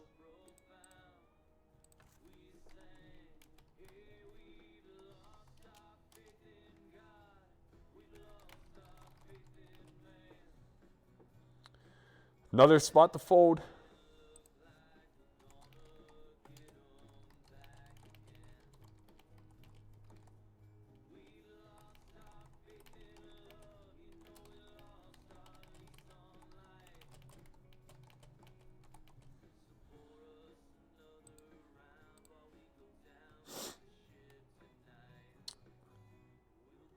Okay, we just have a raise here. I was looking to see if we could open shove, but we have some big stacks behind us.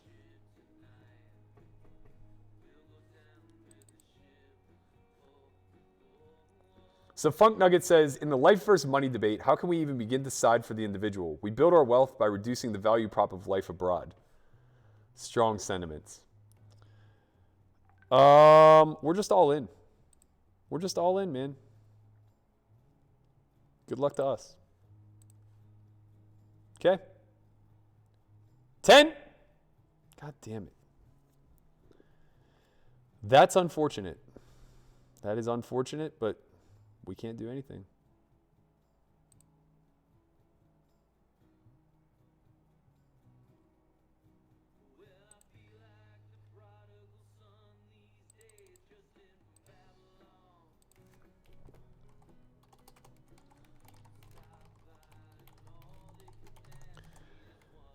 Second final table of our streaming history out of 3 streams. Pretty good. We're also still on the bubble in the other 500.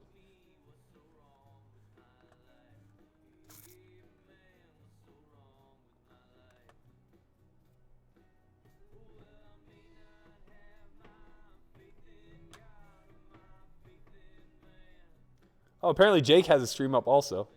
I should probably tune in, see if he's talking shit. Well, we flop real big here. Blind versus blind. We don't have much ace X. I think we actually need to check back. That's a good card for us. That's a very good card for us.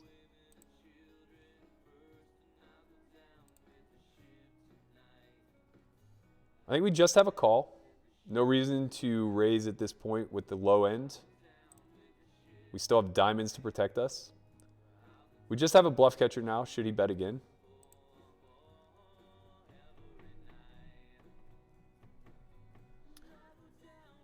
Clear call. I don't think we can raise. Wow. Faded fast. Let's go. Very lucky. Very, very lucky.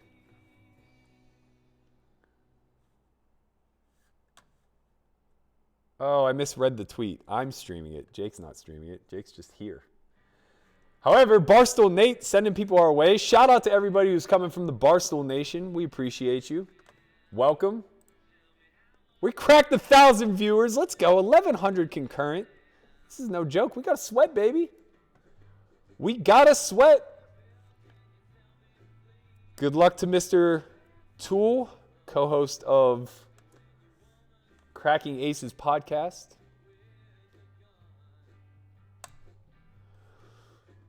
What table am I even showing you guys? Where are we at? We are 4 of 23 in the other 500. On the bubble, not a defend. We're also we're above average stack in the 250 as well. 22 of 92, still during the rebuy period. But we have about 4 starting stacks there. Pretty good.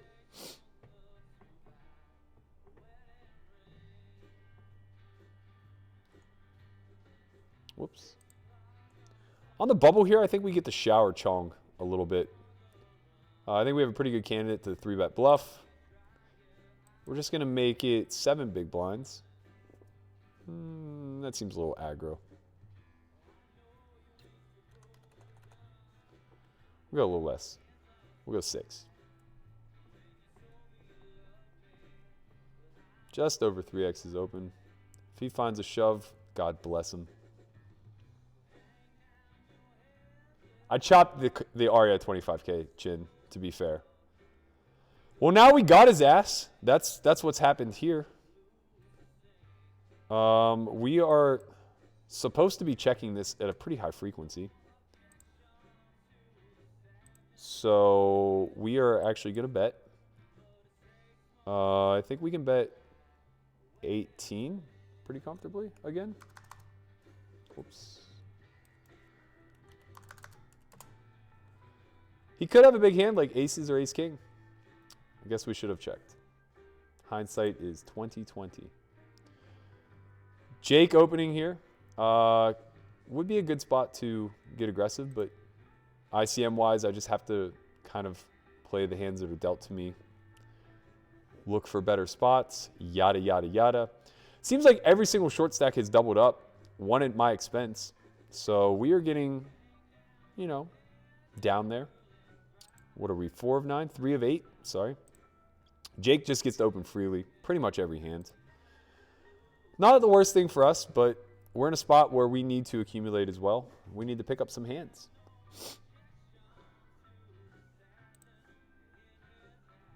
Oh, it was nice when things were just cruising along, wasn't it? All right, we call 6 high. We're going to flop huge. 2. That works. Club. Chip it. 2 pair the hard way. That's going to give us the chip lead down here as well. Nope, sorry. 2 of 22. 2 out of the money. This is a good hand. We coming for them. We are coming for them. We want an ace, a king, or a queen here. That'd be great.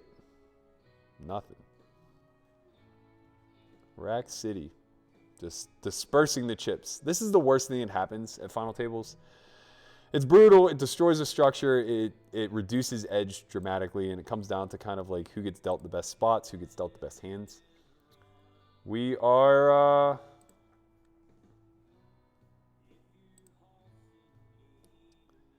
we're here, though. We're here banging. Got to check this one back against Joey.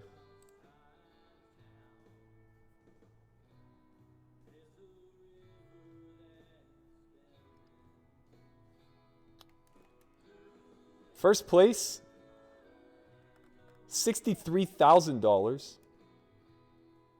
We're vying for it. We're currently 4 of 8. We don't want to get worse than first. We need first. Massive, massive difference between 8th and 1st. We need it. Whoops, I didn't mean to do that.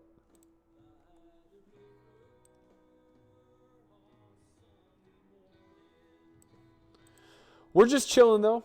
Waiting for good hands. Waiting for good hands.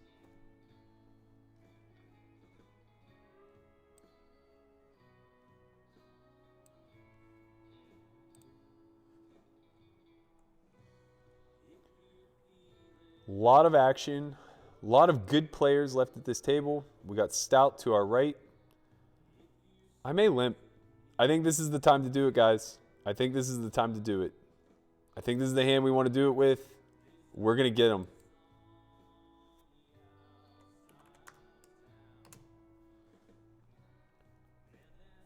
Pretty bad flop for us.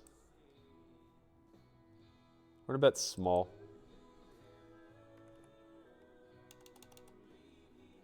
Actually, we're going to check back. Nah, I don't like checking back. We're going to bet. This is what happens when you limp. It gets weird. It gets weird very quickly. It gets real weird real quick. He doesn't know if I'm capped or uncapped. He just knows he has more 5-6 than me, or so he thinks. I would have been more inclined to protect my better hands, I think. And here we river the nuts-ish. I think we're going to be all in. Nah, we can't. We have too much ace-5 in range, which he has to kind of respect. So I think we're going to go for what appears to be a value bluff. Something in the neighborhood of 21-5.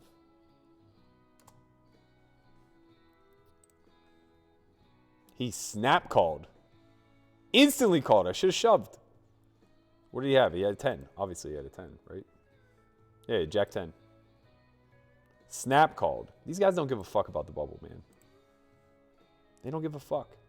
Not one fuck given.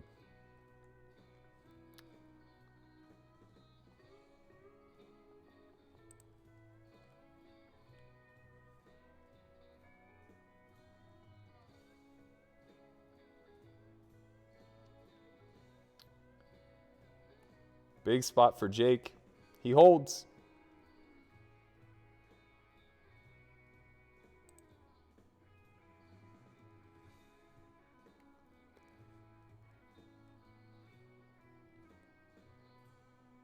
Oh, what happened?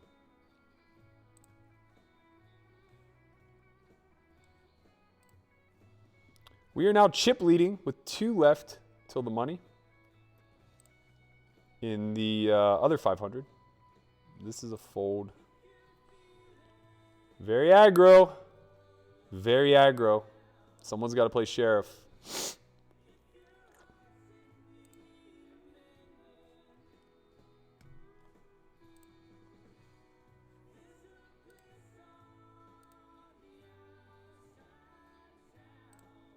As you can see, Jake just really gets to open every single hand. No one here to play resistance. It's very difficult. Very difficult to combat against the chip leader right now. He gets to play all the hands. We were there once, and we're a double away from being there again. We just need good hands.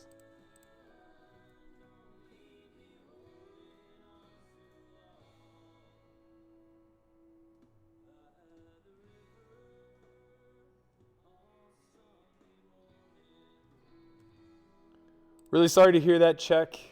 I kind of took your tone as joking in the last stream, so no hard feelings. Really sorry to hear about your mother. I hope you're able to spend some quality time with her. I know what that's like. It's a shitty thing. Best wishes to you and yours.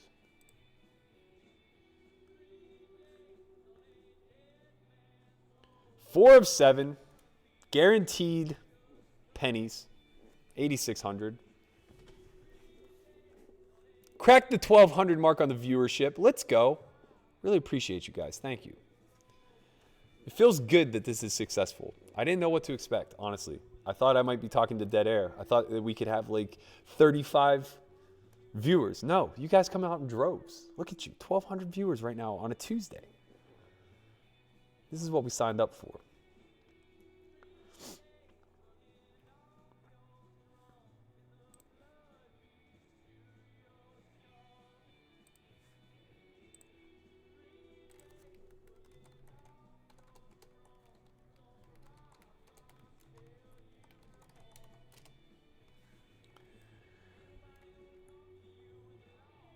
Okay. We're still going to pass. This is close. This can be an open. I mean, it's not an open. The hand itself is not open. The spot could be an open. But 8 bracelets there. Very difficult to try to steal. I don't think that's our primary strategy right now. I think our primary strategy is to be reshoving against these 3 stacks to our left. Or to our right, rather. Apologies. Oh, man. We have Stout right to our right. In the other 500 that I'm also chip leading. Well, I'm not chip leading the other one any longer. So I think that this is one of those situations. I think we just get to reshove here against Stout. It's pretty close. It's very close, actually. Opening under the gun 1. All right, we're going to get sticky. We're going to flat.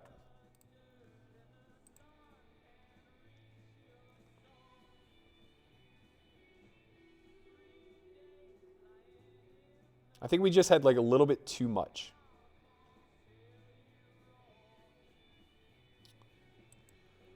I don't think he has a lot of check folds that would otherwise continue if I check back. So I'm just going to bet small here and hope he has a check rip or at least a check call. He knows I play a little unorthodox. I imagine that's just a hand like 6s, ace X suited, perhaps. Let me know in the chat what you had, Stout. I fucking had it, man. You know I had it.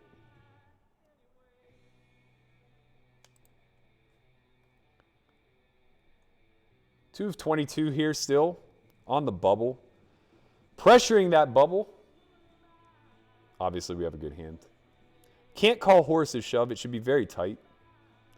Can't call Joey's shove. Yeah, it's close. Definitely can call Art shove. And we are on break. I'm nervous, guys. I'm nervous. I want to win this. I mean, this. I have more nerves in me right now than I did like the last time I played super high stakes. I just want to win, man. I just want to win, you know? Ay, ay, ay. We run into it.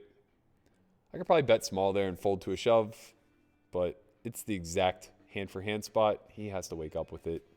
We have the chips to burn. Should have been all in pre anyway. All right. We're doing it. We're trying it.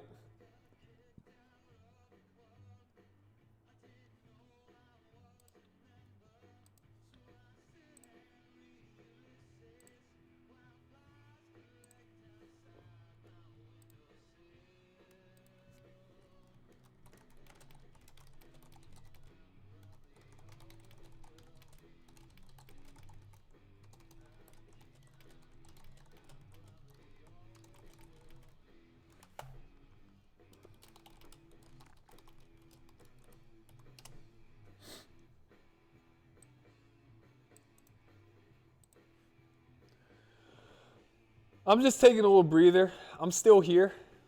I'm trying to emotionally prepare for all scenarios. Live with whatever outcomes come.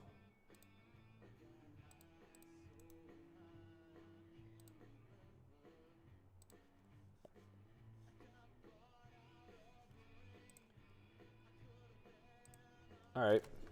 Just had to take care of a couple things. 3 of 7. Oh, man. It feels good. It feels so good. Nothing is guaranteed. So much is up in the air, man. It's just really going to come down to who runs well. I hope you guys can hit me with a little run good vibe. I got to tell you, man, it's been a while since I felt like I just, was going to win flips. We all go through this in poker, It's like one of those things. We don't deserve anything. You're not guaranteed anything. You lose 4 to 1s. You get cooled off. We ran ace-jack suited into aces like 3 different times tonight. We're in for max bullets in this event. If you remember how I started the stream, I was salty as fuck. Amazing how my tune turns whenever I'm at a final table and I have a shot at winning 63,000, right? At the end of the day, I'm very pleased with the way we played today, the way I played today. I guess I don't want to give you guys too much credit. And whatever happens, happens. But God damn it, if you got some cheering power in you, if positive energy is a thing at all, let's rally the troops, man. Because I need it. I need it right now. I want to win a ring. I don't know why. Probably because I don't have one.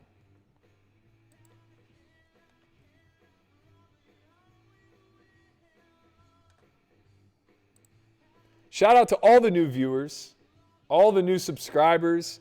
Please, if you haven't, subscribe. It helps us keep creating this content. We've been stuck at 19.6 for ages. Like since the Apostle thing came out. Get us over that 20K mark, man. It's embarrassing. Go subscribe to our Instagram so we can get the swipe up feature. Please. It's at S4Y TV. I'm begging you. If all 1,200 of you run over to our Instagram and follow us right now, we will be able to include the swipe up. Sorry, it's at S4Y Academy. At S4Y Academy on Instagram. Please get us to 10,000 followers so we can swipe up.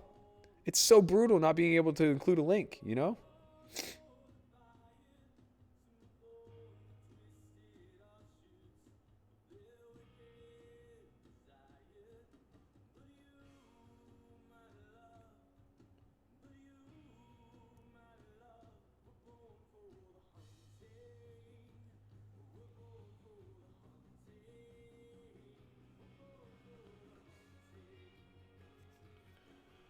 All right, we got a big nothing ball. We are still on the bubble in the 500, so we're going to raise daisy. We're going to take it down. We're on the stone bubble now, 2 of 21.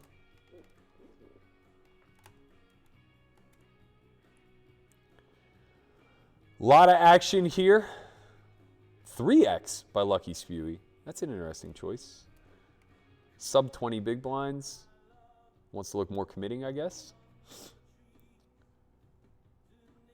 We are going to be in some tricky spots. If Tim opens, which I expect him to at a high frequency, we're going to have a call. If the button opens, I think we have a shove. It's really close. I mean, we might even have a shove against Tim. This is very close. But ICM-wise, I don't think we have a choice. We just defend. We flop well, and now we go with it. Very much a check raising hand. Running into it is a nightmare, but we're just going to check raise small. I expect him to bet something in the neighborhood of 50K, 60K. We'll be check raising to like 135. And this is for denial. This is one of our best hands in range. We stand to be way ahead. He had the bet fold button clicked. A lot of observers in the chat. I think we got that Barstool Sports fan club in the house.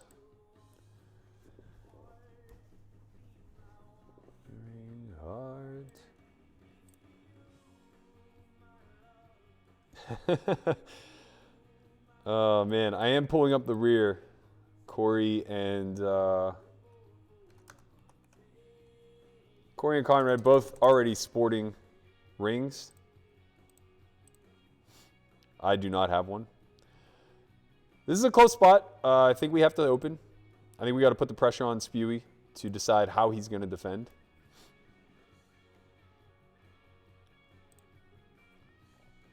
He's just going to find those shoves appropriately, but I don't think we can pass on Queen 7 on the button. Probably a little bit too good.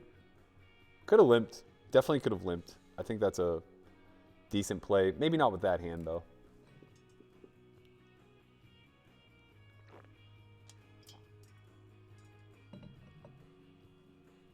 Shout out to Brent McNary. Thank you so much for rooting for me. I hope I win, too. I don't think I deserve it, but I would enjoy it. Let's put it that way. King 9 off. Cuspy. A lot of awkward stacks behind. We're going to let it go.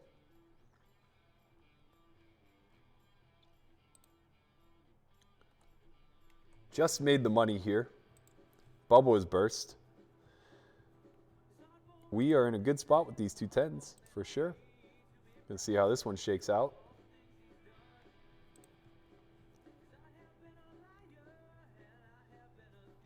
I think we call a shove from just about anyone.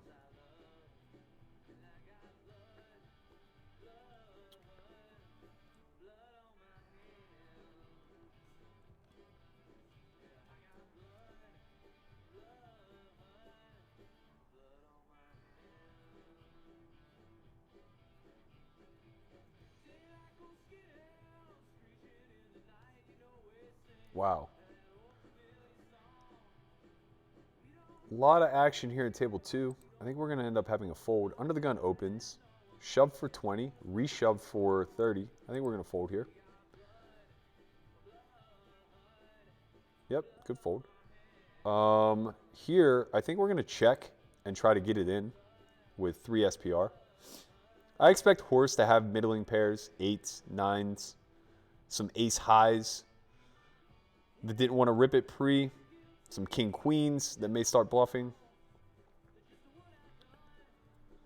I don't like the small bet, I got to tell you.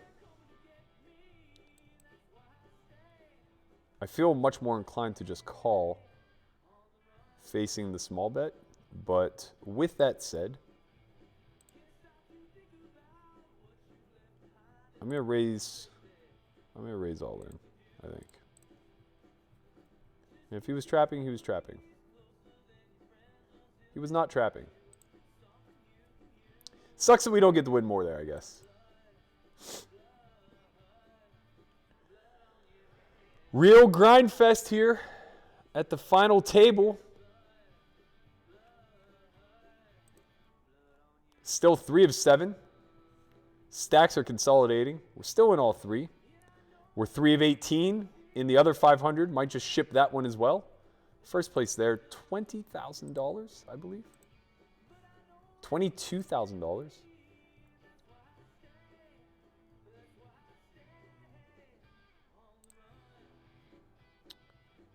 We have a clear fold here.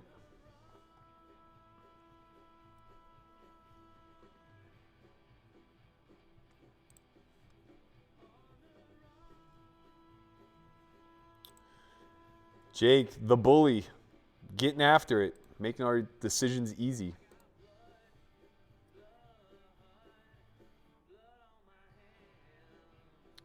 Pocket fives, we'll be looking to play an all-in pot potentially.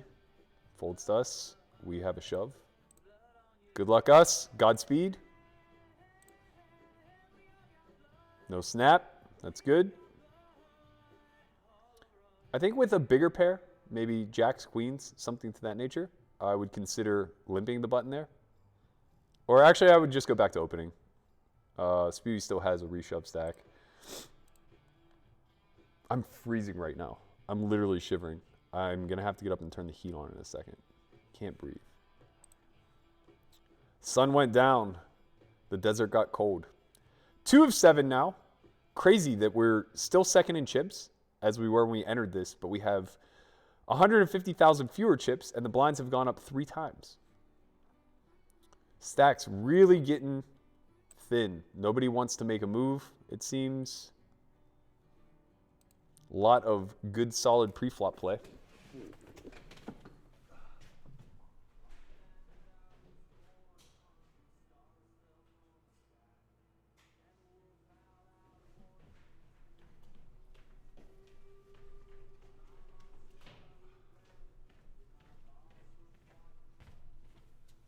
All right, I came back with the protector. Did we just get deuce 7 2 hands in a row? Come on, man. No, deuce 3, deuce 7. Okay, cool. I got the man, the myth, the legend, Troy Polamalu. He's here to keep us warm as we make this final run. I gotta tell you, man, it's a strange thing. I've worked out my whole life. I've done a pretty good job of building up muscle. But I am so cold in like room temperature rooms. 71, 72 degrees, I'm freezing. I don't know what it is. I don't get it.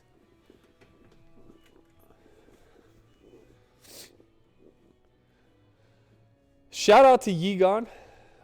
Got her off the Netflix binge to watch me attempt to close this out. Good luck me.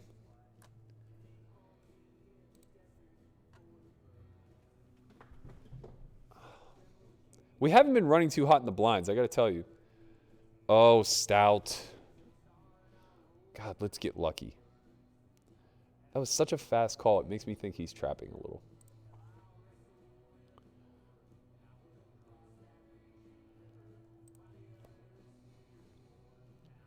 Three of 17 in the other one. Yep, half pot. That makes sense. We got ourselves a rippity doodah here. Rippity doodah. My man Meat Sweat's back at the table.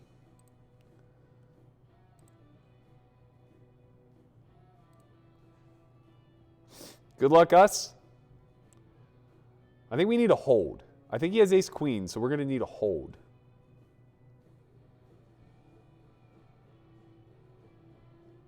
Big Apple is going to fold a pair, which is going to be great news for us. All in a call here. 7's in the lead, and oh my God, we did it again. We ran into the aces. We don't even have a spade. 5 works though. Nope. Oops, I didn't even show you guys. I'm sorry. We're out of the 250. They did it to us again. It's kind of impressive how many times we ran into aces tonight. This is a decision, man. What's he shoving for? 5 big blinds? And we have 20? I'm going to let it go. Suited, I think I get it in. Bad news for Lucky Spewy. I folded your outs. Doesn't matter. I'm sorry we folded now. Those could be all our chips. 6 remain. 2 of the toughest online guys around. Lucky Spewy. Tim the Toolman Taylor. I think we have a raise here. I think I could justifiably shove. I think I could justifiably limp. I like raise folding best. Deuces doesn't have a lot of equity. Puts Lucky Spewy in a really tough spot as opposed to if I limp, then I'm definitely going 3 ways. He can rip here, for sure. That's fine. I'm not calling with deuces.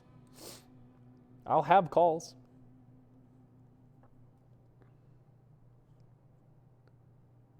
Well, we get rewarded. Now I think we introduce the limp.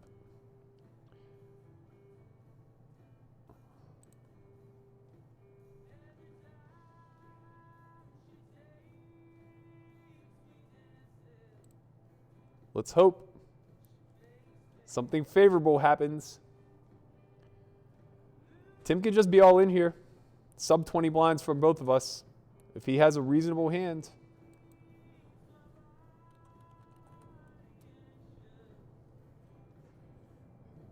Give him ace high. He might just stuff it. Yes! We did it. Black! Heart! Put a heart out there! Put a heart out there! Let's go! Big double, baby! We got him! It was happening anyway. It's a cooler. It's a cooler, but it's so much cooler whenever you limp it and get the effect. You know what I'm saying? All right. Obviously, we're playing this hand. I'm just trying to determine if we can play it off of a limp to take away their strategies. I think we can. I think we just showed down aces. I think we get to get a little tricky here. I know I understand that it seems like I'm complicating things, but understand the ICM problems that it creates for Lucky Spewy when I'm 100% V-pipping.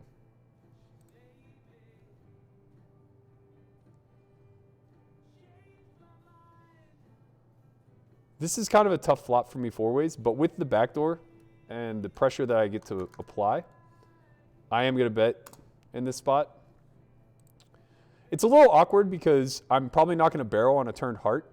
However, I do get to clean up a lot of equity, and it's going to be really difficult for Matt to have a ton of equity here in the big blind. Obviously, you can have Jack 10 or you could have any of the two pair combos, but we just win a lot. My range is so uncapped. I have all the Jack 10, King Queens, the 9s, et cetera, et cetera, et cetera.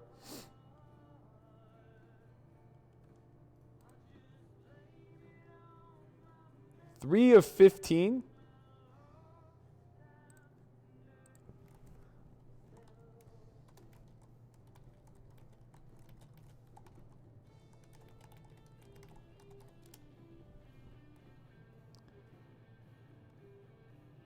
We get a double here by Kenj.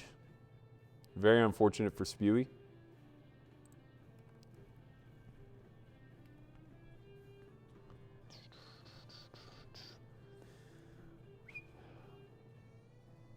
One of 6.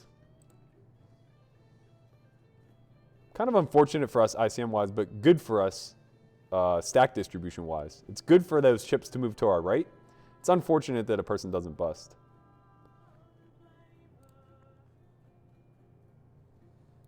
Stout and I joking about the fact that I have direct position on him in both of these in both of these deep runs. And I'm chip leader and third in chips.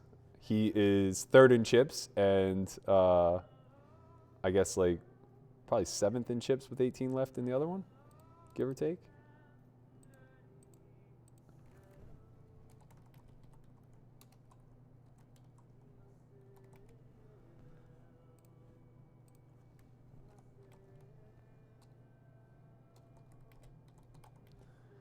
And they're just going to swap right back.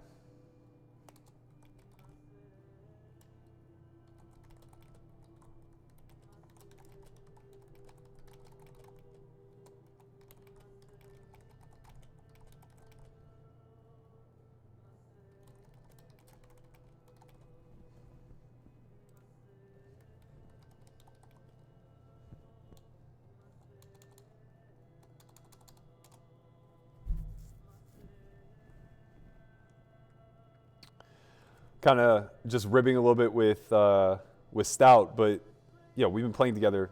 My very first final table ever was in Atlantic City in 2005, and he was at it. And it's been this weird thing where throughout our entire career, I've just absolutely tortured him online, and not in a way where like I'm always playing great or anything of that nature. It's just I've literally held over him. I cool him off. I just like literally have the ability to just like run really great against him in online spots. But live, he's done the exact same to me. Like, he's just held over me live so badly. And I got to tell you, man, way more money's been on the line live. I got three-handed with him in the 3K 6 max at the World Series. He ultimately ended up busting me to go heads up and played a marathon session. He busted me, or I don't know if he busted me out of that AC tournament, but I got 5th. I think he got 3rd. we've made a bunch of deep runs in the World Series. He's knocked me out of events that he ended up final tabling when there were like 2 tables left, things of that nature. He's really held over me live. But man, online, I don't know what it is. I just have the luxury of wrecking this guy.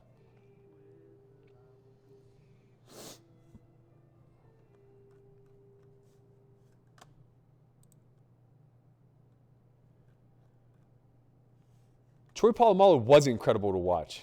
He was a treasure. He was a treasure to the city.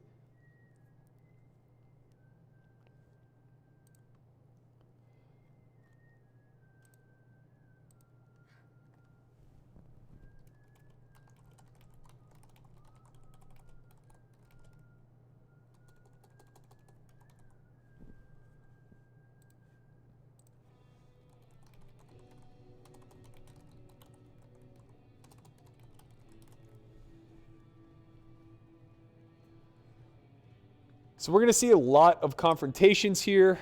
It's nice that we have some chips to absorb the blows. Would like to bust the next person that gets knocked out. I mean, it doesn't really matter in what order they bust or we bust them or whatever the case may be, but we would like to be on the right side of wrecking somebody.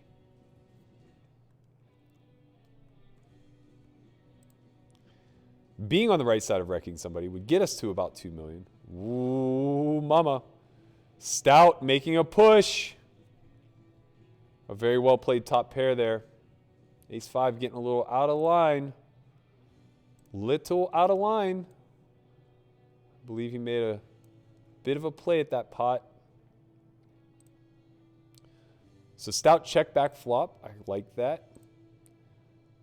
Turn, I believe he faced a bet and was called.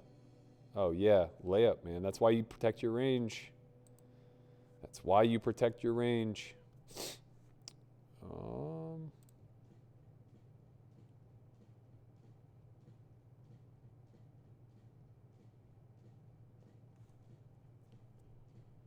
Ay. Domination Nation. Folded one of the other jacks. We win the whole thing. Let's go. Chop, chop, chop. 3-way split if we get in there. High. That's not what you want to see, man. We've been seeing a lot of this. Nobody busts. Nobody busts, and the blinds just continue to raise. It's not such a bad thing now that we're chip leader, but we don't have such a big chip lead that we can just, like, punish. If stout opens here, this is gross. This is gross. I think we have a 3-bet fold spot, though. I think we get to make it, because we would easily have shoved here blind versus blind anyway. This is really close, but we got to shower him a little bit, take advantage of our position. I think we're going to go 2-1-0, 5-0-0. Oh, God damn it. I don't have time bank. Ah.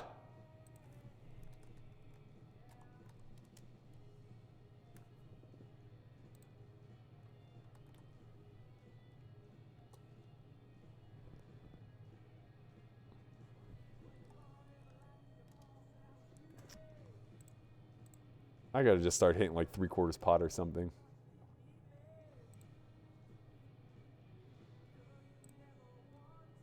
Five of 12 at the other table. Looking to go back-to-back final tables here. Did Spewy just double? What happened?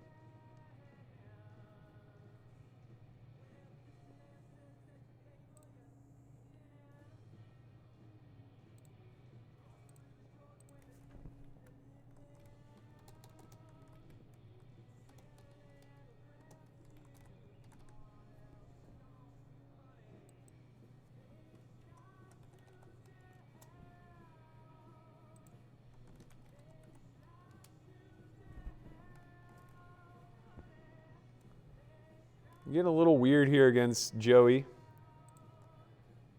He bet flop. I called. Turned deuce. It's a pretty big lock for his range. I imagine he has like king high, queen high here a lot. And he's probably considering a thin call. My sizing, representative of a 7, of course.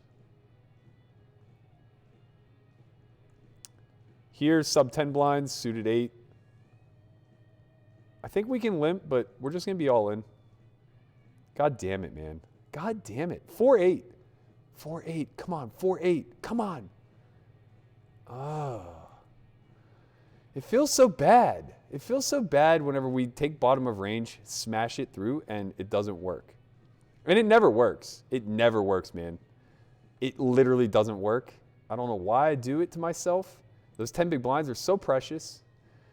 It's like ICM and too good of a spot and everything else under the sun.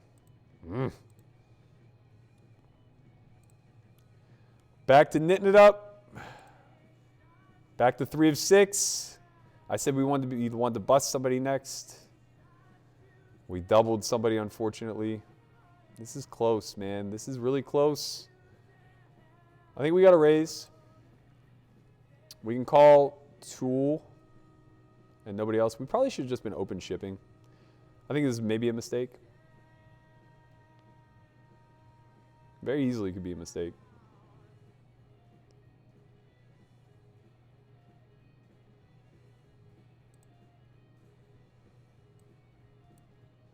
Oops. That's definitely a fold. 3 of 12 still. We got ourselves an open into the big stack. Oh, we're going to have a bust here. Mr. Stout, new chip leader. Handily, nonetheless. Pretty good spots for the man.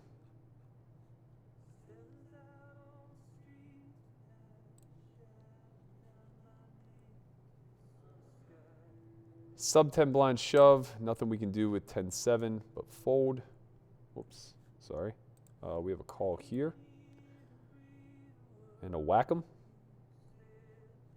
All right, this is going to be an all-in spot for us unless Spewy rips, in which case it's close. It's very, very close.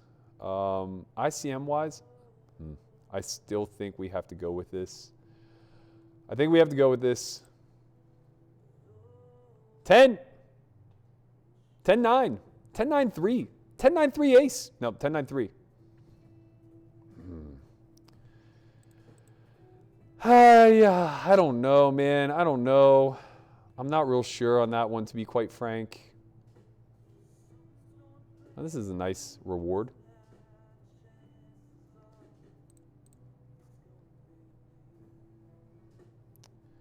This is how these things shake out, man. Yeah, I don't know. I mean, I think he has to be shoving king-queen there. I think he has to be shoving a lot of suited aces. I'm not entirely sure. I'm not. I know ace-10 suited for sure is a call there. ICM, so him and Spewy were the only two shorter stacks. Well, this is close. I think this is a fold. I think this is a fold.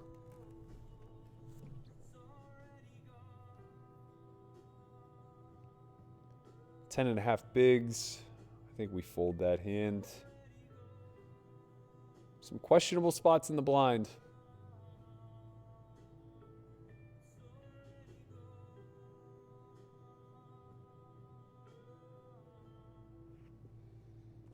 Well, this isn't fun. Nobody wants 9 deuce.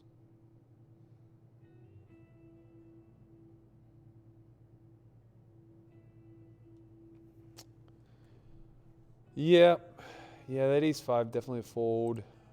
Ace-10, I'm not real sure. Not real sure. Doesn't feel good.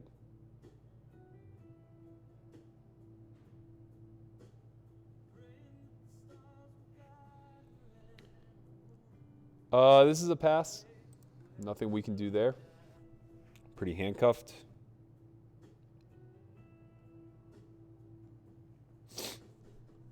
Also a fold.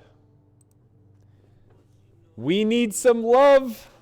We need some run good. We need to find a double. 5 of 5. 13,000 locked up. Playing for 63. 63,000. Gonna need something though. Gonna need a pair. Gonna need ace high. We are on the final table bubble in the other one. Down here, we're sitting 5 of 10. 5 of 10 with 30 blinds is pretty nice. 34 blinds, 35 blinds.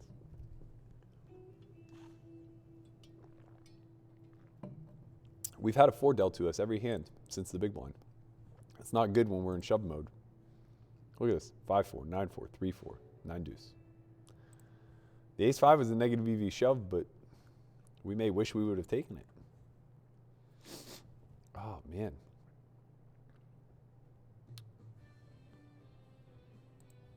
We're all in here. Final table bubble. How do they always have it, man? Let's punish. Let's punish. Let's hit a king. Just do it. It's so incredible. This guy blinds himself down to 4 big blinds. Twice. He had 21,000 a couple orbits ago. Ay, ay, ay, ay, ay. Where did they come from? Where's the rest of that pot? Spewy, spew. I guess it ran out pretty bad. Ran out pretty bad.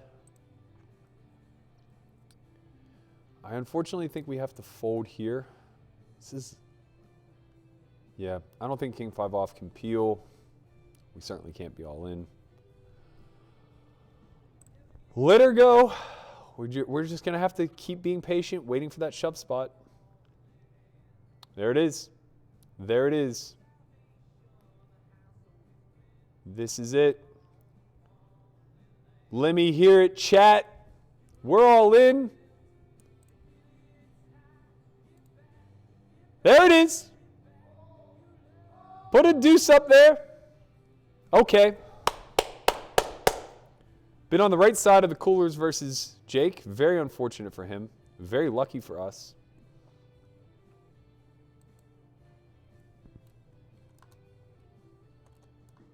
We have ace king again. We are going to be all in again. Let's hear it. Let's go, baby. Right back to where we were. Like nothing ever happened. Just be patient. I mean, we did just run ace king into kings. We got very, very lucky. Nothing we can do. We're playing according to the math.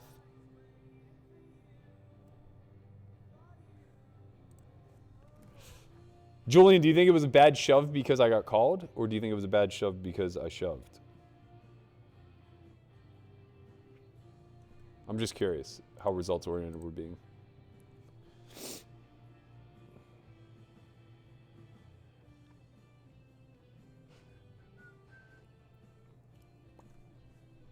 How many blinds was that for? 10?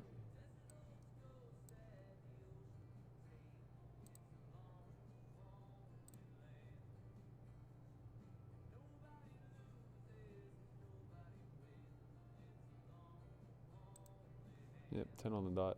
All right, good luck, us. Let's go, chat. How are we dominated? Hold, baby. Spade. Spade. Okay. Shout out to Tool Time.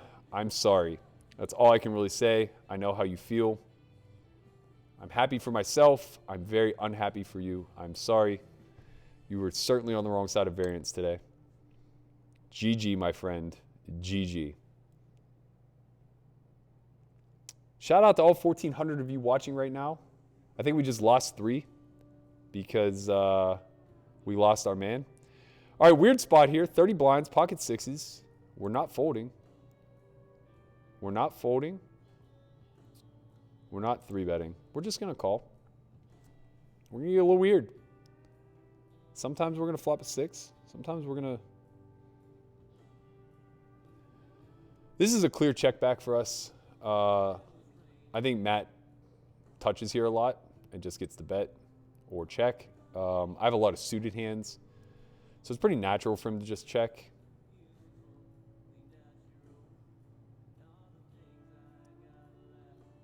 I think he probably starts protection betting a little bit. Yeah, that makes sense. Even his nothing is probably going to start betting at that point.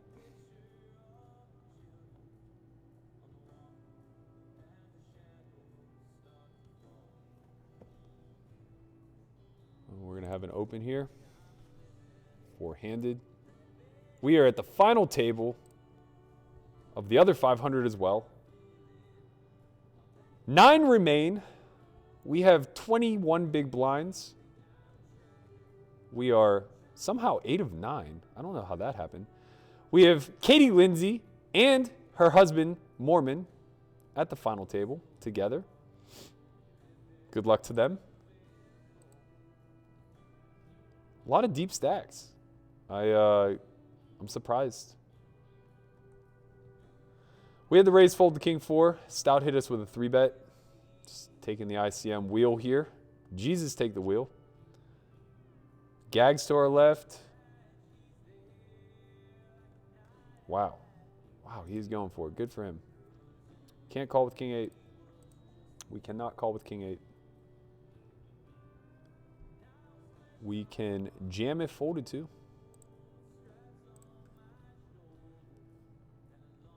Separate the men from the boys. This is the only way we're going to accumulate at this point. 20 blinds effective across the board.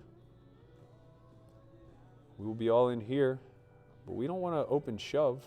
I think we're going to limp. We're going to limp this button. Ooh, quick call by 8 bracelets. Very strange, actually. I think I have a check back due to my backdoor equity. That's a nice card for us. We have no folds now. I think we get the bet for denial. We get the bet because we're betting for value at this point. We get the call when led into. I think we're going to see a lot of 7x here out of Spewy. Heart's real nice. He could be betting some hearts. We could raise, but we don't have much 5x in our check back range. We do have deuces. Not good enough reason to raise. That's a nice river for us. We are just strictly in value mode right now.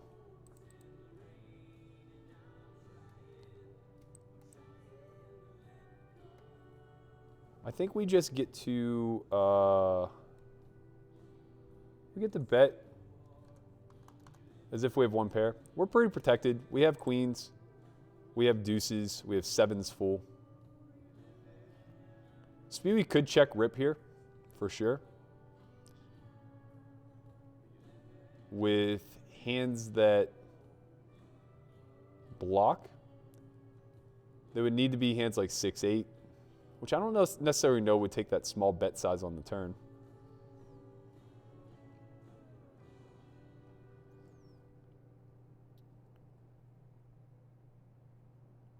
This is really close to a jam. I'm just going to limp. This gets really tricky whenever we're dealing with Stout in the big because he kind of has the freedom to blast off on us. So opening doesn't really achieve much. He's going to call. And like last time, he's also going to have some 3 bets.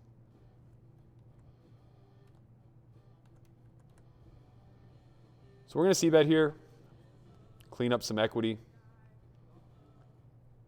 Put him in the spot to make a decision with his range. Very bad card for our range and our hand. We're going to elect to check back.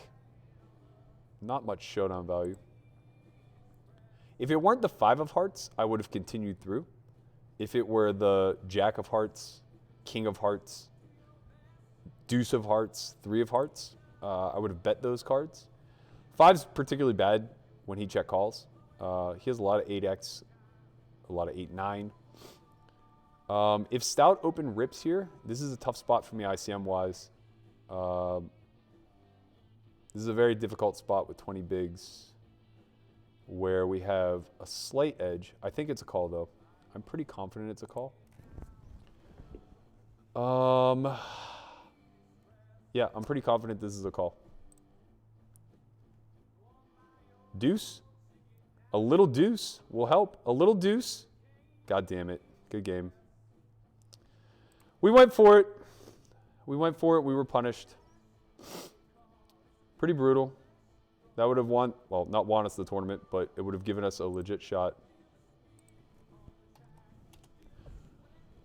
Oh, man, pretty heartbreaking. Stout now holds over me online as well. 4th place, not so bad. Not a bad day. 16K. It's not first. We would have been in a good spot to win it had we faded one more card there. But hey, we got pretty lucky. We beat kings with ace king to move up a spot. I'm not sure that that's 100% a call there. I'm pretty confident it's a call. The ICM wasn't such that I could just wait them out. I only had 1.5x the next two stacks. Pretty profitable spot if he's shoving relatively widely, which it seems like he was. I don't know, man. I don't know. Stout going to win his second ring, probably.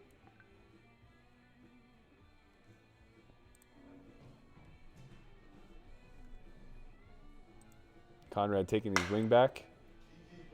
I don't know why he thinks I care. We got to focus, though. We still got a shot at this one. We have just shy of 20 big blinds. I think we're 9 of 9, 7 of 9.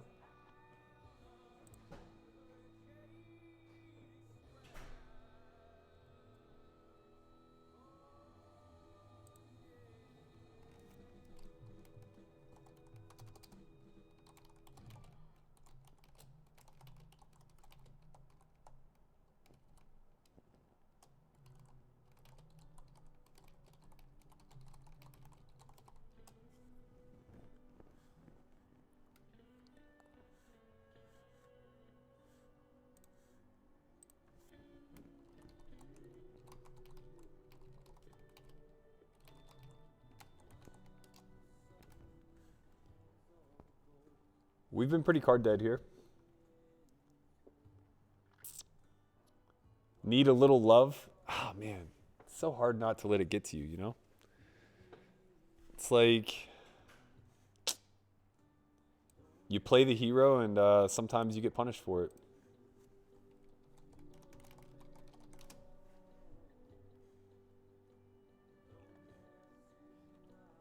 Let's win this one. 22,000 would make it all okay. This hand is going to be a hand we play for stacks. How we go about doing that?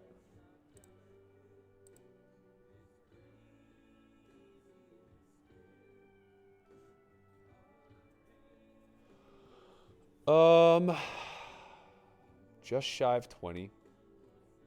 We are 7 of 9. I could limp. I think it's just a rip, though. I think it's a rip.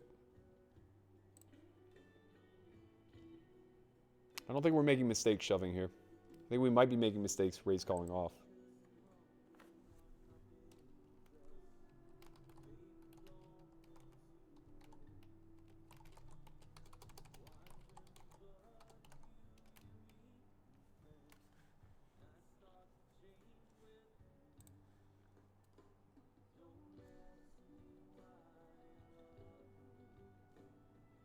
I think we can open here, but I'm going to pass. The 9-handed stage of final table tends to play a little bit more snug.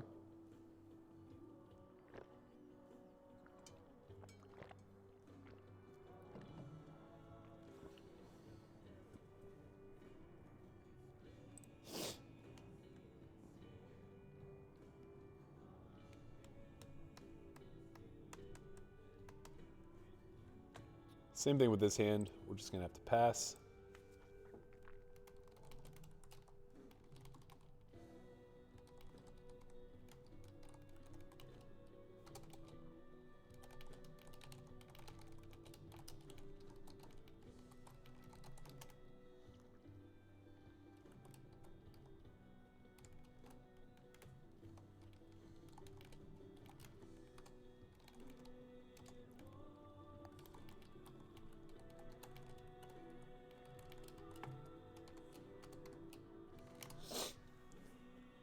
Oh, man. All right. I can get back to the chat a little bit. I've been neglecting you guys for quite some time. Thanks for being here. Thanks for witnessing what could have been an epic run. Guys, I got to let you in a little secret. I never win tournaments on WSOP. I just don't. I have a lot of second place finishes on there. Would have been happy with second tonight, 35,000. That would have been pretty dope. But you know, it didn't happen. We got fourth. Fourth is a little frustrating. I hate losing to Stout. I hate it. I hate it so bad. But nothing you can do. We're at another final table. We are still at a final table where first place is $22,000. We're playing for the gold, goddammit. I'm here. I'm ready.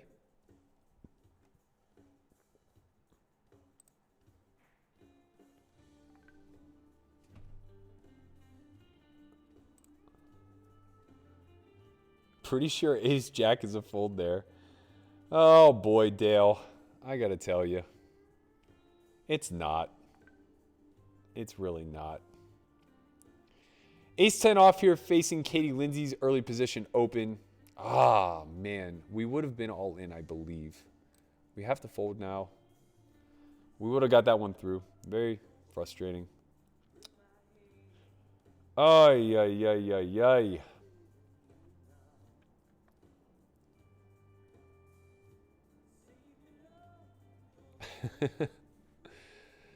Don't sweat it, Chavy. Just subscribe to the channel to make up for it, please.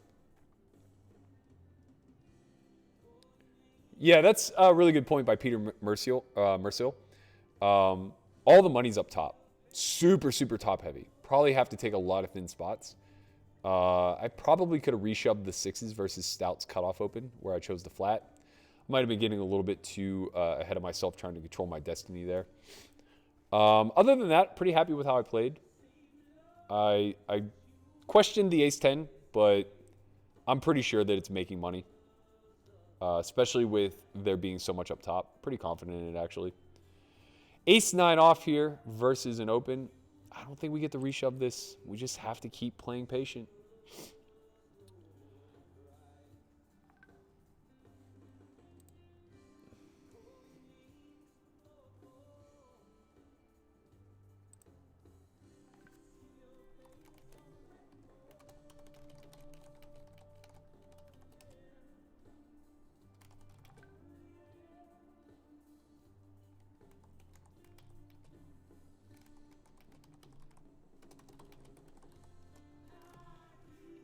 Oh, shit. My man Corgasm, also at a final table. We're going to bring him up.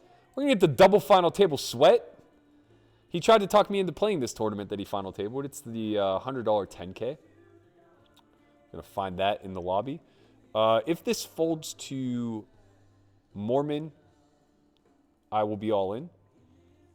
If we face an open earlier, I believe I'm going to have to let it go, as much as that hurts.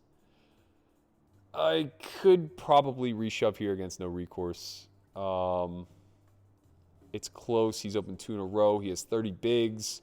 He is the technical chip leader. I think I have no choice. I think we got to go with this one. Good luck, us. Let's go, chat. Let's hear it.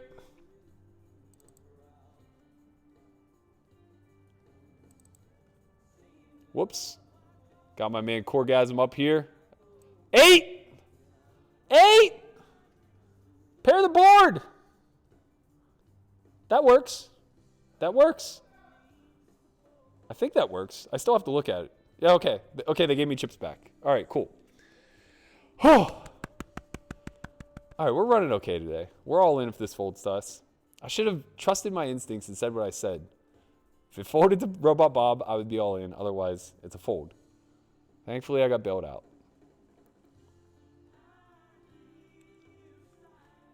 Ay. Frustrating. Nothing we can do.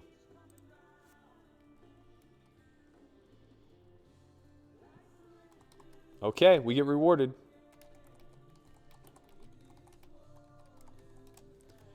Is there any reason... Oh, not any longer. We're all in. I think we need to not snap rip here. Because it is under the gun 1. We need to at least make it look like a considerate range. We also did the same thing with ace-8 where I was genuinely confused. The only thing that sucks is it puts a lot of pressure on Parks where he has the chip leader flatting him. I expect this to be a lot of pocket pairs though, so I do think we'll get called at a fair frequency. And now we just got to fade, baby. We just got to fade. So I expect this to be like 9s, 8s, maybe some ace queen. Obviously, we prefer 9s or 8s, but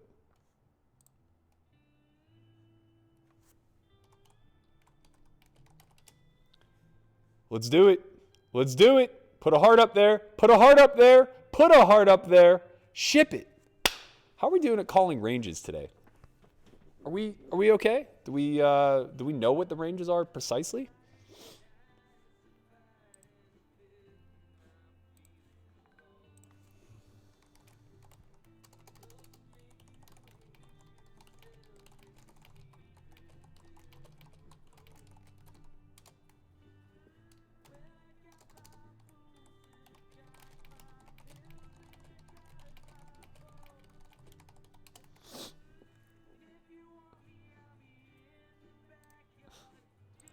All right.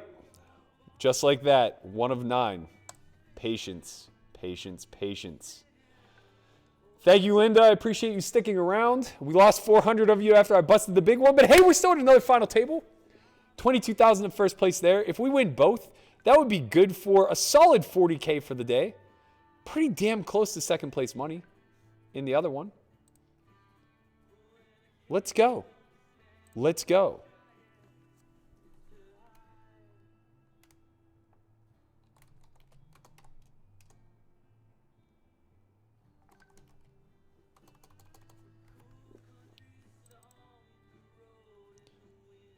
Oh, you got to bring up my man Corgasm here. He's Razy Daisy in here off of, looks like 17. I expect him to have it here. Got shoved on. I expect a snap call. Ace King versus Ace Jack. Okay, flops the nizzles. Let's go Corgasm. I feel uncomfortable shouting that. But my man, let's go. Roommate, friend, social media manager of S4Y, the one and only Corey Padgett, is now the chip leader? Second in chips. He's now second in chips. $6,000 up top there. Let's go.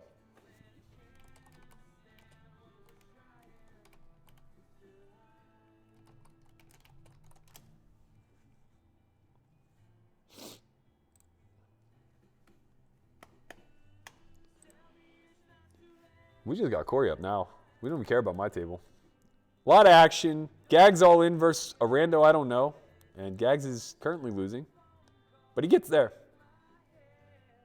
Good players run well, man. Good players run well.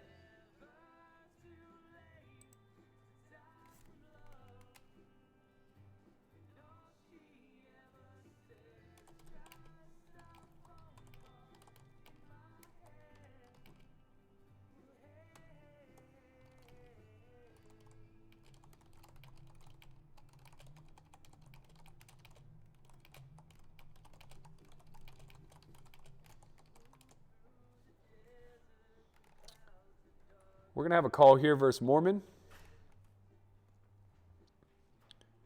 We're going to need a hold. We're going to need a hold. That's dead. Just fucking dead. Fucking dead. God damn it. It goes both ways, guys. We win flips to get here. We lose flips to get out of here. Blind versus blind has not been kind to us, I got to tell you. Not one bit.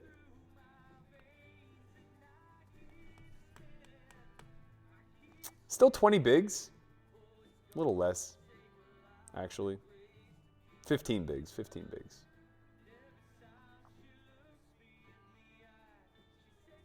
For 6 more seconds, and then we will have 11 bigs. This is going to be annoying if it folds to me. I think, knowing the blinds go up next hand, I don't know. I think it's a fold now. And then we find shove spots later. I think. I'm not that confident. I know King Deuce suited's a shove there for sure. We're guaranteed fucking bupkis, man. We got to be playing for a win. Maybe I should just be ripping. Maybe I should be ripping. And all she ever said is just a phone call in my head. Go on and tell me that it's never too late. Yeah, I don't know, man. King Deuce off with ICM implications. I don't know.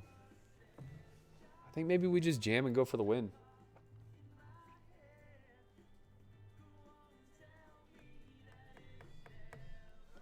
Too late to die from love.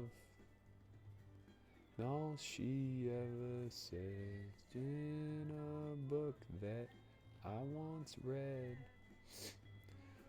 This is going to be a fold. A frustrating fold.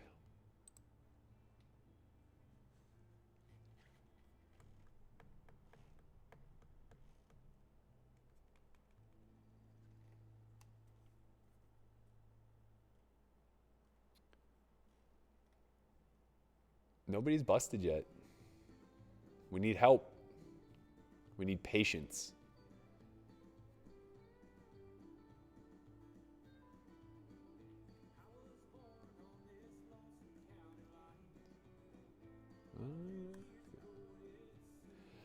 For those of you who are new viewers that aren't aware of what we have coming out, you'll see in the bottom corner where we have our ads. Next Monday, we're launching a 4-week-long course called Homeschool.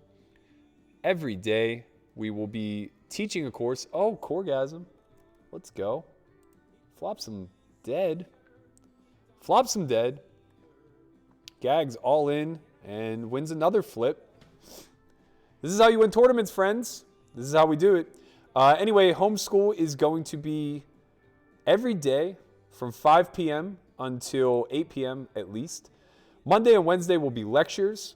Tuesday and Thursday will be labs where we use tools such as solvers, pre-flop plus, post-flop plus, things of that nature to help you get a better understanding of equity, the pot odds model, all of the first principles that really drive poker and poker study.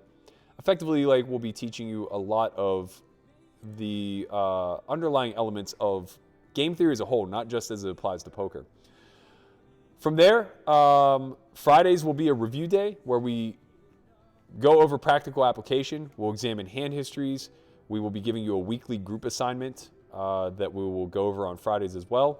And then we'll leave the end for Q&A. Each session will be about 3 hours. I think we have a shove here. Nope, not anymore. Damn it. Each session will be about 3 hours, so that's about 60 total hours of coaching for $2,000, paying about $33 an hour. Not too bad. Got to tell you, not too shabby. If you're interested in that, head to S4Yacademy.com. It's in the shop under Homeschool. Wow.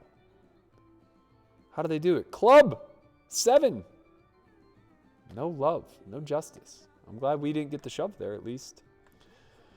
But now we are 9 of 9. Nope, we're 8 of 9. I lied. No recourse. Oh, well, we're 7 of 9, actually. These stacks are short. Keep folding, keep folding, keep folding, keep folding. Yeah, I'm really, really proud of the curriculum for Homeschool. I actually might just bring it up for you guys. I'm going to. You know what? I'm going to do it. I'm going to do it. I'm going to give you guys a little inside peek. You can also see this curriculum on S4Yacademy.com. Oh, perfect. We're on break. I'll do it now then.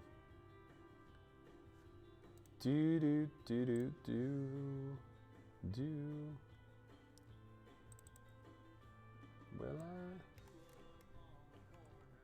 Whoopsie. That's not going to be the one we want. It's not the one we want.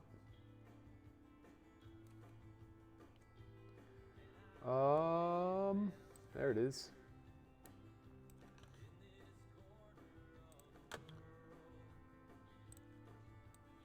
Okay. Well, let me bring it over into this window. That's probably a lot easier. All right. This is the syllabus, as you can see. Week 1 is focused on game theory principles. We'll be going through EV in the first lecture through the lens of the pot odds model. Lab 1 will be Essential Poker Tech Part 1.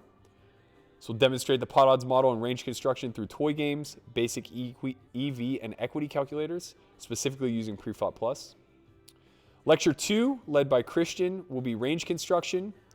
He'll talk about the importance of position, multi-way effect on equity, etc., etc. The second lab will be an introduction to solvers. So Essential Poker Tech Part 2. We'll get a little bit more complex with things. Review worksheet Q&A. Students will be giving a worksheet that we'll be reviewing on Friday. The second half of the class will be dedicated to Q&A and hand analysis. Week 2, we'll be moving into the flop. Start with the capitalization model that entails realization, capitalization, and polarization, and the spectrum by which we move through anytime we're making decisions. Our flop protocols. The third lab, which will take place... That's incorrect. That should be Tuesday. That's my bad. Let me fix that. The third lab that will take place Tuesday, April 7th. This will be... Something happened. Something went very, very wrong. Oh, these got switched is what happened. I see. Apologies. Let me clear that up. I'm so embarrassed right now. I'm sorry. So this will be examining what equilibrium flop strategies might look like for a variety of spots and why they look the way they do, including how they might incentivize us to shift our strategies. The next lecture will be the betting sizing matrix, or bet sizing matrix. So effectively, we're going to be talking about when to apply different sizings, what the strategies are that go along with them, as well as board classification and when we should utilize each. From there, we'll be looking at a lab that will take place on Thursday, April 9th. And here, Hunt will be using more advanced functions of Preflop Plus, specifically the runout trainer, to gain better understanding of the factors affecting flop ranges and constructing choices. Again, we will have a worksheet review for Friday, leading us into week 3, which is turn play. Equity thresholds will be the first lecture. We'll be talking about turn strategies, the minimum equity necessary in order to bet versus check, out of position, in position, range construction with relation to the capitalization model. In other words, where do we fall? Are we in realization through incentive? Are we in capitalization? Are we in polarization? Removal effects, combinatorics, etc. Hunt will be then doing a lab on flop defense. This will demonstrate how our range responds to aggression on a variety of textures. Chin will then be talking about pot construction, SPR, sizings, what the river distributions are, setting up our turn and river decisions in accordance to our size. Strategy, sizing strategies, whether we block, catch, polarize, etc.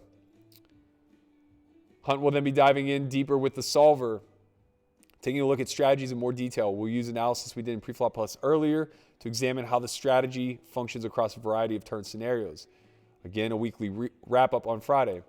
Finally, we'll end on the river.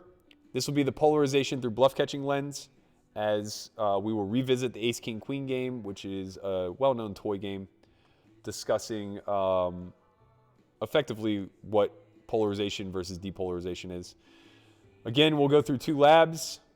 Chin will give you an overbetting as a weapon lecture. Hunt will give you a lab on how to overbet appropriately, and then we'll have a final worksheet and review at the end. If that sounds appetizing to you, something you might enjoy, something you can afford, something you can learn from, go check it out. S4Yacademy.com, hit the shop. This is unfortunate. We have 10 big blinds, 11 really, and 10 high. I don't expect us to get a walk here, as Mormon tends to be on the aggressive side.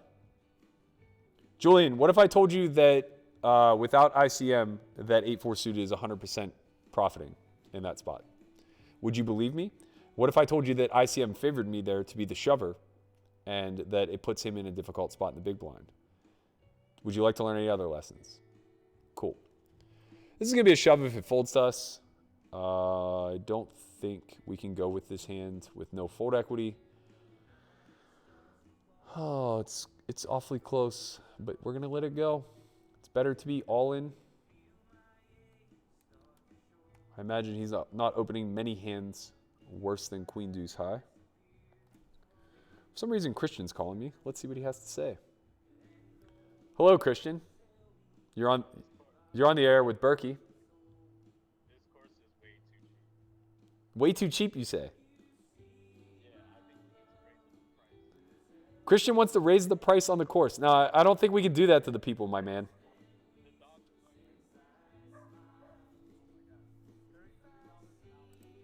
are I mean, $33 an hour is what we signed up for, so we're doing them all a favor. They saw the syllabus, yeah. You'll see it in a minute. GG. Good luck, us. A very well-timed call there by Christian. Strategic, I'm sure. Yeah. Shout out to my man Maoli, also at the final table of Coregasm's 100 10K guarantee, and Chip leading healthily now with his aces. Looks like we have 5 remaining. Coregasm is second in chips, doing much better than I'm doing at my final table where there 8 remain, and I am 7 of 8. Limping around with nothingness.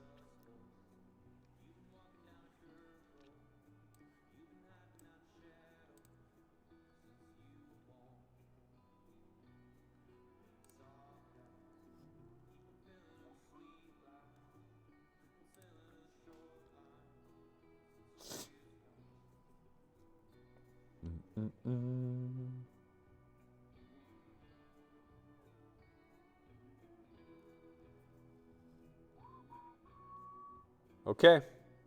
This will be the one we take our stand on, assuming that it at least folds to Robot Bob. I think we can be all in versus him. Feels close. 9 big blinds. I don't know how much fold equity we're going to have, but I feel good about it. I feel good about ripping it over the top of him.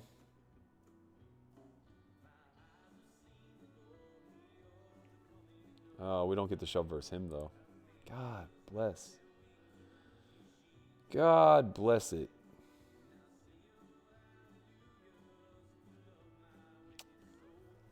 Probably for the best. It's a really close spot anyway. The only thing is I just know Mormon's like opening any 2 there. Another shove if folded to. Fold if opened in front of us. I think this one's pretty close too. Pretty close. 9 big blinds. I don't know, man. I don't know.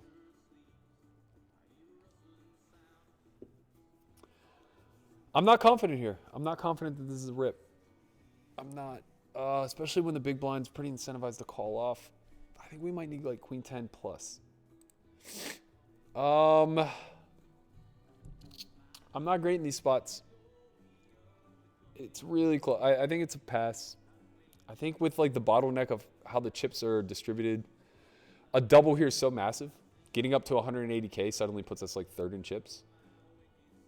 Yeah, I don't know. Maybe that's, I don't know. I can't be losing much there. This is a very clear all-in. Good luck, us. Let's go, baby. We've been patient. We've waited it out. I'll take the blinds. I'll also take a call from Queen Jack suited.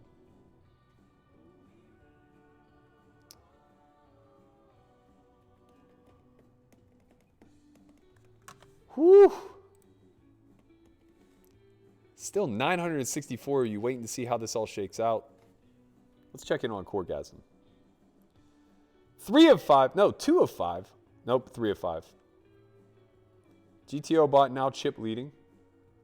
Coregasm on the button here. Just shy of 30 bigs. He can 3-bet there some of the time late. Not really a spot where he's looking to mix it up.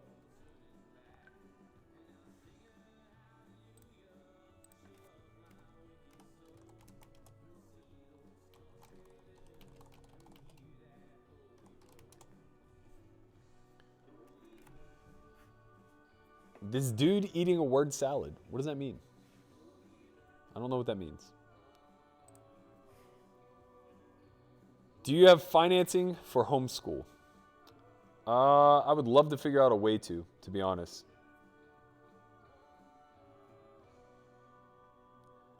I would love to figure out a way to. We haven't come across that methodology yet. Payment processors are very, very, very difficult to work with. Beginners can come to the homeschool. You'll learn a lot. That's for damn sure. Some might be over your head, but you're going to get fast-tracked on using software such as solvers. All right, 7 left. We're calling off here if shoved into by any of these 4 spots. Good luck, us. I think we're ahead right now for sure. GL. Jack ball. Jack? Give me a jack. Come on, for the kid. Okay. Okay. Okay. I asked nicely that time. It worked. It worked. No recourse, I'm sorry. I'm sorry. They stole my money from me in the other tournament, and I have to recoup it here. My apologies. Blind versus blind here. 20 bigs. Facing a chip lead. Gags isn't going to make any mistakes here. I'm just going to pass. I think against a weaker opponent, I would just open. Potentially limp if I think that they're under raising there. But first Gags, that's kind of a push fold spot, and I'm not comfortable shoving 20. Let's check in on Corgasm. 3 of 4 now. Moving up the pay scale. Moving up the ladder. All in from the kid. He's got him dominated. He's been on fly. Oh, baby, the turn. The river. Let's go, Corgasm. We might have a new chip leader. Nope. 2 of 3.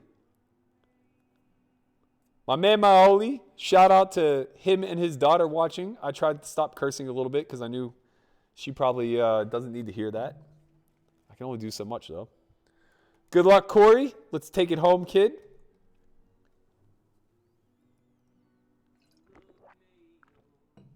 This is what you get with S4Y, guys.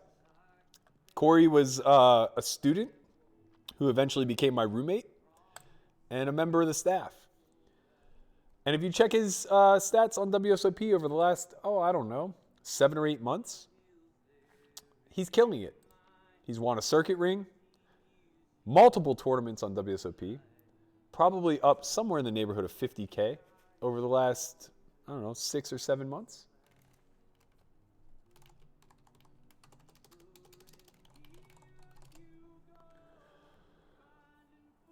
Could reshove here. Feels a little loose. Mormon's actually played relatively snug. What a power couple, by the way. Katie Lindsay, Mormon, same final table. No big deal.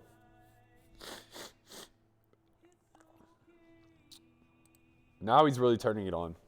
We're going to find some reshove spots here against old Robot Bob. I don't know if he's the Mormon of old, man. I don't know if he's the sick, laggy guy that I know and love from back in the day, pre-Black Friday. Haven't played much with him online since. We're pretty handcuffed, though. We're 3 of 7 right now. 3 of 7, if you believe it, with 20 bigs. Sub-20 bigs, actually. About 17 bigs.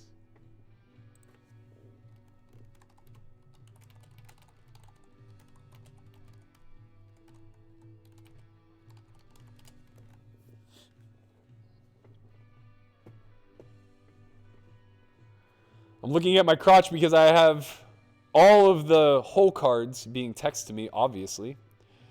Sub 10 big blinds. I don't think I can call here. Nope. I'm looking at my crotch because I'm getting text messages, man. It's been a long night. I haven't been able to communicate with anybody. Corgasm in here raising. Very aggressive. 2 of 3.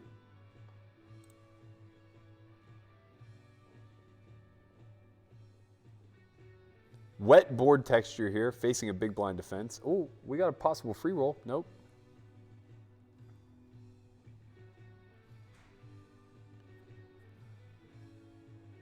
Corey can check back on this board. Depends on his hand, I think. He chooses half pot. I'm not a big fan of this size. It does get the job done. I think that's one of those spots where we want to check back at a pretty high frequency, maybe bet something in the neighborhood of 40% when we do choose to bet. Stacks are just such a premium right now. We have an all-in at our final table. It's going to be a lot of that. All in and a call. Need a 10 or a jack. No recourse, left with crumbs. Oh, he's left with nothing. Sorry, I thought it was the other way. Okay. 6 left. This is a shove. We fold if he open shoves. We reshove if Mormon opens. And we open shove if folded too. And there is just nothing that will change that. Very easy shove spot for us. I don't think we're ever raising off this stack. Pretty clear spot to get it in. Good luck us. Good luck team. Let's go. Got one through. Corgasm now the chip leader. Shout out my man. Down there doing work. You know what? I take it back. I think your half pot's okay. Just depends on your hand exactly, I guess. I was thinking more so like in a cash game, you're not going to choose a half pot bet. You're probably going to go something like 75 or 25. Well, sorry. You're either going to go 75 or check a lot. But with chip stacks being weird and SPR being low, half pot's a nice hedge. Get to bet a little bit more often. You really are just trying to steal and win the pot.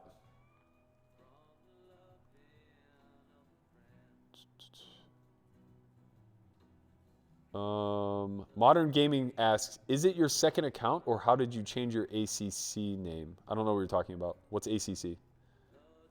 My account name? I've never changed my name. I don't get it. I don't understand what you're asking, man. Corgasm putting in the 3-ball. Gets flatted. Ay, ay, ay, ay, ay. Let's go. We got some spicy action here. I'd like to see a small C-bet here. Something in the neighborhood of 125.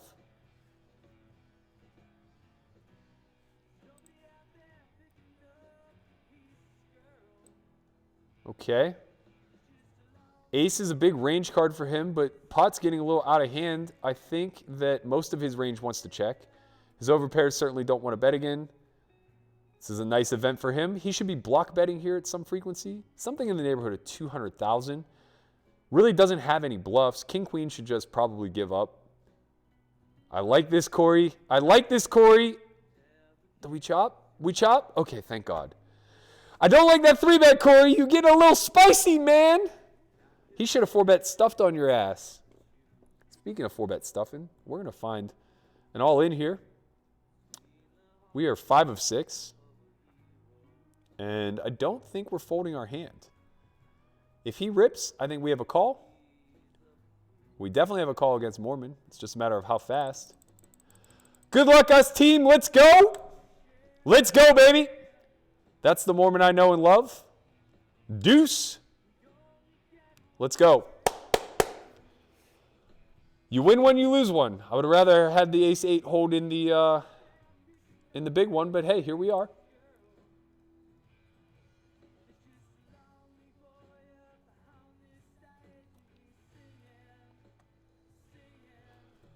All right, we find ourselves in a fortunate chip lead spot where our stack is not safe. Now I think we finally get to play some pots against Gags. This hand could raise sometimes. I think it functions very well as a limp. We can very comfortably limp call. It's a great flop for us. I think this is a board texture where we want to protect our hand. We're not really going to be check raising here very often at all. Bet sizing is a little weird. At this depth, I expect Gags to float pretty much with any hand that contains a club and a straightening card. That's a good card for his range. We are also very protected here. We're going to shift into a check because we have a very natural bluff catcher. I would expect him to start betting his queen jacks, start checking his ace highs still, betting his nutted hands like 6 or 7, 8. That size makes a lot of sense. I think he can do this with showdown value. I think he can do this with queen jack. I do block queen jack. King queen also can choose this, which I also block, and he's unlikely to have king jack as well. So we're going to call 1. This functions pretty well as a bluff catcher.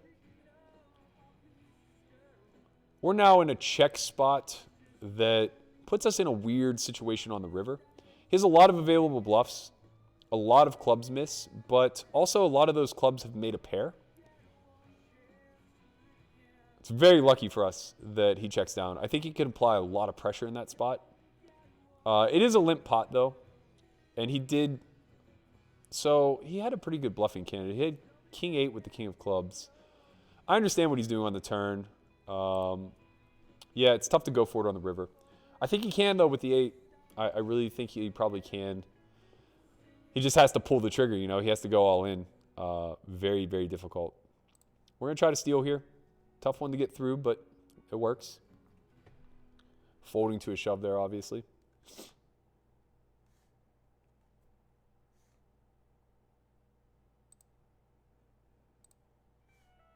Same thing.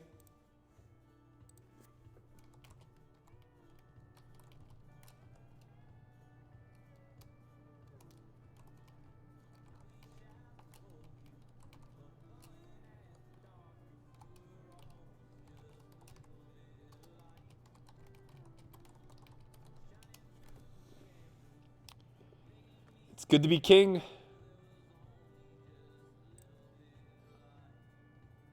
Corgasm took a hit.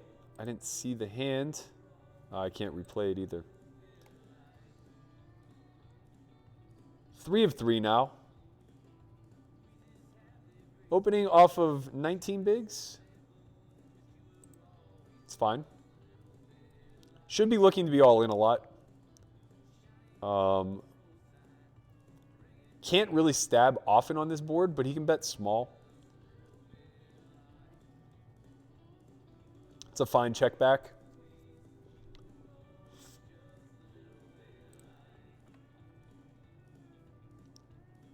Don't mind him checking one more. This is a disadvantaged card for his range.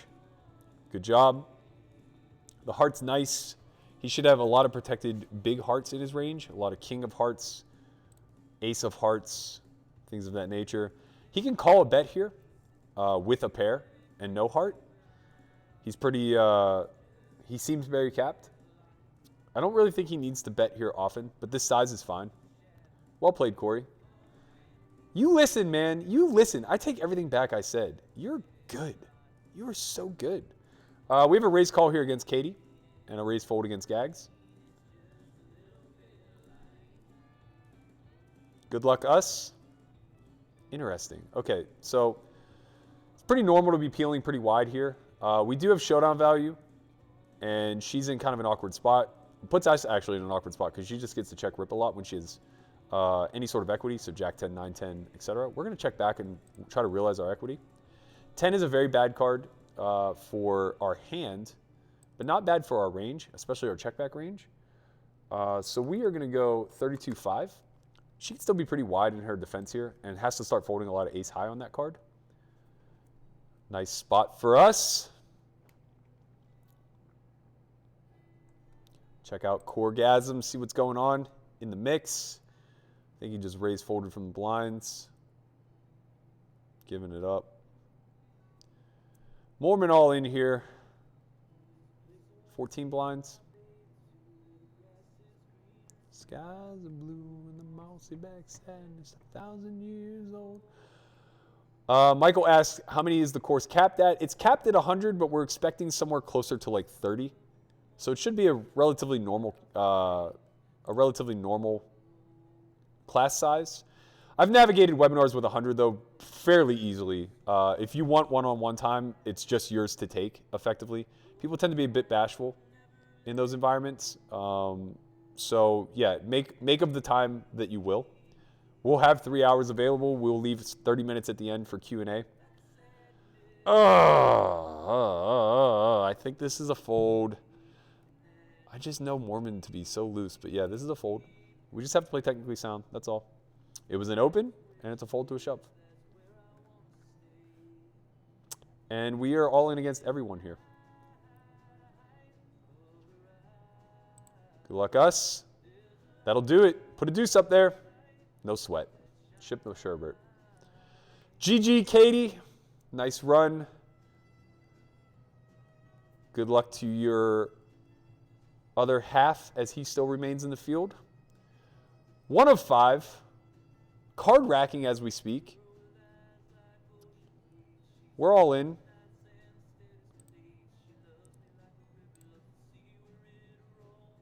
Hold, baby. Put a club up there. Maybe another club. Let's go. Ship it. Let's go. This is what it feels like to run well. This is how you win tournaments. Card racking. 1 of 4. We can just be all in every hand. I'm just going to raise fold to Gags, even though I could be open shoving and putting him in the ICM cage. He's very ICM aware.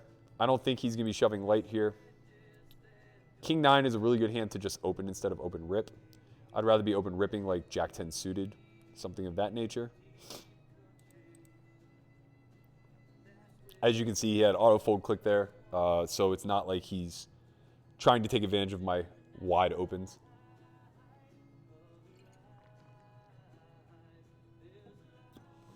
Okay, we have a peel here against Gags. We have a fold against a shove. Good luck, all in. Close spot ICM-wise for Gags, I imagine. I expect him to have something like Ace-X off. Maybe King-Jack. Those are the tough hands here. Probably would have open ripped most pocket pairs, if not all. Maybe he open rips even King-Queen. Blind versus blind here with King-High. I think we have a limp. Too deep to shove. We could raise fold. Okay, I like that a lot better. He's going to have to find some pretty aggressive reshoves. We have ICM in our favor. We get to win those. We just get to win those. Queen 4, fold. Corgasm still holding on tough with 13 big blinds, 14 big blinds. All in for Corgasm. Does he get called? No call. So this is the kind of hand that we could open rip. I think I like that best.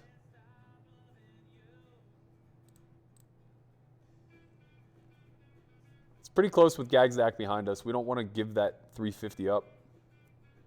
But you have to take on some volatility. 7 deuce off, not appeal.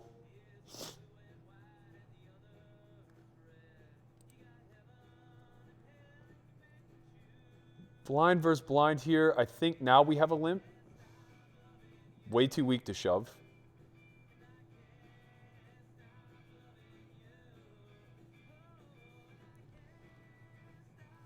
We might have to tap out chin tomorrow. We flop a monster. I think this is a bet spot. Check raising is very problematic. He'll likely only continue with better. So we'll run into a lot of Jack X, 8X. Chin not feeling very well. As I kind of mentioned, I think Corona has spread through our... Oh, wow. Well, I don't want to cut away from us. Corey may have just got... he got very unlucky. He almost snuck into second place. He is 2 of 3 right now as Maoli doubles through GTO bot for the big chip lead. So we have an easy check call here against Gags. We could check shove, but I don't really like it. I think he again just calls with better. I imagine he's not betting any of his heart draws at this point. He would be more likely to have raised them on the flop. So I imagine we're going to see some floats here that contain clubs. Some hands like, he obviously doesn't have king, queen, but he'll have some hands that contain a 9. We're going to peel. We need a 5, 6, or a heart, basically. I don't think we're winning right now necessarily. We could bluff here because we have king, queen. He doesn't. His most probable bluffs on the turn were hands that contain a 9. I think we got to go for it here. I think we got to go for... Whoops, we're not in the box. I think we got to go for it. And if he has it, God bless him. We have way more Queen X in range than him. Most of that is just jamming pre. We have king, queen. He doesn't. He will have hands like queen 8. He'll have hands like queen jack, queen 9 for the turn straight. We knew that he had a hand that contains a 9 at a really high frequency. Nothing we can really do there. Really unfortunate turn card for us. He was drawing really thin. So he's queen 9 off, no heart. He has 3 10s, 2 queens, 2 9s to beat us. And we have redraw equity against both of those. So very unfortunate spot for us. I don't really think there's anything I could have done differently except maybe not bluff river. But again, we have a pretty big queen advantage there, and our pair of 5s is definitely no good. He has a lot of one pair hands at that point. Okay, we're still in a spot where ICM is pretty paramount. We're going to continue to be limping here. He gets to re-aggress against us a lot more now. It's almost like reverse ICM. Blocking 8-7 suited, as well as just 8-7 in general. I'm going to go ahead and start with a lead. As we've done and have shown up with hands, I imagine Gags will play accordingly. He'll call with backdoor clubs. He'll call with overs and a spade. Not a great card for us. There are some spades that we can continue on, mostly jack and higher. I think we just start checking now. Pretty brutal spot that Gags and I are continuing to force to play post flop in a scenario where I'm out of position.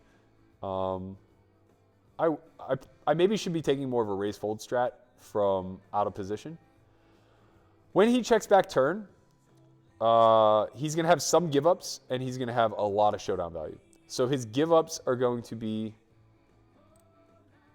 king X of clubs, ace X of clubs, but like they may just call now. I think I have enough reason to just check. When he has like 4-5 no spade, like 4-5 of clubs, 5-6 of clubs, he just has to kind of bet turn. Yeah, that's no shock. There's nothing we can do against that hand. It's not folding river. We could have barreled through the turn. But I think the 10 just like hits him especially hard through his backdoor equity.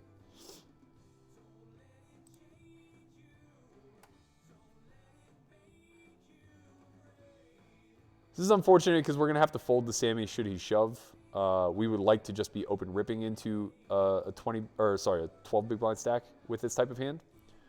But we do block a lot of his shoves. We block 4s, we block ace 4, we block king, all king X, which is good. We flop pretty big advantage here. Gonna start with a small bet. Quarter pot. Oh my, Corey is heads up.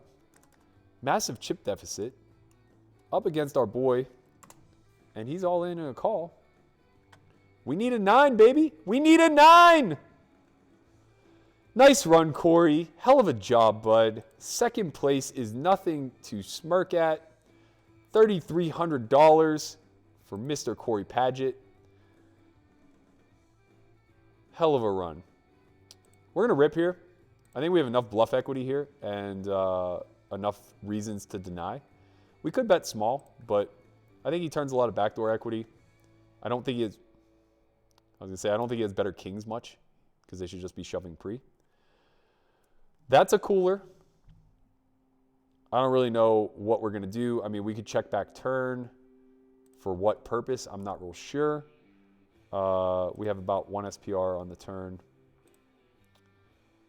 I guess we could... Yeah, we could check back turn, I guess, and then call a $70,000, 7,000 chip bet on the river. I'm not so sure that he wouldn't be all in. You know what? I should have been a little bit more skeptical that he had King X just because of the fact that he's the only guy I don't know at this table. So I think he's probably more likely to call instead of jam. I think this is a pretty clear shove four-handed. Fade the snap. That's good. We have